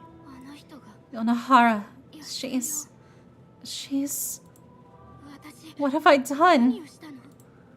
The words spill haphazardly from my mouth, my emotions flooding my mind even as I try to force them out. For a small mercy, Shino quickly directs the situation. I'll meet you back at the car. I'll deal with this.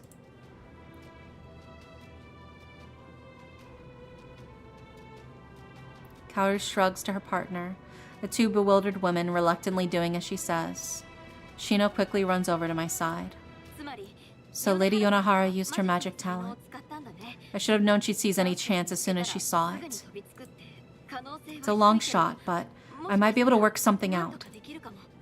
When I used my magic talent, soul fixation, my soul was pulled into Yasue's world as soon as I disjointed it from this body. Since Yonohara's only used her magic just now, and right here, there's a chance it'll have the same effect. One maybe after another, with little other option but to trust in Shino. This throw of the dice is what it'll have to be. I made Lady Yasue a promise that I'd help out. I don't know how to get her back out, but I can at least get in and stop Yonohara. No, I'll go. This is my duty to... Thinking over my words, I shake my head and say what I truly mean. I want to do this myself. Please, Shino. Then, we have a plan.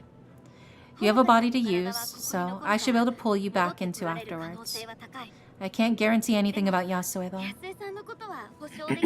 Oh, my voice getting a little rough. I've been reading for like 4 hours straight.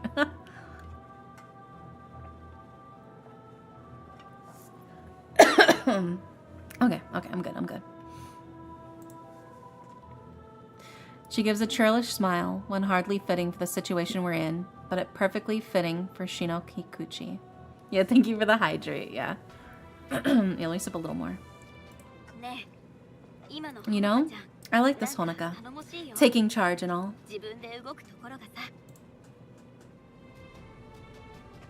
Whatever happens, thank you. I won't forget this.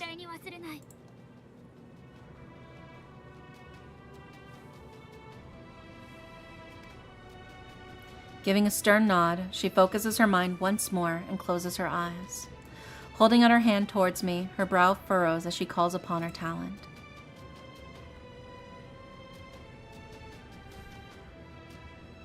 With that, she throws her eyes wide open, irises glowing so fiercely I almost look away in reflex. My senses at once feel oddly fuzzy, dulling more and more as the moments go by. My body begins to collapse, yet as I should feel that ground beneath me.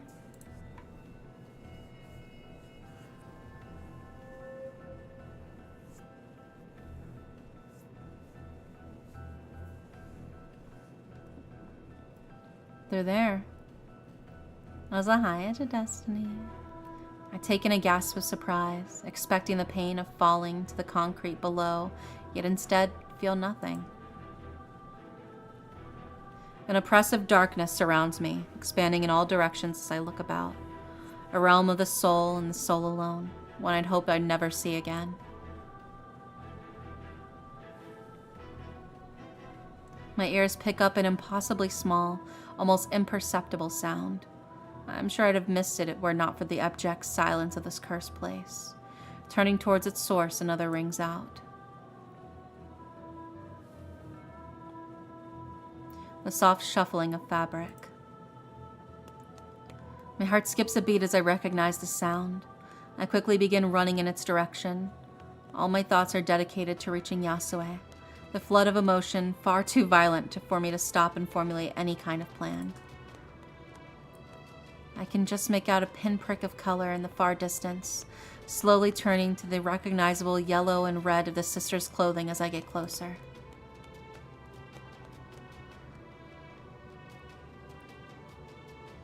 The sight I see before me forces me to stop, my lips clamped shut for fear of making the situation worse. Yasue shuffles backwards, awkwardly pulling herself back in terror at every movement of the woman in a vermilion kimono before her.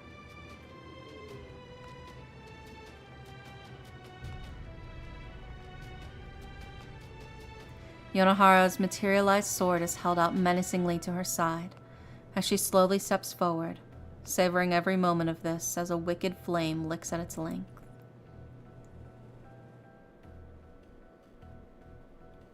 Before me stand two grand mages of old, unmatched in godlike power. Yonohara's destruction of Yasue's world showed how half-hearted my understanding of mages truly was. To either of them, I'm no more than a mere ant. What was I even hoping to achieve in coming here? Even now, you cling to pitiable human instincts. Truly pathetic in mind and soul. Don't you feel any sorts of guilt from this? Isn't that why you couldn't strike the killing blow last time?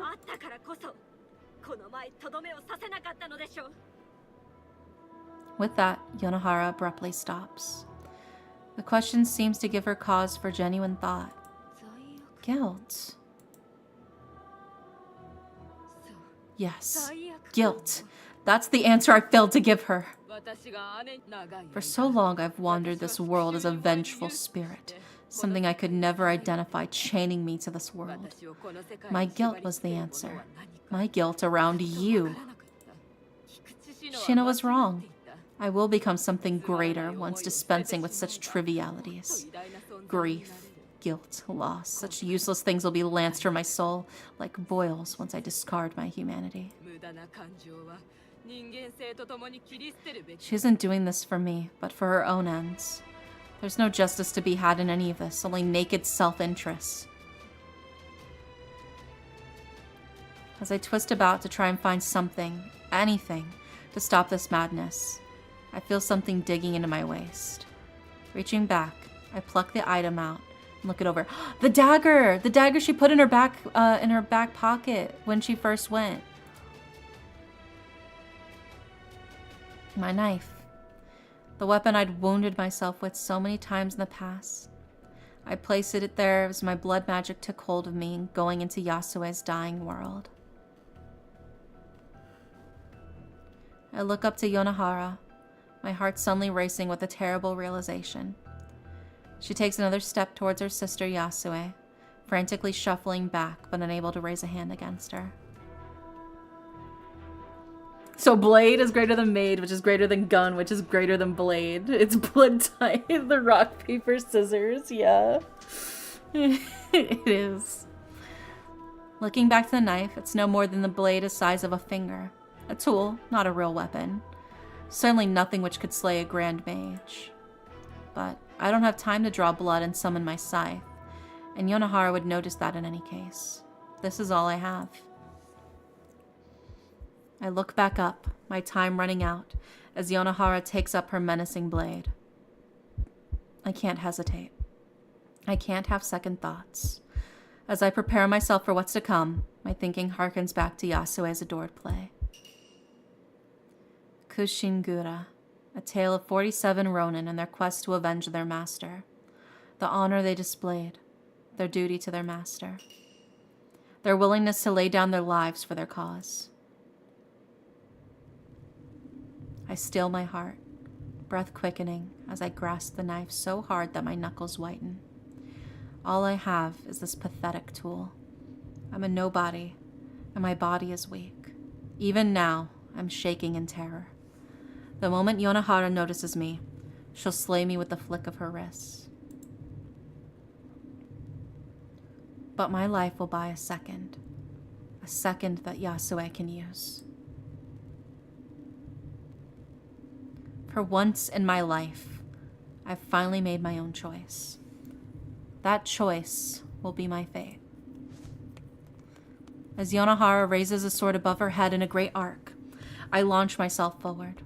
It takes everything I have not to scream, but I need every moment I can get as I dash forward. The distance closes, adrenaline flowing through every pore of my body as I tear forwards. My frantic footsteps sound impossibly loud, yet Yonohara's wild eyes remain locked on her sister. With this, my humanity is extinguished. Die! Stop!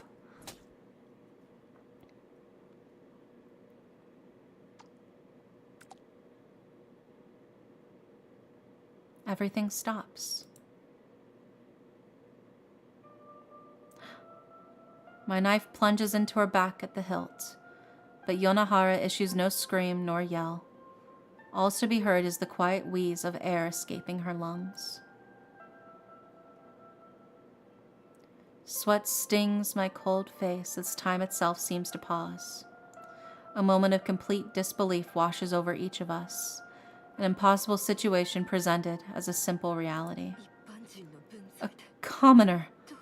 How? The words are barely more than disbelieving whispers into the void.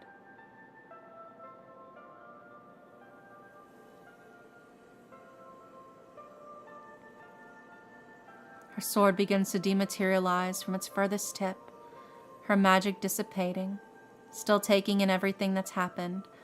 All I can do is hold the knife and pant as my adrenaline leaves me. Yonohara, being so caught up in her emotions, saved me. As the sword finally disappears, her arms fall limp by her sides. All she does is look upwards, black eyes staring into the darkness above.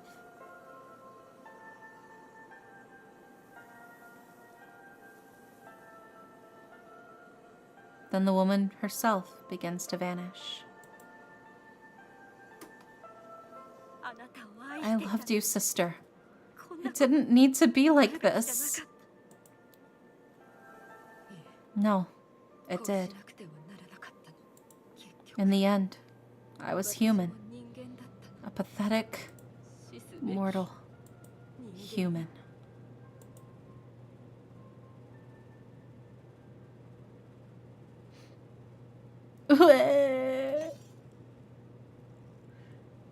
Yonohara's end is marked by the unceremonious clatter of my knife falling to the ground. I don't bother to collect it. I don't need that anymore.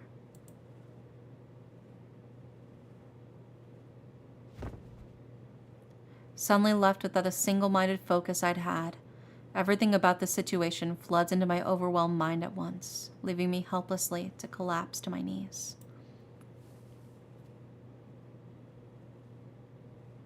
Trying to steady my breathing, I look at my shaking hands through increasingly blurry eyes. Even if Yonohara's blood has disappeared, I know what they've done. I murdered her. I murdered someone. You had no choice. It's all right, Honoka. I barely respond as Yasue crawls forward and wraps her arms around me, the woman weeping as she hugs me tightly.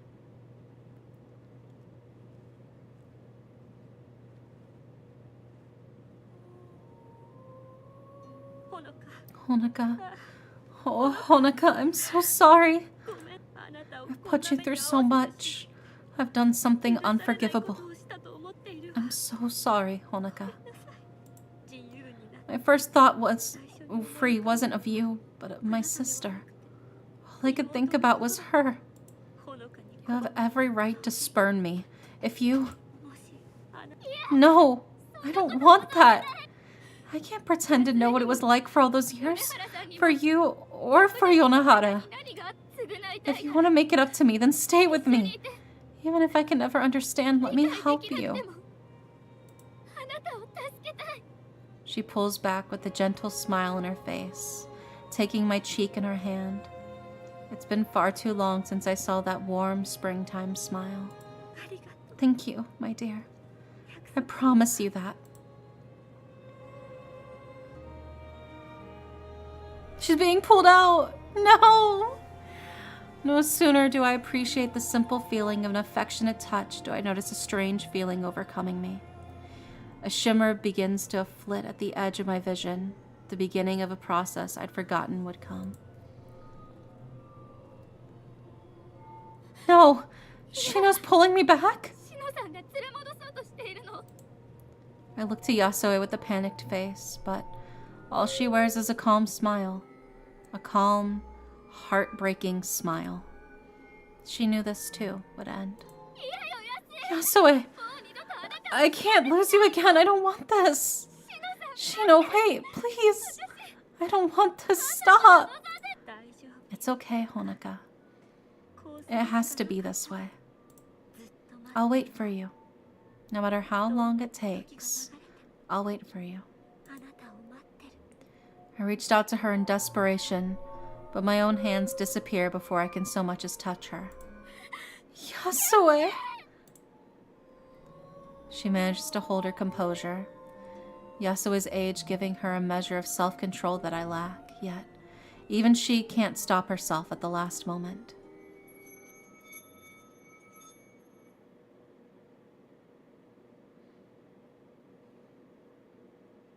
As all begins to fall away, and the lonely woman is surrounded by an endless darkness once more, a tear rolls down her cheek. With that, Yasue's melancholic final words drift on the air.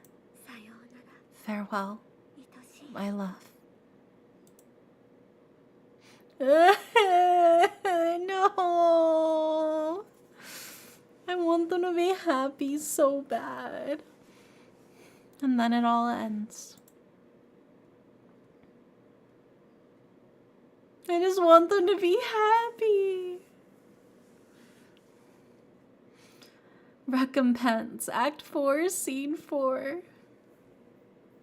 Gotta get the secret ending for that. Oh my gosh. Oh, now we're back at the beginning scene again. A terrible chill hangs in the air, the seasons proving bitter as it so often is here. On this cold day, a great throng of students slowly shuffles through the piled snow of the university grounds, the day's lectures finally over. Some gossip freely with friends, while others fawn over their partners. Most, however, stroll silently.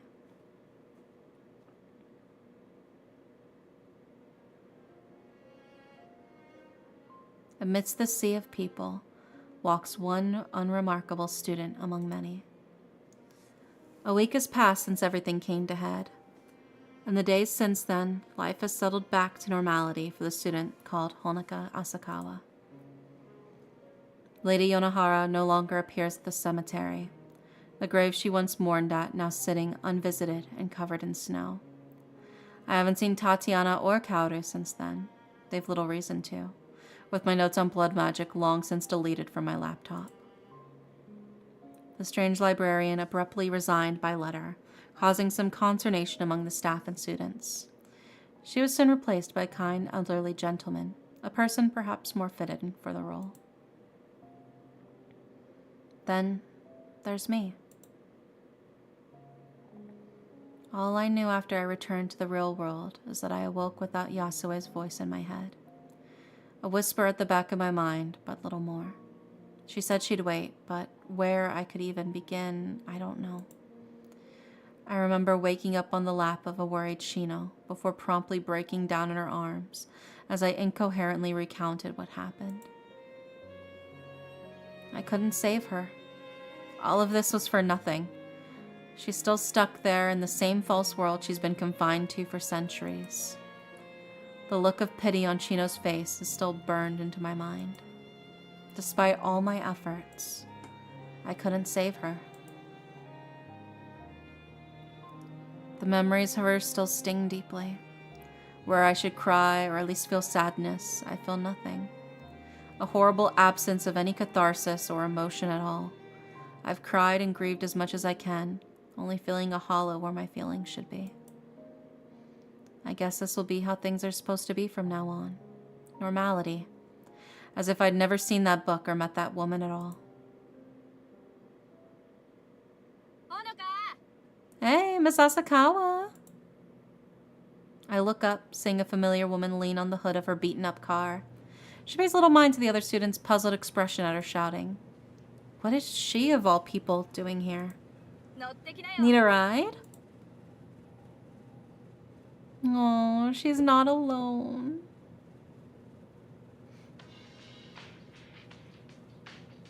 Sitting with hands clasped in my lap, I let the cheerful woman drive me in the battered old sedan. I can only imagine how much the repairs cost, the scars of what happened still very visible. I try to glance beside me at my driver as subtly as I can.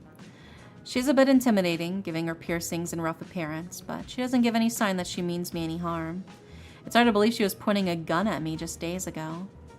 It do be like that, man. Experience unimaginable horrors, and then you gotta go to work the next day. True. I feel like that's like the most jarring part, is honestly that you kind of just have to live your life. Oh yeah, I should have introduced myself properly, huh? Name's Kaoru Ito. Don't bother with my family name. Didn't you tell me who you were at the bar with Shino? That doesn't really feel like it counted. I wanted to say it properly now that we're done with the job. I give a nod before noticing the turn to go home pass by blithely out the window. Kaoru, this isn't the way home. Don't worry about that. I'm taking you somewhere much cooler. Oh, sure. You're not gonna freak out? I'm functionally kidnapping you, you know? Okay. Well, that's depressing. It's like it's no fun if you're not even worried. She trails off, the discussion ending awkwardly. The silence suits me fine, but it's clearly bugging her as she glances about. Hold on, the light's about to change. Her hands drop beside her as she quickly shifts gears, pressing the pedal to the floor and throwing the car around the corner. My heart races as I quickly grab the handle above the door to steady myself.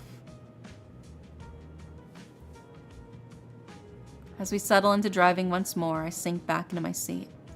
Driving like that in winter feels dangerous, but she doesn't look the least bit fazed. As an awkward silence settles in once more, I try to break the ice. Lady Onohara hired you, right? Are you assassins or something?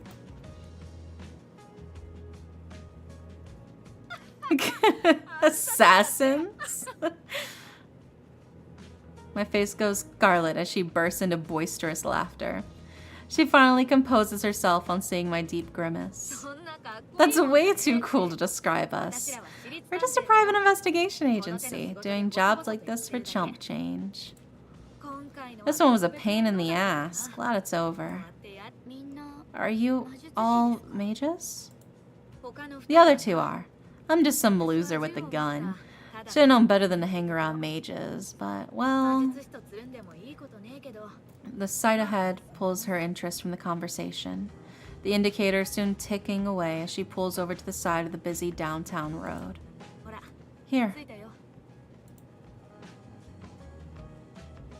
Confused about where we are, I look up to the building towering above us. Okay, here's my Delulu moment. Here's my, I'm going full Delulu. Full delusional, alright? My delusional take is that Shino made a doll body for Yasue and summoned her body into the doll so Yasue can also live among them. That's my Delulu take, and that she's taking her to the bar to surprise her with Yasue in her doll form body next to her. That's my Delulu hopes, and I'm gonna stay strong. I'm gonna make it reality, I swear. Yeah. Confused about where we are, I look up to the building towering above us. It's one of the many skyscrapers around the city housing all kinds of shops and restaurants, and the last place I'd imagine their office be. Manifesting happy ending. I know, dude, I know. Like, please. Do I need to get the door for you, miss?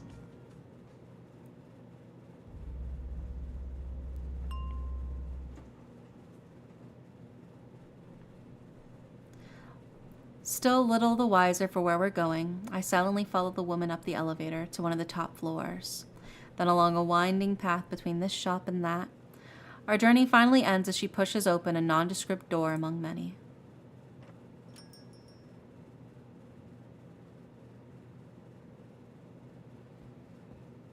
A bar? As Kaoru wanders in, I stop dead behind her and try to make sense of my surroundings. I barely even hear the door close behind me. Fascinating. You're actually on time for once. Yeah, not for your sake, for the record. As I turn to the source of the voice, my heart skips. The woman behind the counter is her, of all people?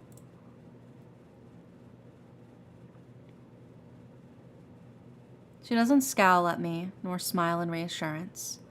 She simply keeps that flat, stoic face as she waits for me to say something.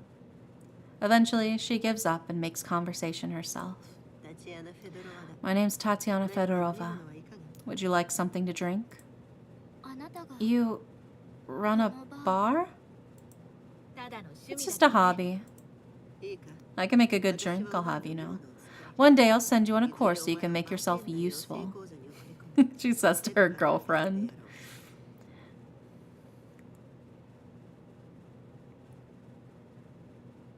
Kaoru airily waves her off as she saunters over to the bar stool and collapses onto it.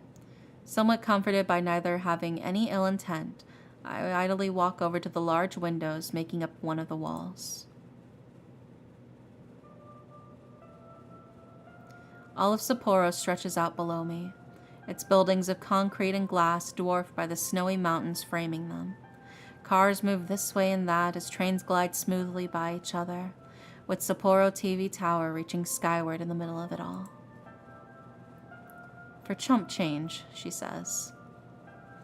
I'm surrounded by those who shot at me, tried to kidnap me, but I don't feel a thing. No residue of revengefulness, nor anger or hate. I just stand and gaze out the window at the city moving about below. All I'm doing is watching life go by while others truly live, just as I always have. Miss Asakawa? I turn to see Tatiana, the woman leaning on the counter before her as she talks. You caught a glimpse of a world you weren't supposed to see. Be glad you got out of it alive. Most don't. Lady Yonohara said just the same. The affairs of mages are so cruelly indifferent. I may have made it out alive, but for what? It isn't that I feel sad or angry. I just don't feel anything, really. Wait, you remember what happened? As I look from one woman to the other, the mood in the room visibly falters. After some time, it's Tatiana who finally answers. Let's say it's been a confusing week. Shino's explained everything as best she can. This job feels like the worst hangover I've ever had. I'm out a bunch of money, relationships are all weird afterwards, and I don't remember a damn thing about any of it. I give a smile in spite of myself at the two of them. For two people who were intent on killing me, they seem rather alright, all things considered. The door opening draws my attention, though the others barely register it. As a woman about my height saunters through, my heart jumps. Shino! Hey, it's been a while. It's difficult to marry the cheerfully smiling woman in front of me with the image of me frantically begging her for help at the cemetery. How are you, now that everything's settled down? That was a lot to deal with for anyone. I open my mouth to answer, but the words fail to come. What is there to say? I feel like I've changed after going through so much, but been put right back to the life where I had been a few months ago. Normality is almost as surreal as that illusory world of Yasue's conjuration. For all I once adored reading and looking smart to others with fanciful words, now I end up just giving a simple, stupid shrug. Well, you're not the only one who's been busy again with work, you know? But didn't you quit your library job? Shino answers with a cherub-faced grin, theatrically stepping aside from the door. It's you! Yes! My delusion paid off! Oh, my delusion paid off! Oh, I'm so happy! Oh my god. I knew as soon as they were setting up, I felt like there was no way they were just gonna leave it on a tragic cliffhanger like that. There had to be something. I mean, they wouldn't have made all this fuss about her being able to have soul fixation as her talent as a mage, and then her clearly being able to do it on other people when she does it on Honoka, without there being some sort of like resolution with her doing it for Yasue. So that's why she's been gone for a week, is because she had to probably build this fucking body from scratch for Yasue. Oh, I'm so happy, dude. I'm so fucking happy. Oh. Confused, my eyes shift to the flash of yellow I notice from behind her. I'm left speechless as the woman glides into the room, her free-flowing white hair unmistakable. Bro, I'm like on the verge of tears. You guys can't see it, but I'm literally on the fucking verge of tears, dude. This isn't possible. I can't believe it.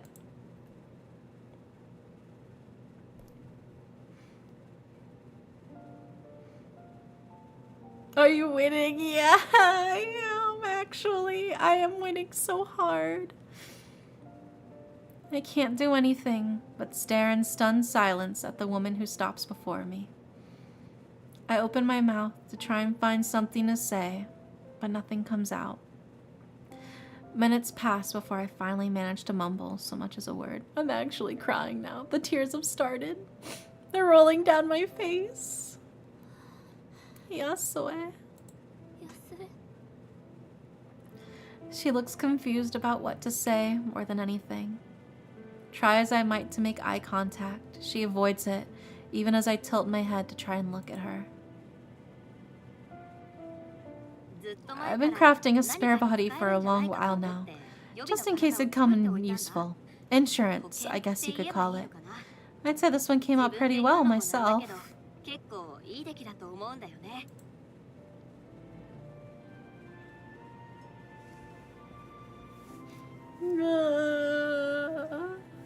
I gotta wipe the tears. They're blurring my vision. I can't read the text this way.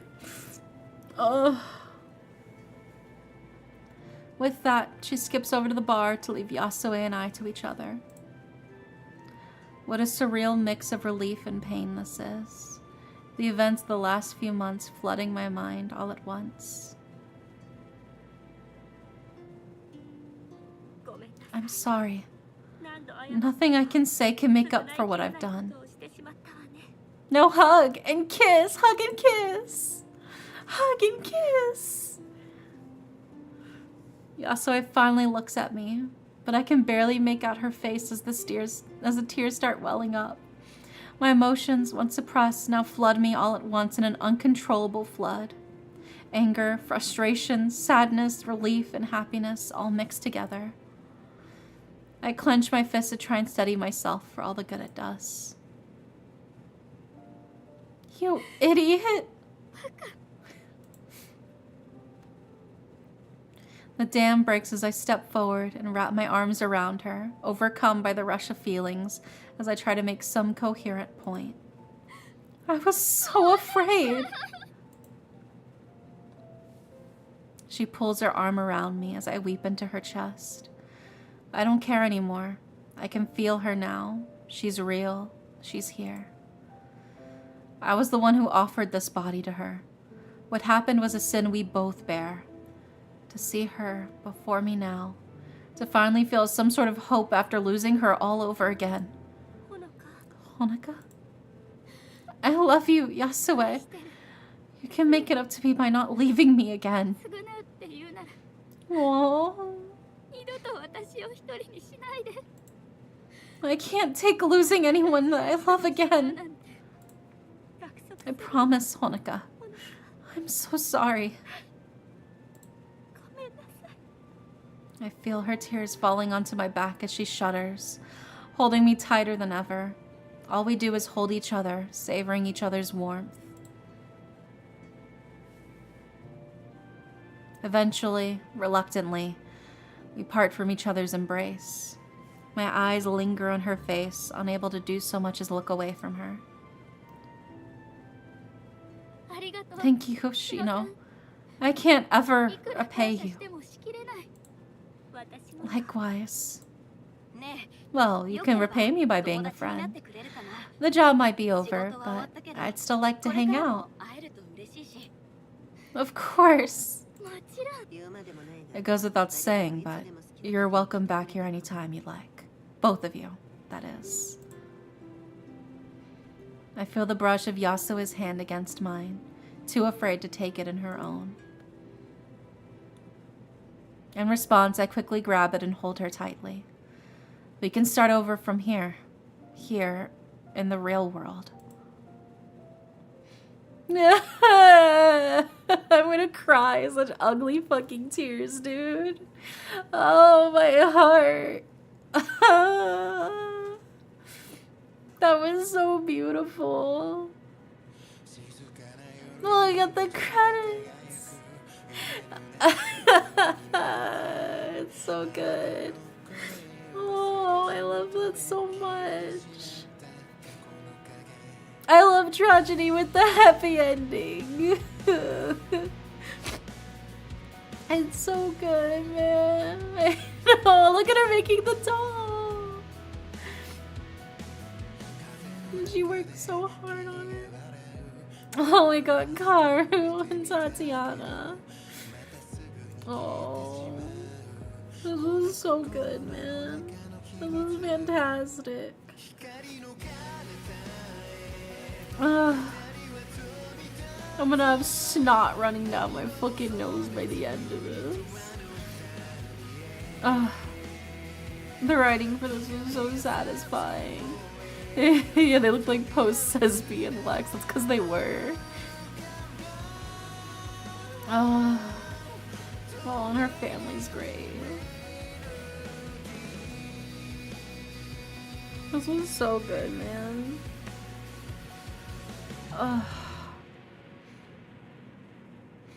Thank you for playing, Suriko.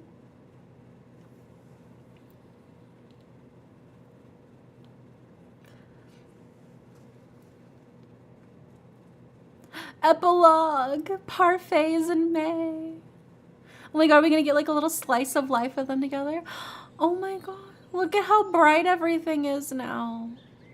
Before, the real world was so dull and gray. And now it's warm and it's bright and it's colorful. Sitting at a table in Odori Park, I idly look towards the bright red Sapporo TV tower nearby. Its girders reflect the springtime sun as the wireframe structure arcs upward into the blue sky above. They got their parfaits. They're on a date.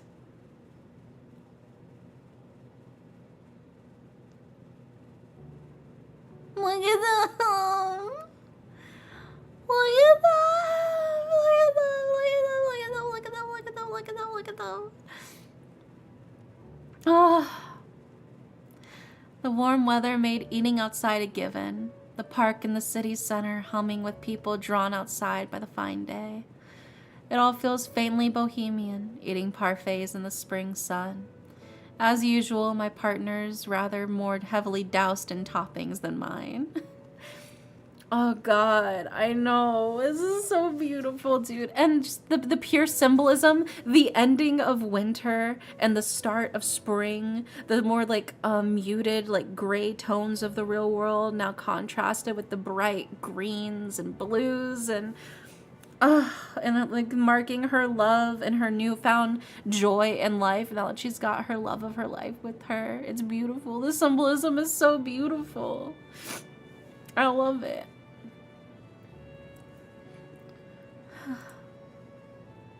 I look back to Yasue, whose attention is wholly focused on her dessert. She's clearly still getting used to her new body, her movements being slow and needing concentration. As for me, it still feels a little strange to see her in this world. Both of us have changed so much. In some ways, like we're relearning how to love each other. It's so strange. My heart usually races around others. I overthink everything and doubt myself for days afterwards. Around Yasue, though, I don't feel any of that anymore. The cultural center sounds receptive in that meeting we had, didn't they?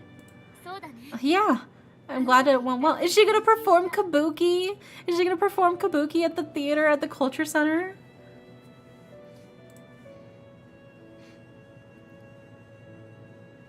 Her integration into modern society has been unexpectedly quick. I was worried she might be cautious around so many new things. Even simple electrical lights were novel to her. But she's thrown herself at everything with a burning curiosity. Yet, in the name of progress, not all things have survived as they were.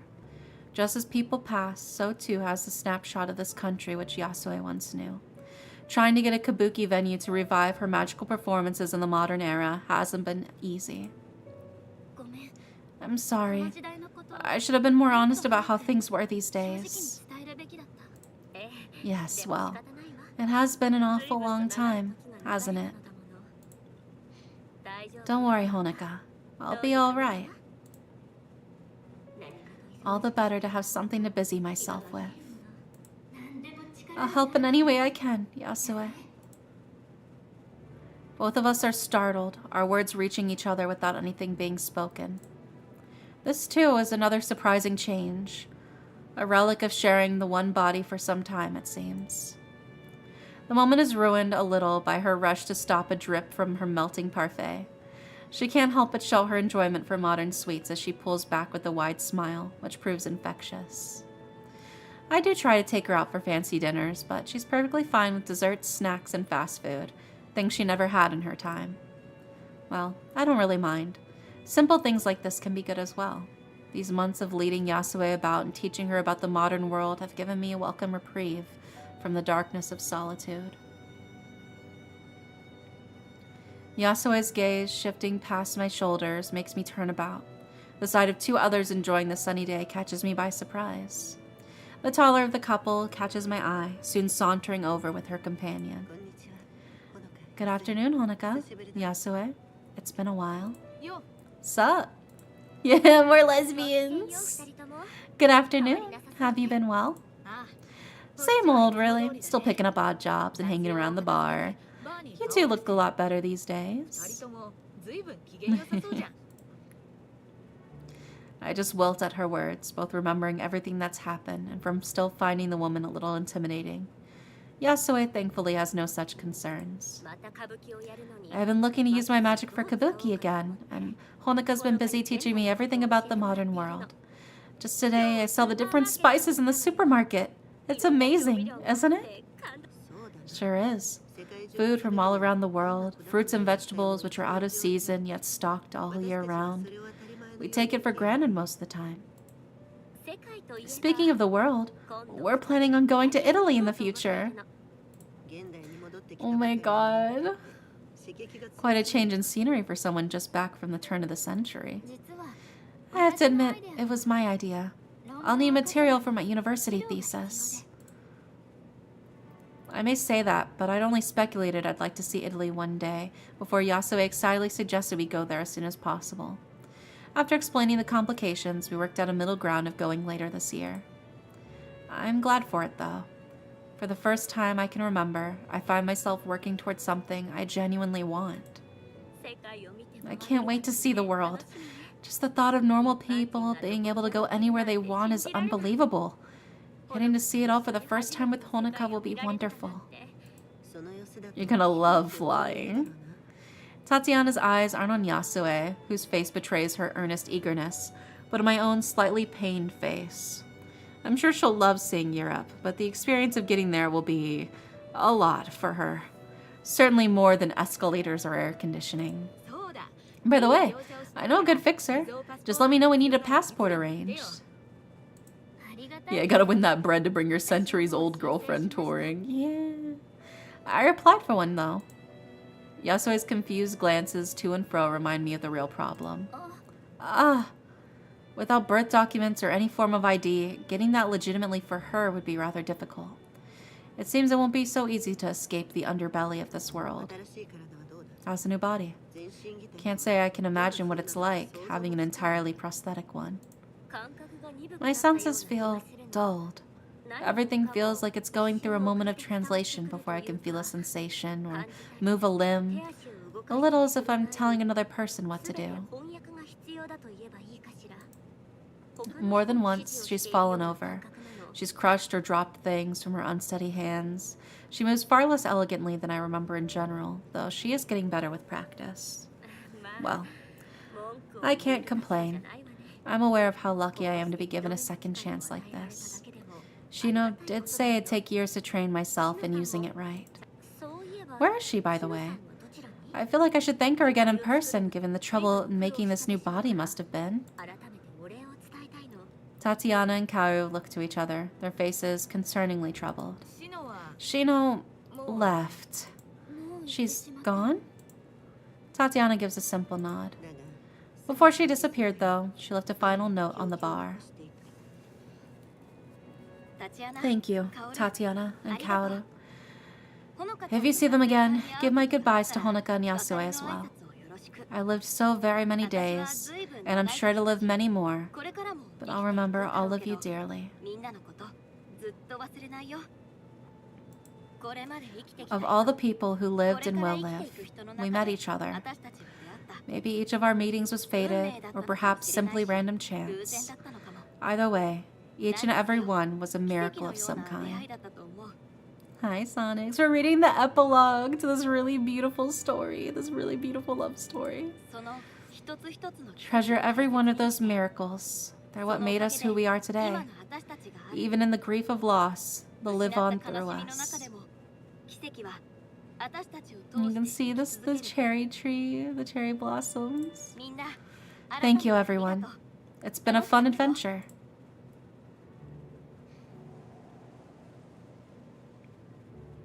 Now, on to the next. She left our lives as easily as she entered them. Truth be told, I always knew something like that would eventually happen. I looked to Yasue in slight confusion, receiving the same look. When did she leave? That was a week or two ago. Why? Yasue holds up her phone, one of her first and now most beloved possessions in the modern world. She sent us her contact details. I received a message from her just yesterday. Talk to me anytime. That goes for Tatiana and Kaoru too. No matter where we might be, I'll get back to you. Tatiana snorts in amusement in an oddly ill-fitting way. She had second thoughts, huh? I'll leave you two to your food and get her details later. Catch you. Tatiana turns on her heel and walks away with her hand in the air. Kaoru quickly blurts out her reply before she gets too far. Tell her we're having beer again sometime. With that, she quickly skips back up to her partner. The two have slowly disappeared down the road, sharing an animated conversation all the while. What a curious pair. You have no right to say that, dear. It feels like everyone's headed off in different directions, off to live their own lives once more. Do you think we'll see Shino again? Perhaps. Perhaps not. But we met her at all, and that's a small miracle in itself. And was the miracle that we found each other. As she reaches towards me, Yasue wears a calm and contented face. I'd seen it so many times in her world, but never understood what that happiness felt like. Yet now, a smile suits you. I think so too. Yeah. It's a smile we have the chance to share together in this wonderfully bright world. That's love, baby. I'm losing it. I know. A smile suits you. The end. Oh, the end. We did it. We finished the game. It was so beautiful. I feel so light. I feel so light. All of the pain and suffering is worth it when you've got a happy ending, you know? And there we go. Thank you, Studio Alan, for creating such a beautiful game, dude. Ugh. It was such a good game. Oh, and the background's changed. It's got the sakura blossoms. Oh, it's changed the background now too. Oh, I'm so happy, man. I'm so happy. That was so fucking fantastic, dude. If you guys haven't bought this game for yourself, you should. And you should give the devs your money, please. Please support it. This was fantastic. Yeah. Even just wishlisting it on Steam helps, like, push them in, like, the algorithm and the Steam for, like, the storefront. But yeah, I know, I love when games do this kind of stuff after finishing the game. The little bonuses, the little bonus things that unlock, the subtle details, and the change in the background. I think the title screen change is, like, one of my favorite underrated things a game can do after you beat the game. Oh, it's so good. So good. 10 out of 10. No notes. No notes. It's beautiful. Fantastic. Normally I like to nitpick small things, but they really did just like nail everything. Like everything that I was like, I wonder how they'll address this, or if they will address this. They pretty much nailed almost everything. I will say I do wish we could have known a little bit more about what specifically the issue was between Yonohara and Yasue, like in the past, what the actual key issue was. Even though I know that's not necessarily, that specific issue was necessarily what mattered in terms of the plot, I would have liked to know, I think, a little bit more about their actual like fight and the original cause of everything. Maybe like a flashback to see everything that happened that led up to the point of that isolation bubble. But other than that, no notes. So good. So good. And I'm starving. I have not eaten, and I've been playing this game for 5 hours. This is a, like, 9.5 hour game, which I think is worth it. Honestly, I think for a visual novel, that's a really, really solid length. 9.5 hours is roughly how long it takes me for most visual novels I play. But yeah. So good. And we are gonna raid out because it's keep bugging me, trying to get me to play ads, and I really don't want to play ads right now, so we're gonna try and raid out before that happens. We will raid Seikatsu. Okay, so we're gonna raid Seikatsu, who's currently drawing some art. And then next stream will be on Thursday. We're doing Tarot Thursday. So if you guys want to pop in and get a tarot reading, hopefully I'll see you then. We'll also be starting the VTuber Summer Slam on Thursday. So we'll be doing our charity event. If you guys want to participate in that, we got some cool incentives. But yeah, hopefully I will see you guys on Thursday. But if not, no worries. I'll see you when I see you. I hope you guys have a wonderful, wonderful night. And good night.